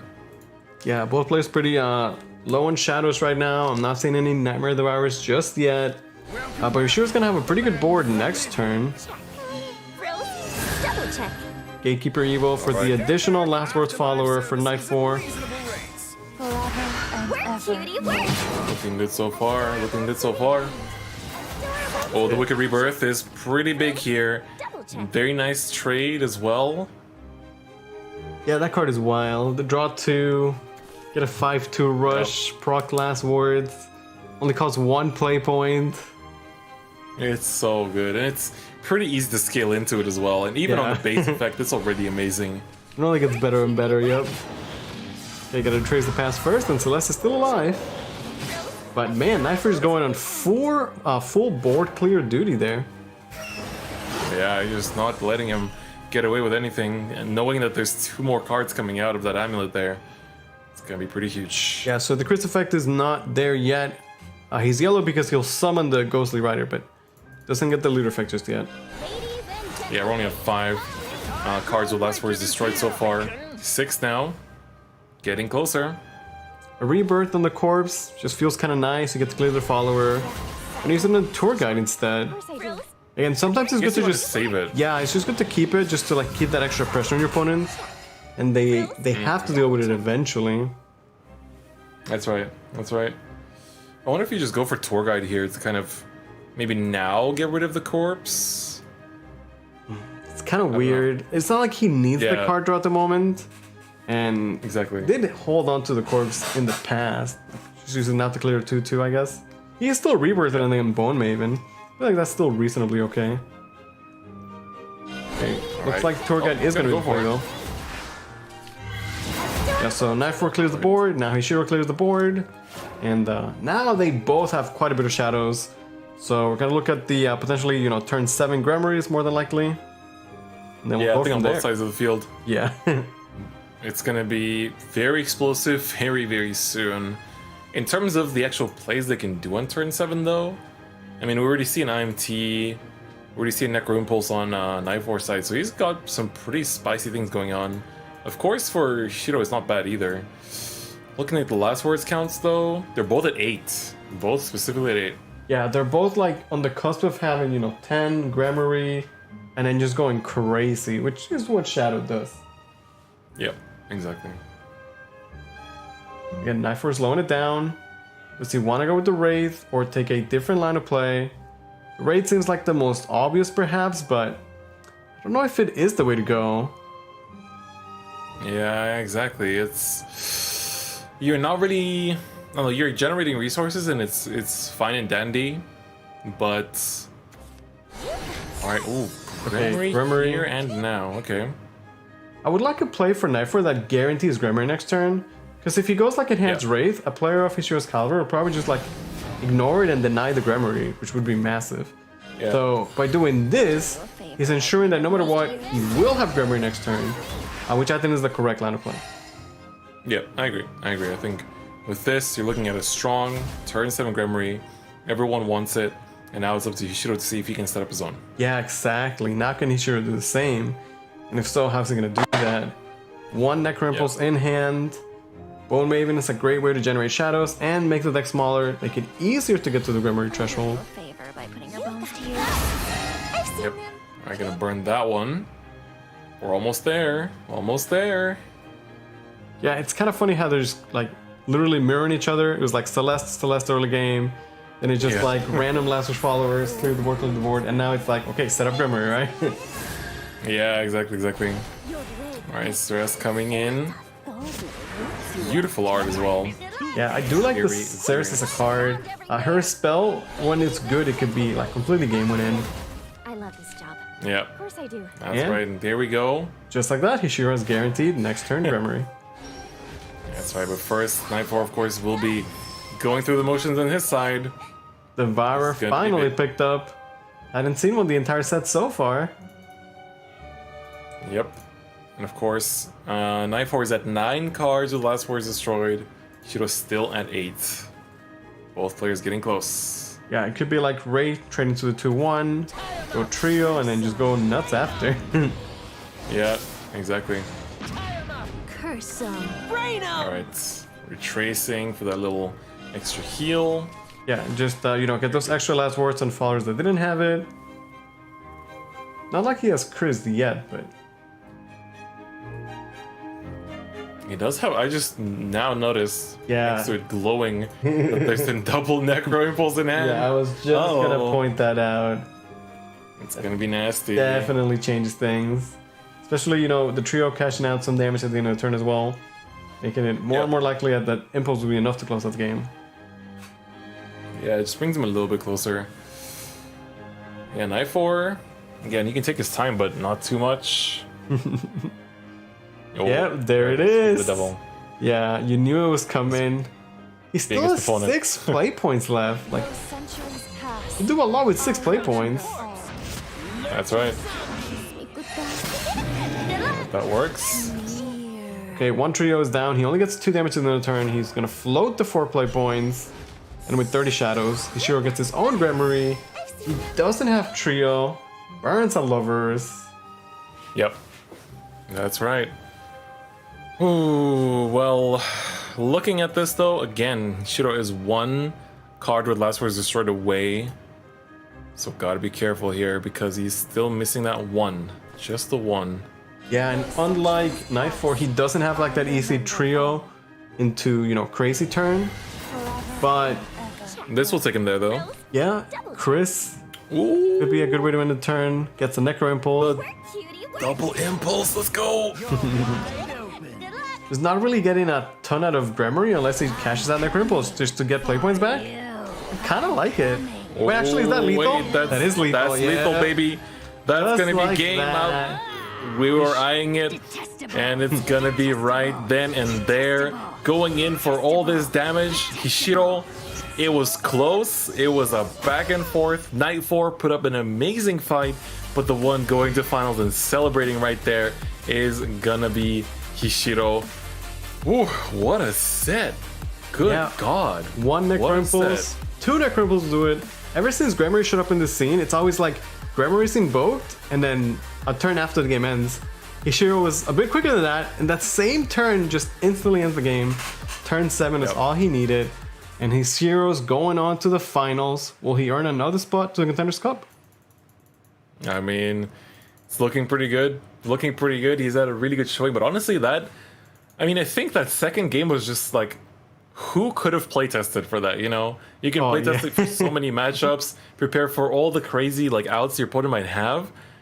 But the double roost, it's like you don't even know how your own deck performs, let alone your opponent's in those kind of situations. So, good God, I think that was a great run by both players. Really amazing, honestly. Just really, really cool. And hey, I mean, it's great. For those of you just tuning in, of course, we still have a lot more coming. You have another match of the top 8 as well. So it's gonna be pretty hype. You know, just notice as well that even the Shadowverse home screen, you know, when you log into the game, has a little bit of a feature. So there might be some people just coming in and seeing for the first time here this upcoming matchup, which is going to be very, very exciting. Ooh, and I mean, we had one matchup right between the Titan of Legends versus someone that, you know, is kind of coming in here trying to make a name for themselves. So they definitely did. I think Night 4 is a name to be remembered because that set was super close, but this is going to be another series very similar to that between Shinsha and Ichan, because here Shinsha, he's been doing amazing. I think you guys in the previous break got to see him lose in semis last time. Oh yeah. But I feel like he doesn't want that anymore. He has had enough. I think Shinsha is he's hungry for that first place. He's hungry to get into finals, and we'll see if Ichan can stop him. You know, new rookie on the block, but ready to run it down. The blood has been banned out too. Actually seen it, you know, doesn't want that surprise factor. We're gonna see the Shadow and Portal run it down. Yeah, both of his players had dominating performances in their first sets, both going 2-0, looking incredibly strong. Ichan with the Evil Blood, that looked pretty solid, you know, with the Thunderbolt and then the Rias, while Shinsha just playing the top tier decks, but playing them incredibly well. So it really looks like anybody could take it. Although Shinsha definitely does have way more experience. He's been here so many times by now. He did get to Contenders last year, and he's looking to do it again this year.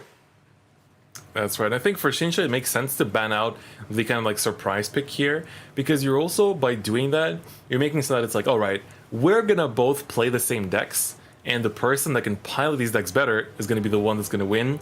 And he must be thinking like, all right, I got all this SVO experience. You know, I have reasons to think that I should be good once it comes down to like double mirror matches, and we're gonna be starting out with a portal mirror right off the bat. Yeah, it's almost like hey, just let the best player win, right? Because like we're same decks, same lineups, and if he thinks he's the best player, which you know you should think coming into a game, we'll see if it works out. Evil Blood being banned out, Dragon banned out, just the top tier decks, Shadow Artifact, and we've seen time and time again how strong both of these decks can be. That's right. I mean, this SVO definitely highlights how amazing they are. I'm looking forward to seeing how the meta is going to transform, you know, and evolve going into the next expansion, because there's been some pretty amazing cards introduced so far. Yeah, Renaissance Chronicles coming out at the end of the month, and we do have a card review for you guys. Definitely want to stay tuned for that. That's right. Okay, this is not quite the mirror start, but definitely quite similar. And I think for Shinsha here, you don't want to let this Rami get searched out.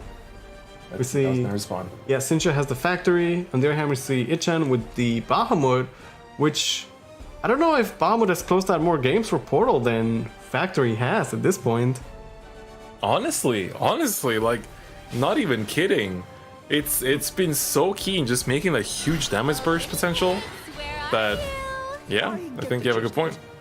Yeah, just trading the 1/1s, trying to generate those paradigm shifts. Pretty slow. And also just deny the search there too for Realmia. I kind of like the Shadow Mirror match. Gonna start off slow and then look to explode in the mid to late game. Whether that be with the Factory or 7 airstrikes and a Bahamut. Oh yeah. Oh yeah. Okay, well, for Ichan, you know, we can't see his facial expressions and reaction to these hands, but Shinja definitely got plenty of emotion for both players to go here. Yeah, I compared feel to that like top 8 at first. he has always been a pretty expressive player, and you know, as casters, as fans of the game, it makes it more enjoyable, right? When you see the player being so invested into it. And again, Shinja is up there in the standings, doing really well. If he wins this, he may be the #1 player on the standings after. Currently, when the day started, he was 3rd place. And he already, since he got a win, he's already tied for 2nd with Doc Dodo at 29 points. Yep, just gotta make it to finals, and you're basically standing there at the top. And you know, as one of the potential people that could get the free invite without having to even go through contenders, that's something to be excited about. Yeah, because Shinja's been to contenders, and he knows that getting to contenders does not guarantee you anything, right? So if you could just skip that and go straight to Worlds, I'm sure he would much prefer that. Correct. The Kitty Cat Arsenal picked up. Such a funny card. I'm not a huge fan, but going 2nd, it could be insane on turn 4. Yep. But that won't be the case on this side of the matchup. But I do agree, it's pretty nice going 2nd. Just gives you a bit more reach in general. But we're gonna see, of course, Ichan, pretty quick turn there. Just basically generated a bunch of stuff and plopped down bit of a board. I guess I'll put it that way, bit of a board.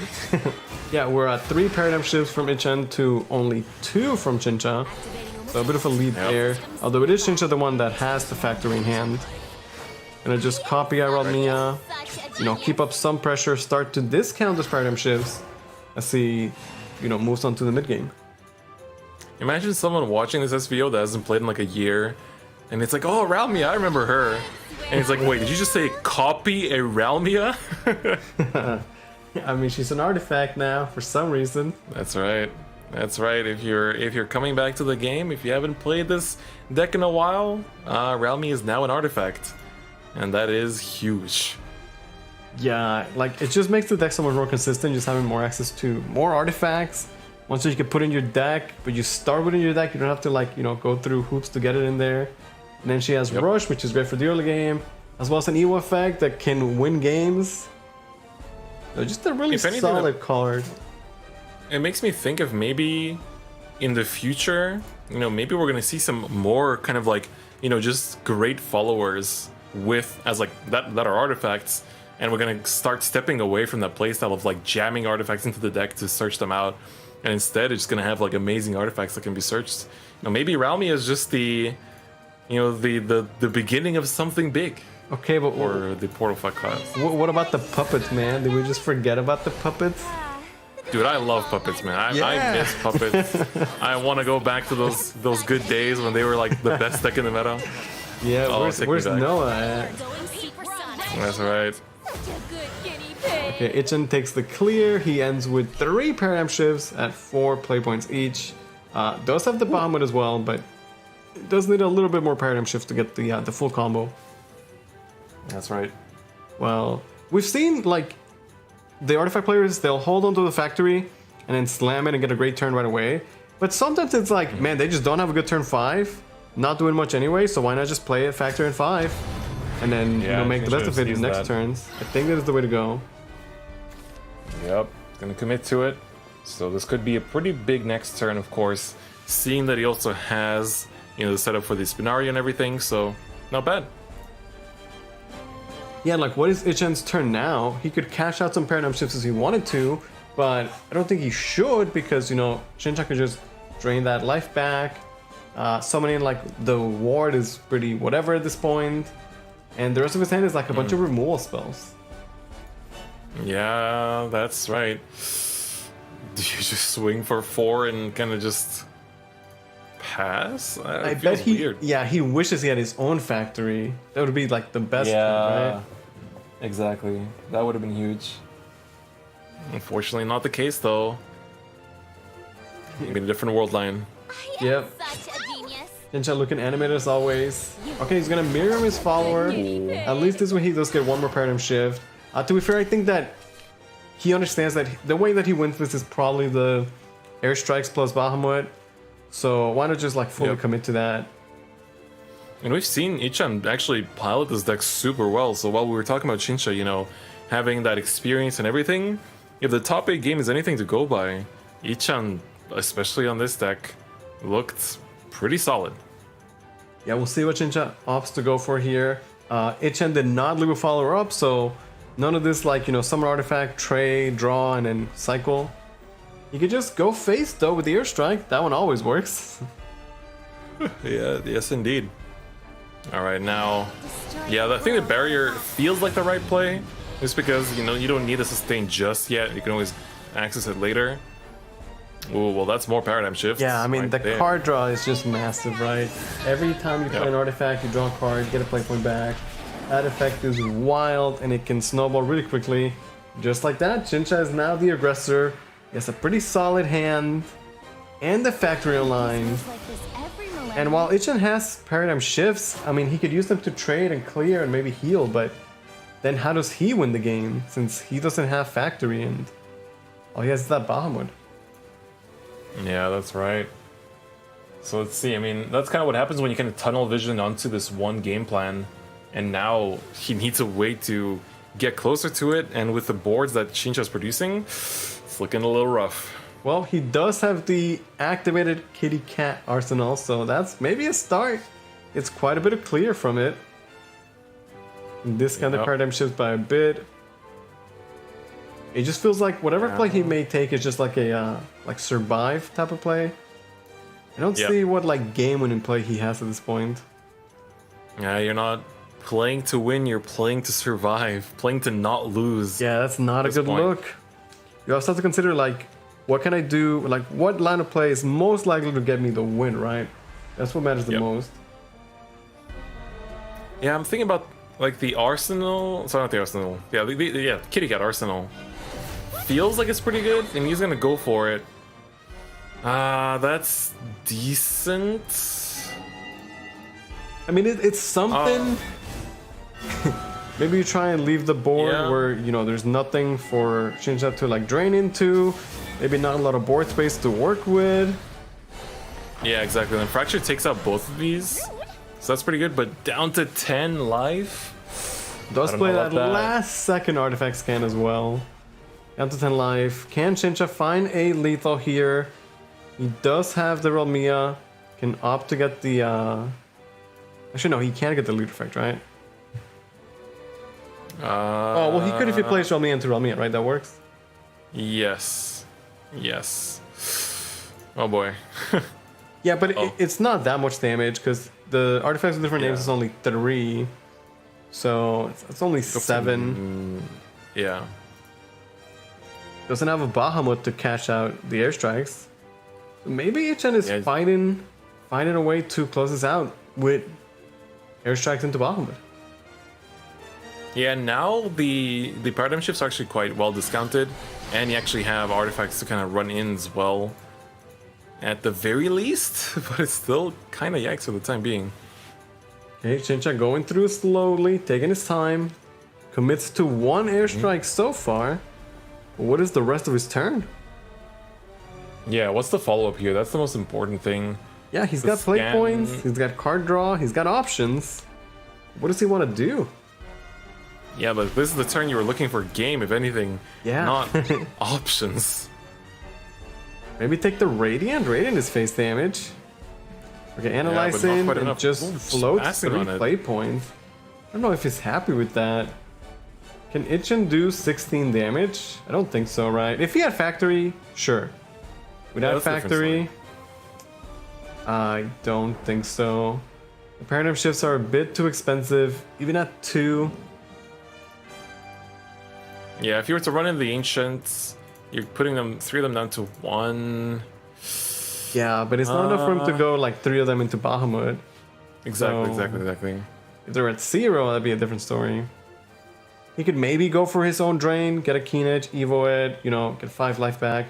Maybe he would feel safe at 13 life. But he also saw that Yeah. like Shincha couldn't really push a lot of damage last turn.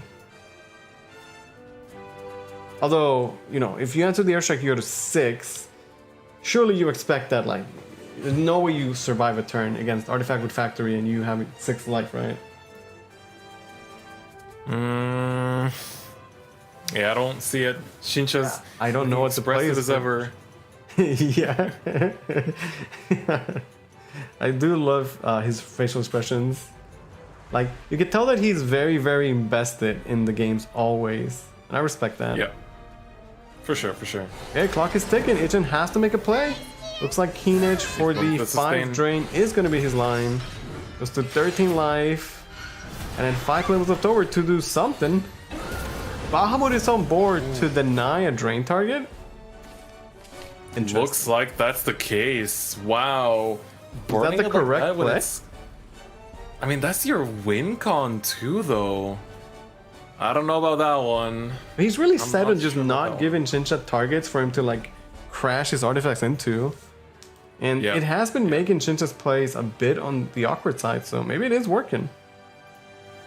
But how long can you keep that up for? Especially Yeah, I don't know. looking at his hand is just. I don't know what the follow-up's gonna be. Right, like, Playing off the as- top is pretty risky. As cool as that play may have been, by using the Bahamut there, like how does he win now? Exactly. Playing off the top is not something you want to do at this stage of the game, and in top 4, it's gonna be a bit rough. Yeah, everything on the line here. The winner will go to the finals for a chance to earn a slot in the Contenders Cup. And for Jinja, you know, those juicy league points are worth so much more even. Yeah.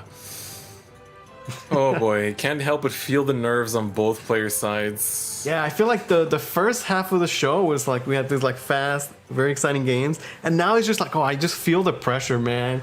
I feel so much Yeah. pressure for all these players. Shinsha just passes. Just float 8 play point, just Wow. hard pass. Wow. He's just not having it. He's like, you're not giving me any targets, I'm not giving you any targets. Yeah, like the funny thing about that is like, okay, what is Ichin gonna do then?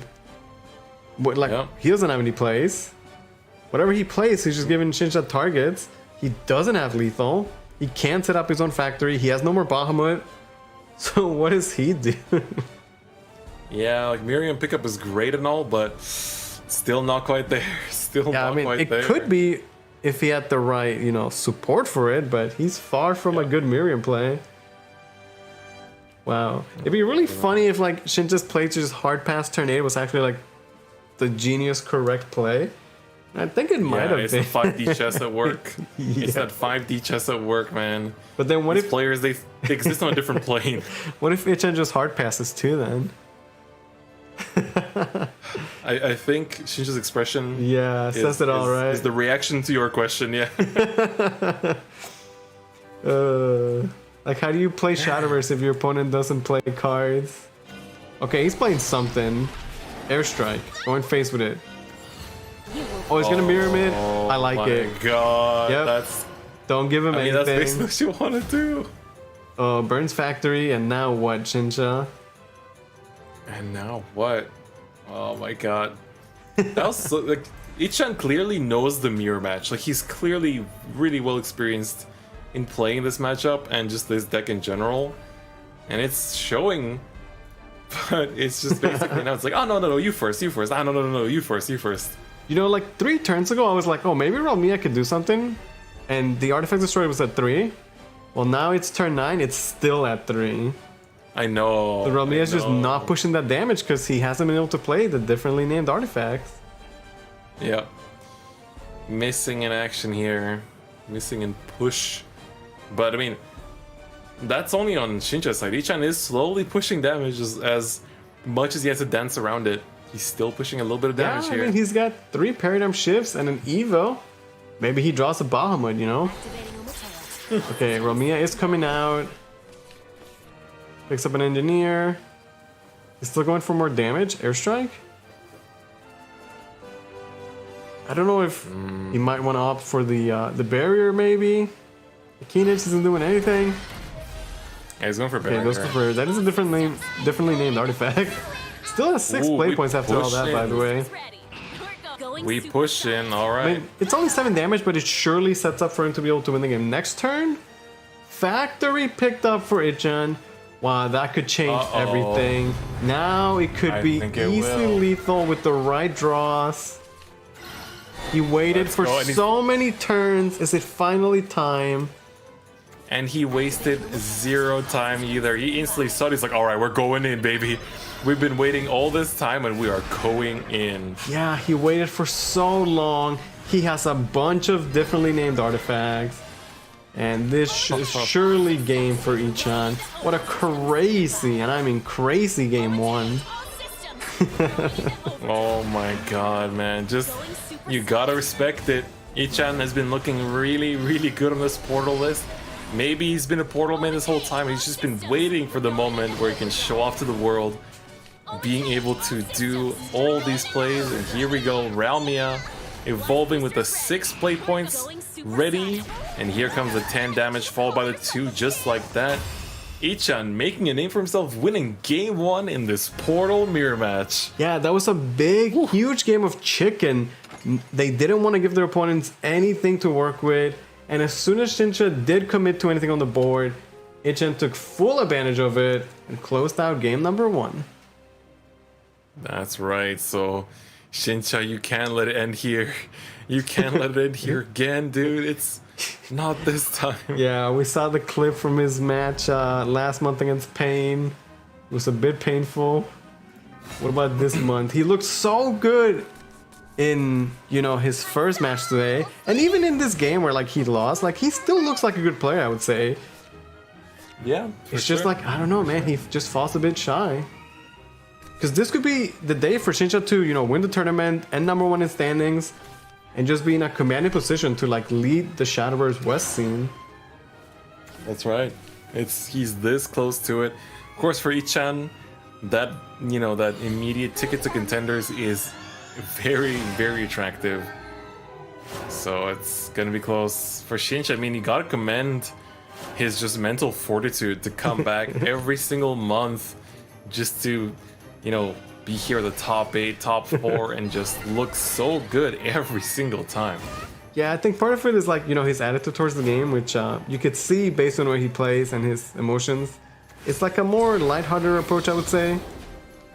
Yep. Less of, like, the, you know, sweaty tryhard, we'll say. As East would say.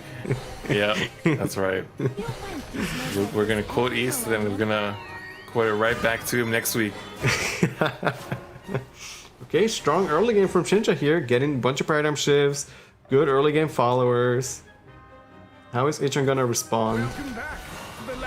Yeah, like, we've been really putting a lot of emphasis on this portal list, and we haven't actually seen him play Shadow yet. Ichan, you know, he had Blood and Portal earlier, but now let's see how well he can execute the Shadow. I mean, maybe he's just amazing with all 3 decks, and that's why he deserves to stand at the top. Yeah, I mean, he looked pretty good with the artifact. You would assume, you know, you bring in the Yep. 2 top tier decks. Like, surely this is the decks that you have the most practice on this month. That's right. Yeah, you're gonna keep generating those paradigm shifts, discarding, drawing. His hand's looking good so far. Yeah, as long as he's discounting the paradigm shifts, he's doing all right. We'll see if we can find either a Bahamut or a Factory.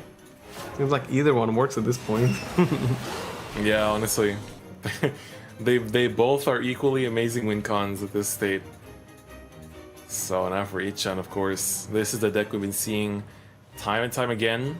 This is also the matchup where the Celeste Omega is very, very big. You know, just turning off Paradigm Shift, literally the card, the crux of this entire archetype Yeah. is huge. Yeah, you just have to find the right moment to freeze the paradigm shifts and deny your opponent from them. You don't really want to waste that Celeste, right? Want to save it for just the right time. We'll see if Ichan can do that. He is up 1 game. Only needs 1 more W here to move on to the finals against Tempo Storm's Hishiro. That's right. Hishiro waits the final boss for both these players. Yeah, that's a real final boss. Conquer. Yep. Step back, new arrival. They're gonna take the Gatekeeper, pick up 2 Bubbly Reapers.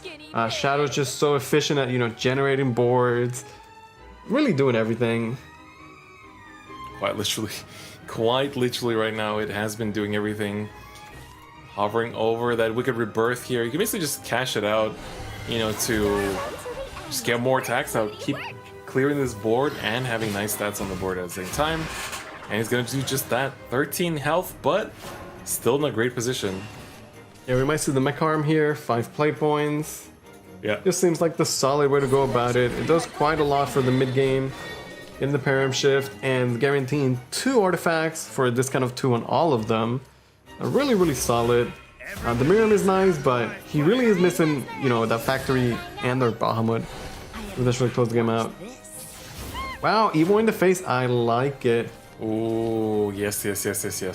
Very much so. Very much so. Now, the number devourer is there for Ichan, but you'd have to make some board space for it. And it's kind of awkward with what he has so far. Kind of just like have to trade into stuff in a bit of a minus. Yeah, I don't know about this one. Yeah, so like as good as the devourer is, it doesn't actually guarantee you the heal. So there is a world in which you place it, hoping to get life back, and it just doesn't give you life back, but we'll see what happens. Shinsha taking the very aggressive stance. Evo in the face, putting Ichan 10 life in vengeance, with 3 paradigm shifts in hand to potentially close the game out. They are still a bit on the expensive side though, but he will be in resonance with Miriam. Alright, there we go. That's gonna put him down a little bit more. The scan picked up. That is good too. Yeah, so Tracing, of course, huge.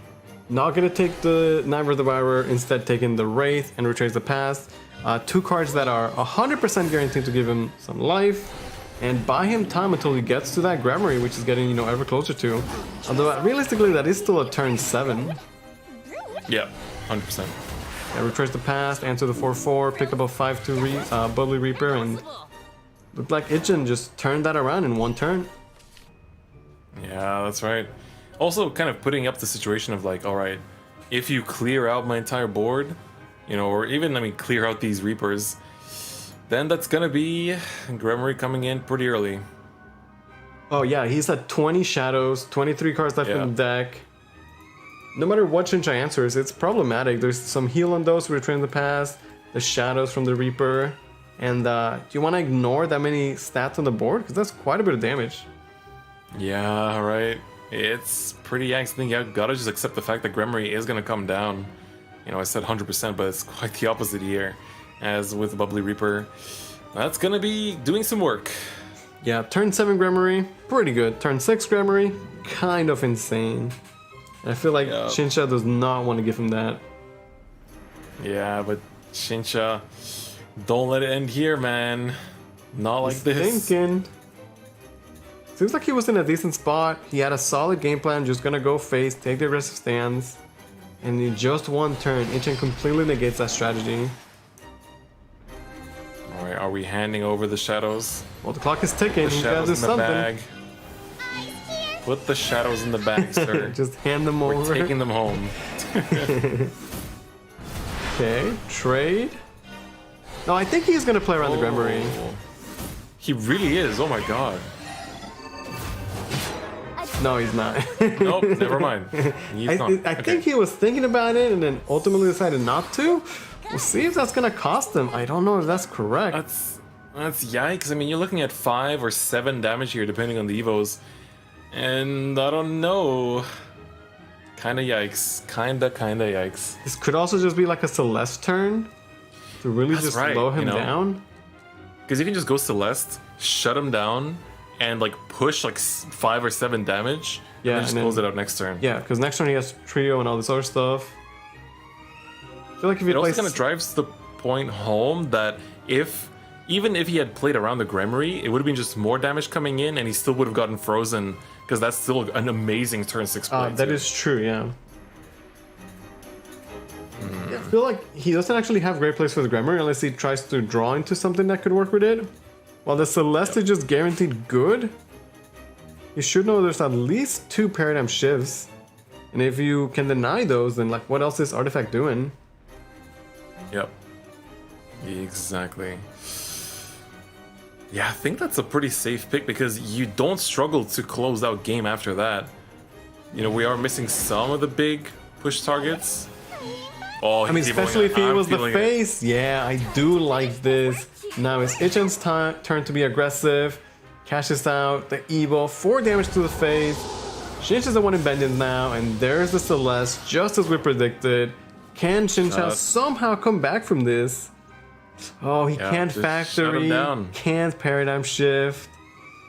His only play is Miriam, and it is not a good one. And that's it. Like, you're basically... Oh, look at Shincha there. He's like, alright, checkmate. He knows You got me there. Another Gremory, because why not? And just like that, Ichan is going to take the series 2-0 over Shincha and advance to the finals, where he will face Hishiro for a spot in the Contenders Cup later on this year. Not bad at all. What can I say? That was really, really impressive. I mean, we were talking about, it's like, yeah, we could have a final with like 2 Titans. You know, we could have a final with 2 rookies, but this is still, you know, Ichan coming in just like that, pulling up and just looking so good. Such amazing control over all these decks. And on top of everything, it's just like, not only that, but man, that portal, he looked almost unstoppable. I don't know if Hishiro will be able to actually stop him in his tracks, because Ichan so far is looking nuts. Like, that is really good. Like, I'm genuinely impressed. Yeah, he really navigated through that portal mirror match so well. And the story still works because, like, Hishiro's been playing Gatekeeper to Asher Cloud. He already has his spot to Worlds. Obviously, he's still going to do his best to Contenders, but now he can gatekeep Ichan, who is like, I don't want to say a new player, but he's new to our scene. He's new to being here in the top 8. His first time here. Could he, you know, beat Hishiro in the finals? I mean, that's quite the story. That's quite the narrative if you can make it out with that in mind. But boy, oh boy, I think a lot of us need a bit of a breather after those insanely close top 4s. You know, that was such a back and forth. We're gonna go for a short break, but once we're back, we're gonna have the finals. We got a card reveal for y'all as well, so make sure you stay tuned, and a lot more interesting news going your way very, very soon. So don't go anywhere. We'll go for a short break. We'll see you guys very, very soon.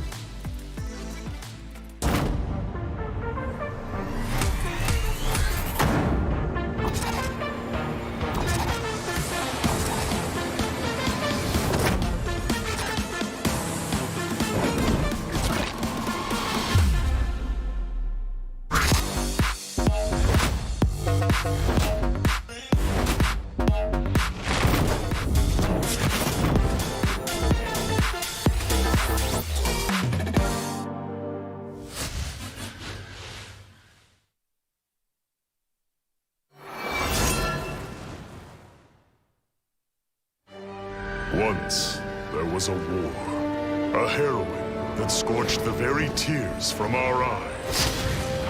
But from the ashes we rose to grasp hard-earned hope. Once, there was an invasion. At its head was a tyrant who sought termination. But we resisted and won our freedom. Our tale of calamity has come to an end. And in this new chapter, the world will be born anew. Slowly but surely, the storm clouds will part. And rays of hope will illuminate the land. Blinking at the light, we'll reach out with both hands and shape our future. Of course, not all scars fade. They are a reminder that not everything lost can be found again. can't turn back time or rewrite the past.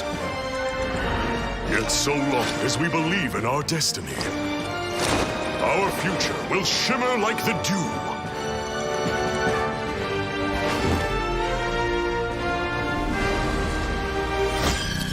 Renascent Chronicles. Turn the page. A new adventure awaits.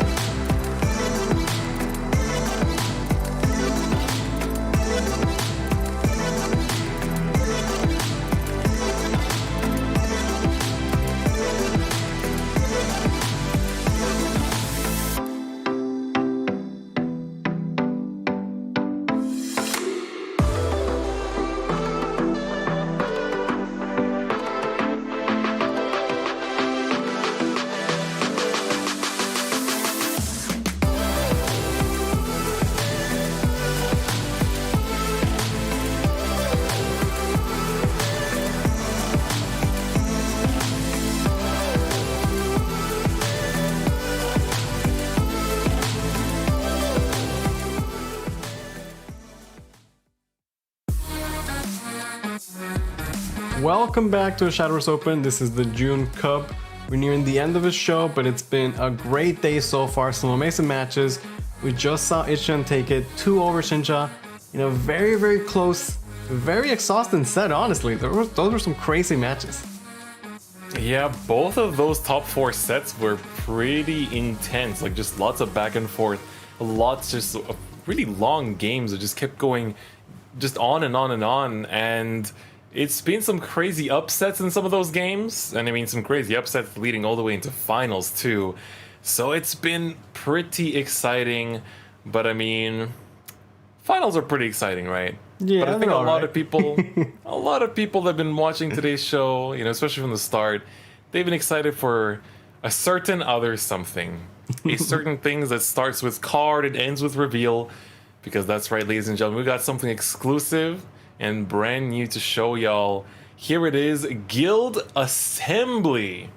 All right, Lewis, do me the honors. Spell. If allied followers have VO'd at least 3 times this match, draw a card. Then, if allied followers have VO'd at least 5 times, restore 5 units to your leader. Then, if allied followers have VO'd at least 7 times, give +2/+2 and rush to all allied followers. For a 1 play point spell, this looks pretty crazy for some sort of Evo Rune deck. Is that where we're going? We're going to Evo Ruin, baby. I mean, hey, we were talking the whole day, you know, Shadowcraft has a 1-cost spell.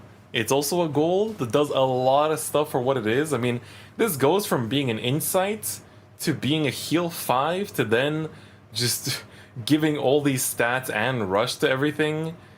And I mean, good God. I mean, I'm excited to see what this card is going to be used in going forward. I mean, the new expansion is pretty soon. I think in just a bit over a week, if I'm not mistaken.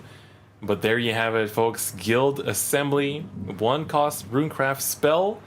That's gonna be fun. I'm looking forward to seeing what kind of Evo rune we're gonna have going into this. Yeah, sometimes the best Shadowverse cards are those that just scale. Like a 1 play 1 draw 1 is fine, but a 1 play 1 draw 1 heal 5 +2/+2 rush to everybody is insane, right? So yeah, seems good. We'll see what Evo rune could look like. I'm excited for that. New expansion, like you said, coming out at the end of the month. When we see you guys for the July SVO, it'll be a whole new meta. But Darkness over Belsar is not over yet. We still have our finals. That's right, the finals, the last showdown for Darkness over Belsar. So let's take a look at which players are going to be sending off this meta for this expansion before we head on to bigger things in the futures. Of course, once again, Hishiro and Ichan, this time around, they've left up both of their kind of like spicy picks. The sword is there, the blood is there. But I think if you're Hishiro and you've been watching these games, Ichan has been looking unstoppable so far. And I think he's also not dropped a single game thus far as well, which is really, really impressive. Yeah, I mean, maybe after that last artifact mirror, they both are like, yeah, let's not go through that again. I am happy to see the aggro sword make it through. We did see it looking very solid from Ishiro. He knew how to get as much damage as possible. This is going to be our finals. The winner of this is going to earn a slot in the Contenders Cup. Will it be Ichan? Will it be Temple Storm Hishiro? Let's find out. Target acquired. Let's find out indeed. It's going to be exciting. And both players starting out with the spice. This time Hishiro, though, going second with the sword. That will change some things. Yeah, I wonder if he wanted to, queue up the sword against the shadow or the blood. Yeah, I wonder. In either case, it's... I don't know, matchup-wise, I haven't actually experienced playing against the Evo Blood with this sword list, so it'll be interesting to see how this paces out. Hishiro going second, so we'll see how that goes. Does get a bit more cards. Radical Gunslinger, a pretty solid 1-drop. Oh yes, oh yes. On the other hand, Evo Blood, Alisard on 2. Feel like if you're playing the SVO, you play Evo Blood, you just get the Alisard on 2. No questions asked. Yeah. That's your formal request to the deck to just cooperate with you for a second. Yeah. Now for Ishido, it's the question, do I take this out? Do I ignore it? Run into it? I feel like going face is the play here just because, yeah, it's, you still have ways to clear later on. Nothing. And you still have this threat of a 1-1 with Bane too. Yeah, he is the aggro sword deck, right? Nothing. Might as well go face, let Ichan handle the trades. This could be a very strong Bandit though. Bandit gets so much value off of being buffed by the vehicles, the horse here. Makes her a 3-4 rush, and then still has 2 playmates left over for a Cat Admiral. Oh. If that Cat Admiral survives, he can be Evo to the face for so much damage. That is right. So he's already at 5 rally count. We're very close here. Oh, that's gonna stick. That's gonna stick. Yeah. All right. You could love to see it. Play the Chariot, Evo, Cat Admiral face. Oh, okay. You also just Gabriel the Bandit. I mean, that's a good one too. Could Gabriel the Bandit, right there. Evil Cat Admiral face, trade the Bane against the 2/2, just go face for 1,000 damage.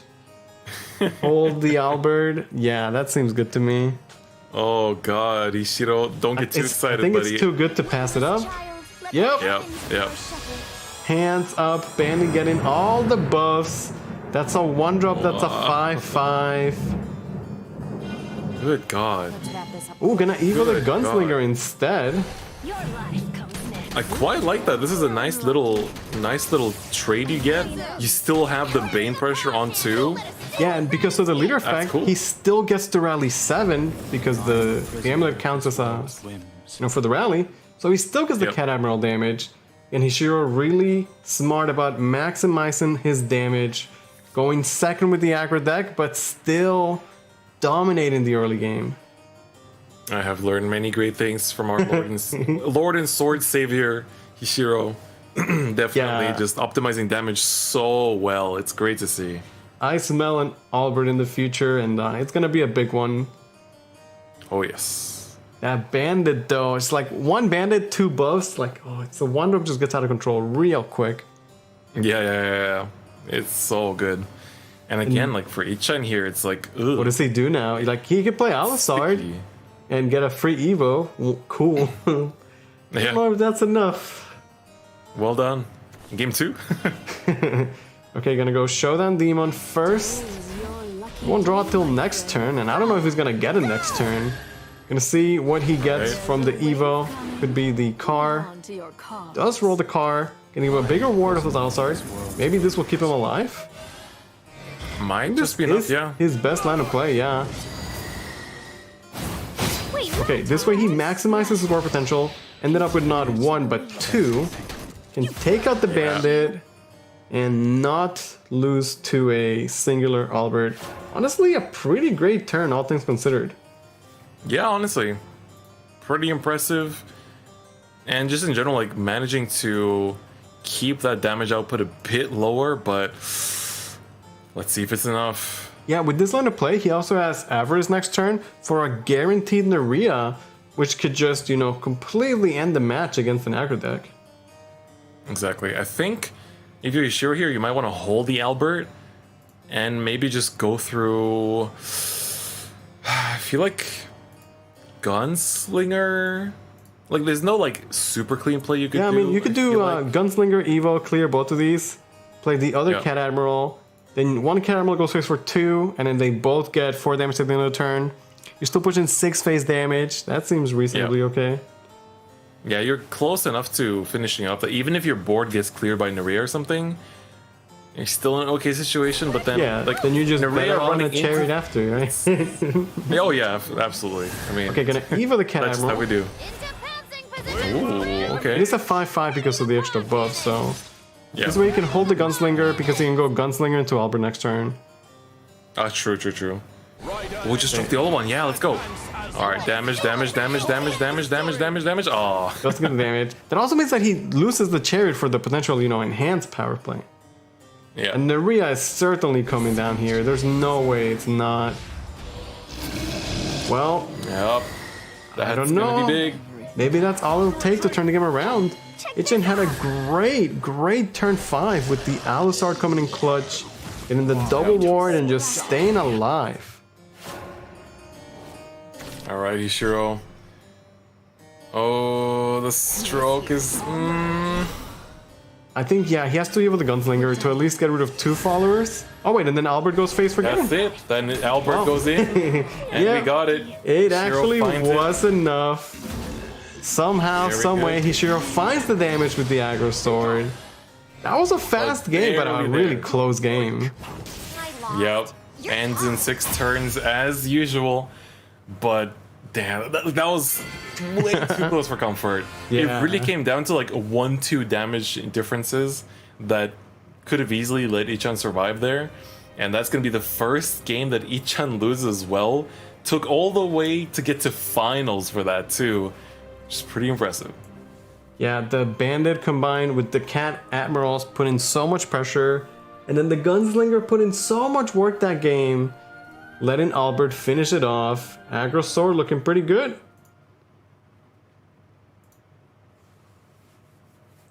All right. Okay, Hishiro Getting up into this though. 1 game, only needs 1 more to be the June champion and earn a slot in the Contenders Cup.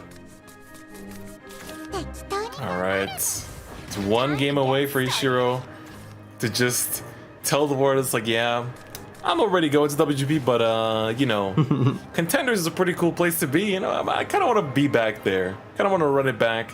Yeah, show I'm everyone sure who's boss. he still wants to win Contenders, right? Absolutely. You know, while WGP is the big goal, it doesn't change the fact that you still want to dominate the entire region, right? Yep. This is still like WGP is on the world scale. Of course, it's great, it's huge, but you gotta have you gotta be that kind of idol that people look up to in the region. And Ishiro wants to make a name for himself here as the West's champion. Yeah, now it comes down to the last word shadow for Ishiro. He has 2 chances. First against the Evil Blood. We'll see how Ichin can respond. Like you said, I think he hadn't dropped a game before this. The first time we see him, you know, take an L. We'll see if he can bounce back. But he's sure off to a good start. Celeste, we've seen that card just be so clutch. And even the Axel Crystallized, still pretty solid. So versatile too. You know, just every single thing about this card is fantastic. Really coming through big time in this specific format too. Now, Halanisa can sometimes just run away with games, but not against the Archangel, right? Exactly. This It's is just a clean, easy answer to it, but he's not gonna take it. not Just yet. Not just hold yet. on, maybe wait to play on curve next turn. Could take the 3 damage, I suppose. Yeah, I mean 3 damage is still okay, especially with the amount of sustain that this deck has, how much healing you can do later on. I think it's pretty okay with that. Ooh, the double though. Okay, well, one of them will stick around then. Yep. Yeah, I gotta just go face right. Evil Blood, more like aggro blood. That's what it is. I mean, it's got big shoes to fill here. Gotta, you know, just juggle both jobs. Gonna Evo the Gatekeeper, see what he gets. New arrival incoming. Another Bubbly Reaper. Double check. Okay, Tour Guide to make some board Guide. space, pick up some extra cards. Surely we are gonna see the Archangel now? Yeah. Yeah. There it is. Afterlife services and Alright, we're still pushing damage though. You know, if Both he evos decks the being pretty Halasina though, aggressive. then it's out of range of getting answered by another Archangel or something. But he's Ooh, you're facing right. down such a board. I don't know if he wants to just ignore that board. I mean, good point. Man, this is turn 4, right? Look at the board that Hishiro's able to, you know, set up. 3-3, 2-2, 3-5, and then 2-2-1s. Yeah. That's quite a bit of pressure. You know there's potentially a Necro Impulse as well, lurking in the shadows. Don't want to run into that anytime soon. Yeah, and if you Luckily, answer the Shadow Count board, wise, you're it's gonna not give too him close. shadows anyway. Yeah. What is I the don't know, play? man. I mean, what do you even do in each situation here? Combustion Demon can be pretty good. Generally, you hold it for the 7 play per enhance, which is really, really strong. But it's also a great 3-drop. Can deny a last words, still get the Evo effect. And that seems like the play for Ichin here. And also follow that up with the Showdown. Guarantee avarice for turn 6 if he gets that in a real. The discard targets are pretty rough here, though, right? Yeah. Look at you don't want like a resolve, fine, but everything else is like, not really, not quite, no. Okay, he does still go face with Halanisa though, not like completely in defense mode. Still gonna push in for a little bit of damage. What is he gonna discard though is the question. Everything here is great. Everything here is great. Okay, gets rid of the other Right. Combustion Demon and the Resolve, leaving the world and Laura.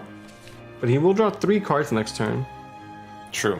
As for Hishiro, no Devourer, but does have a Yeah, lot of that's- plays. He has double Bone Maven, so like he should be fine health-wise.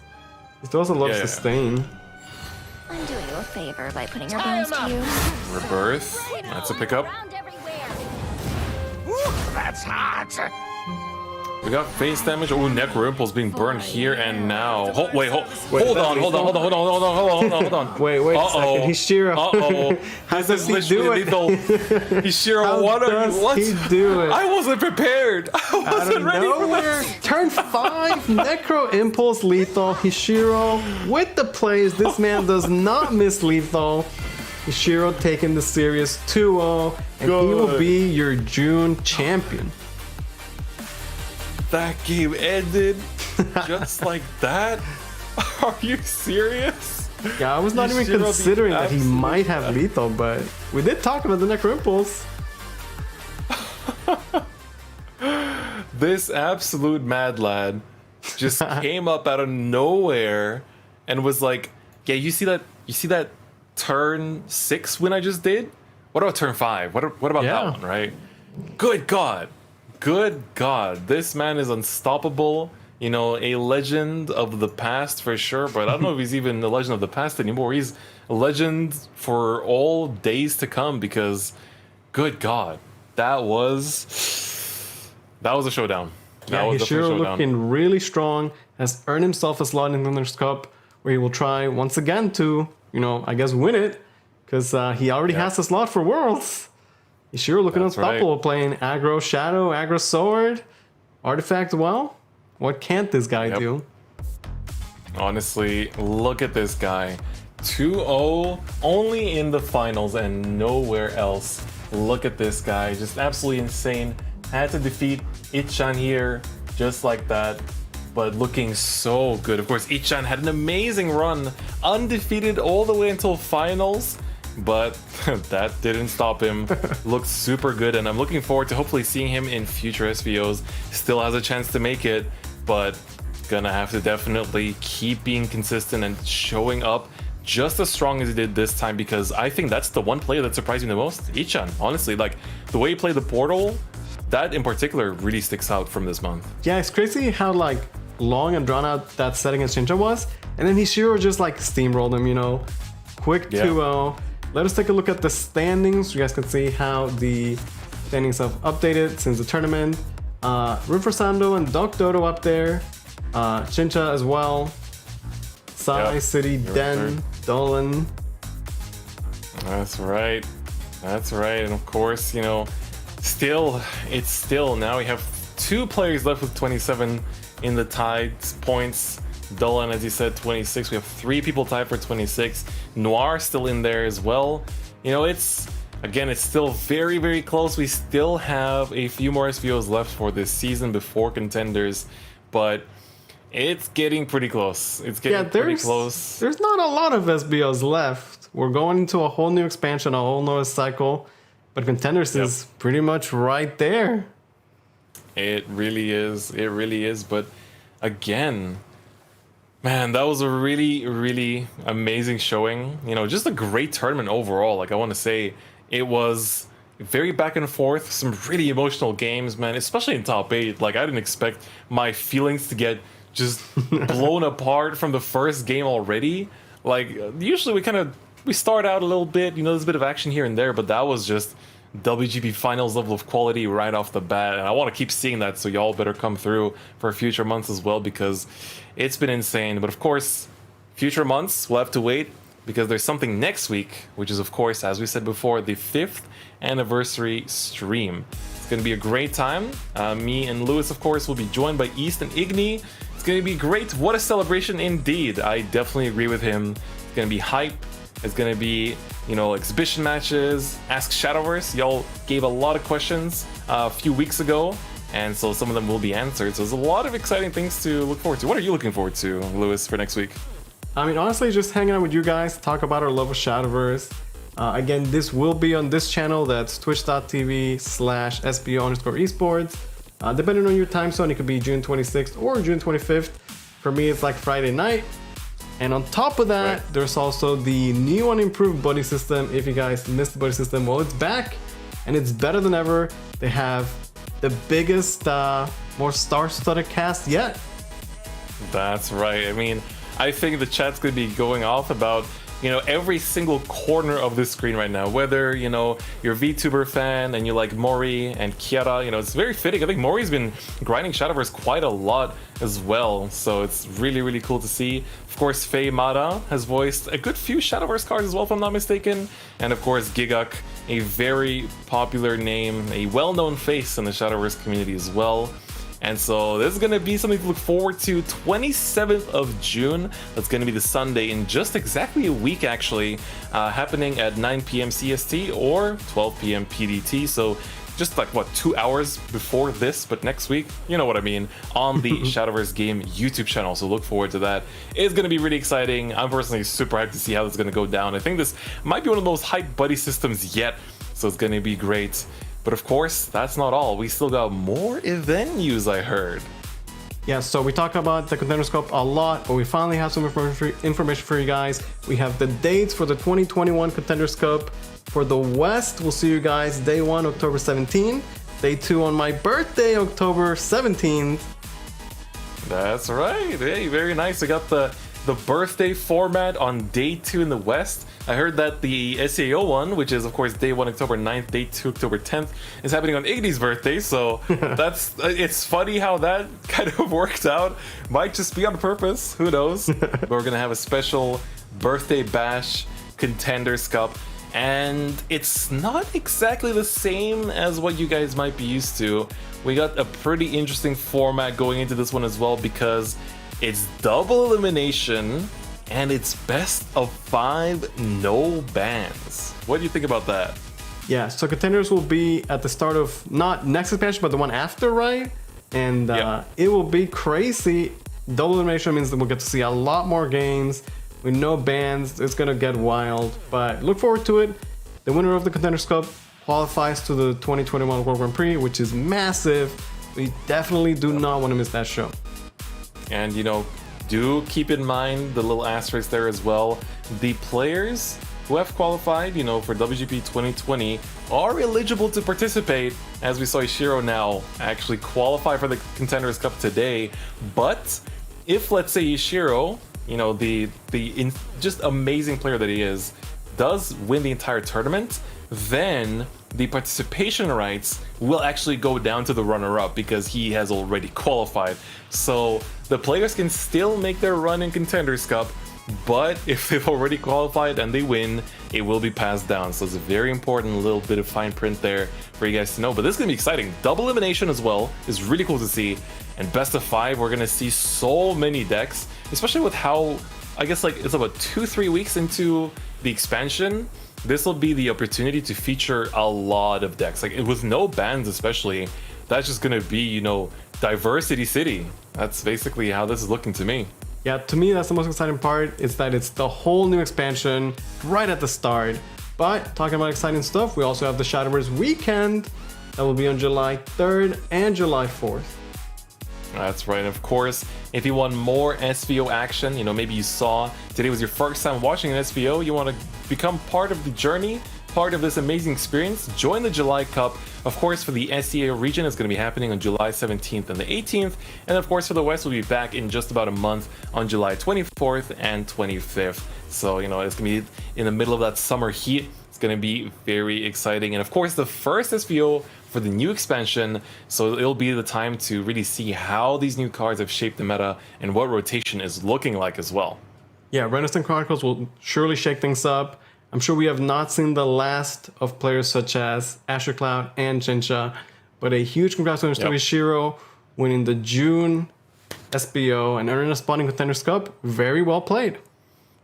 Yep, that's definitely something worth celebrating. You know, I'm sure he's going to be making, you know, all kinds of wrap-up posts on his Twitter. Make sure you know, keep in touch, you know, follow these amazing players on the social medias as well. They're pretty easy to find, and, you know, just follow their journeys, because these are legends that might finally give us that WGP SVO win. You know, we're all waiting for it. But man, it has been quite the tournament today. I think this is probably one of the most emotional ones we've had so far this year. Lots of back and forth, so many emotional games, you know, both really tight, really close games, but also, I mean, look at that finals. Some of them are just over just like that in an instant. So it's been a great show. How are you feeling at the end of it all, Lewis? Yeah, I'm feeling pretty good. Those were some very, very emotional matches, but it was a great tournament. We'll see you guys back in July for another Shadowverse Open. It was a pleasure casting with you as always, Chris. And thank you guys so much for watching. We'll see you in July. Or next week for the anniversary show. That's right.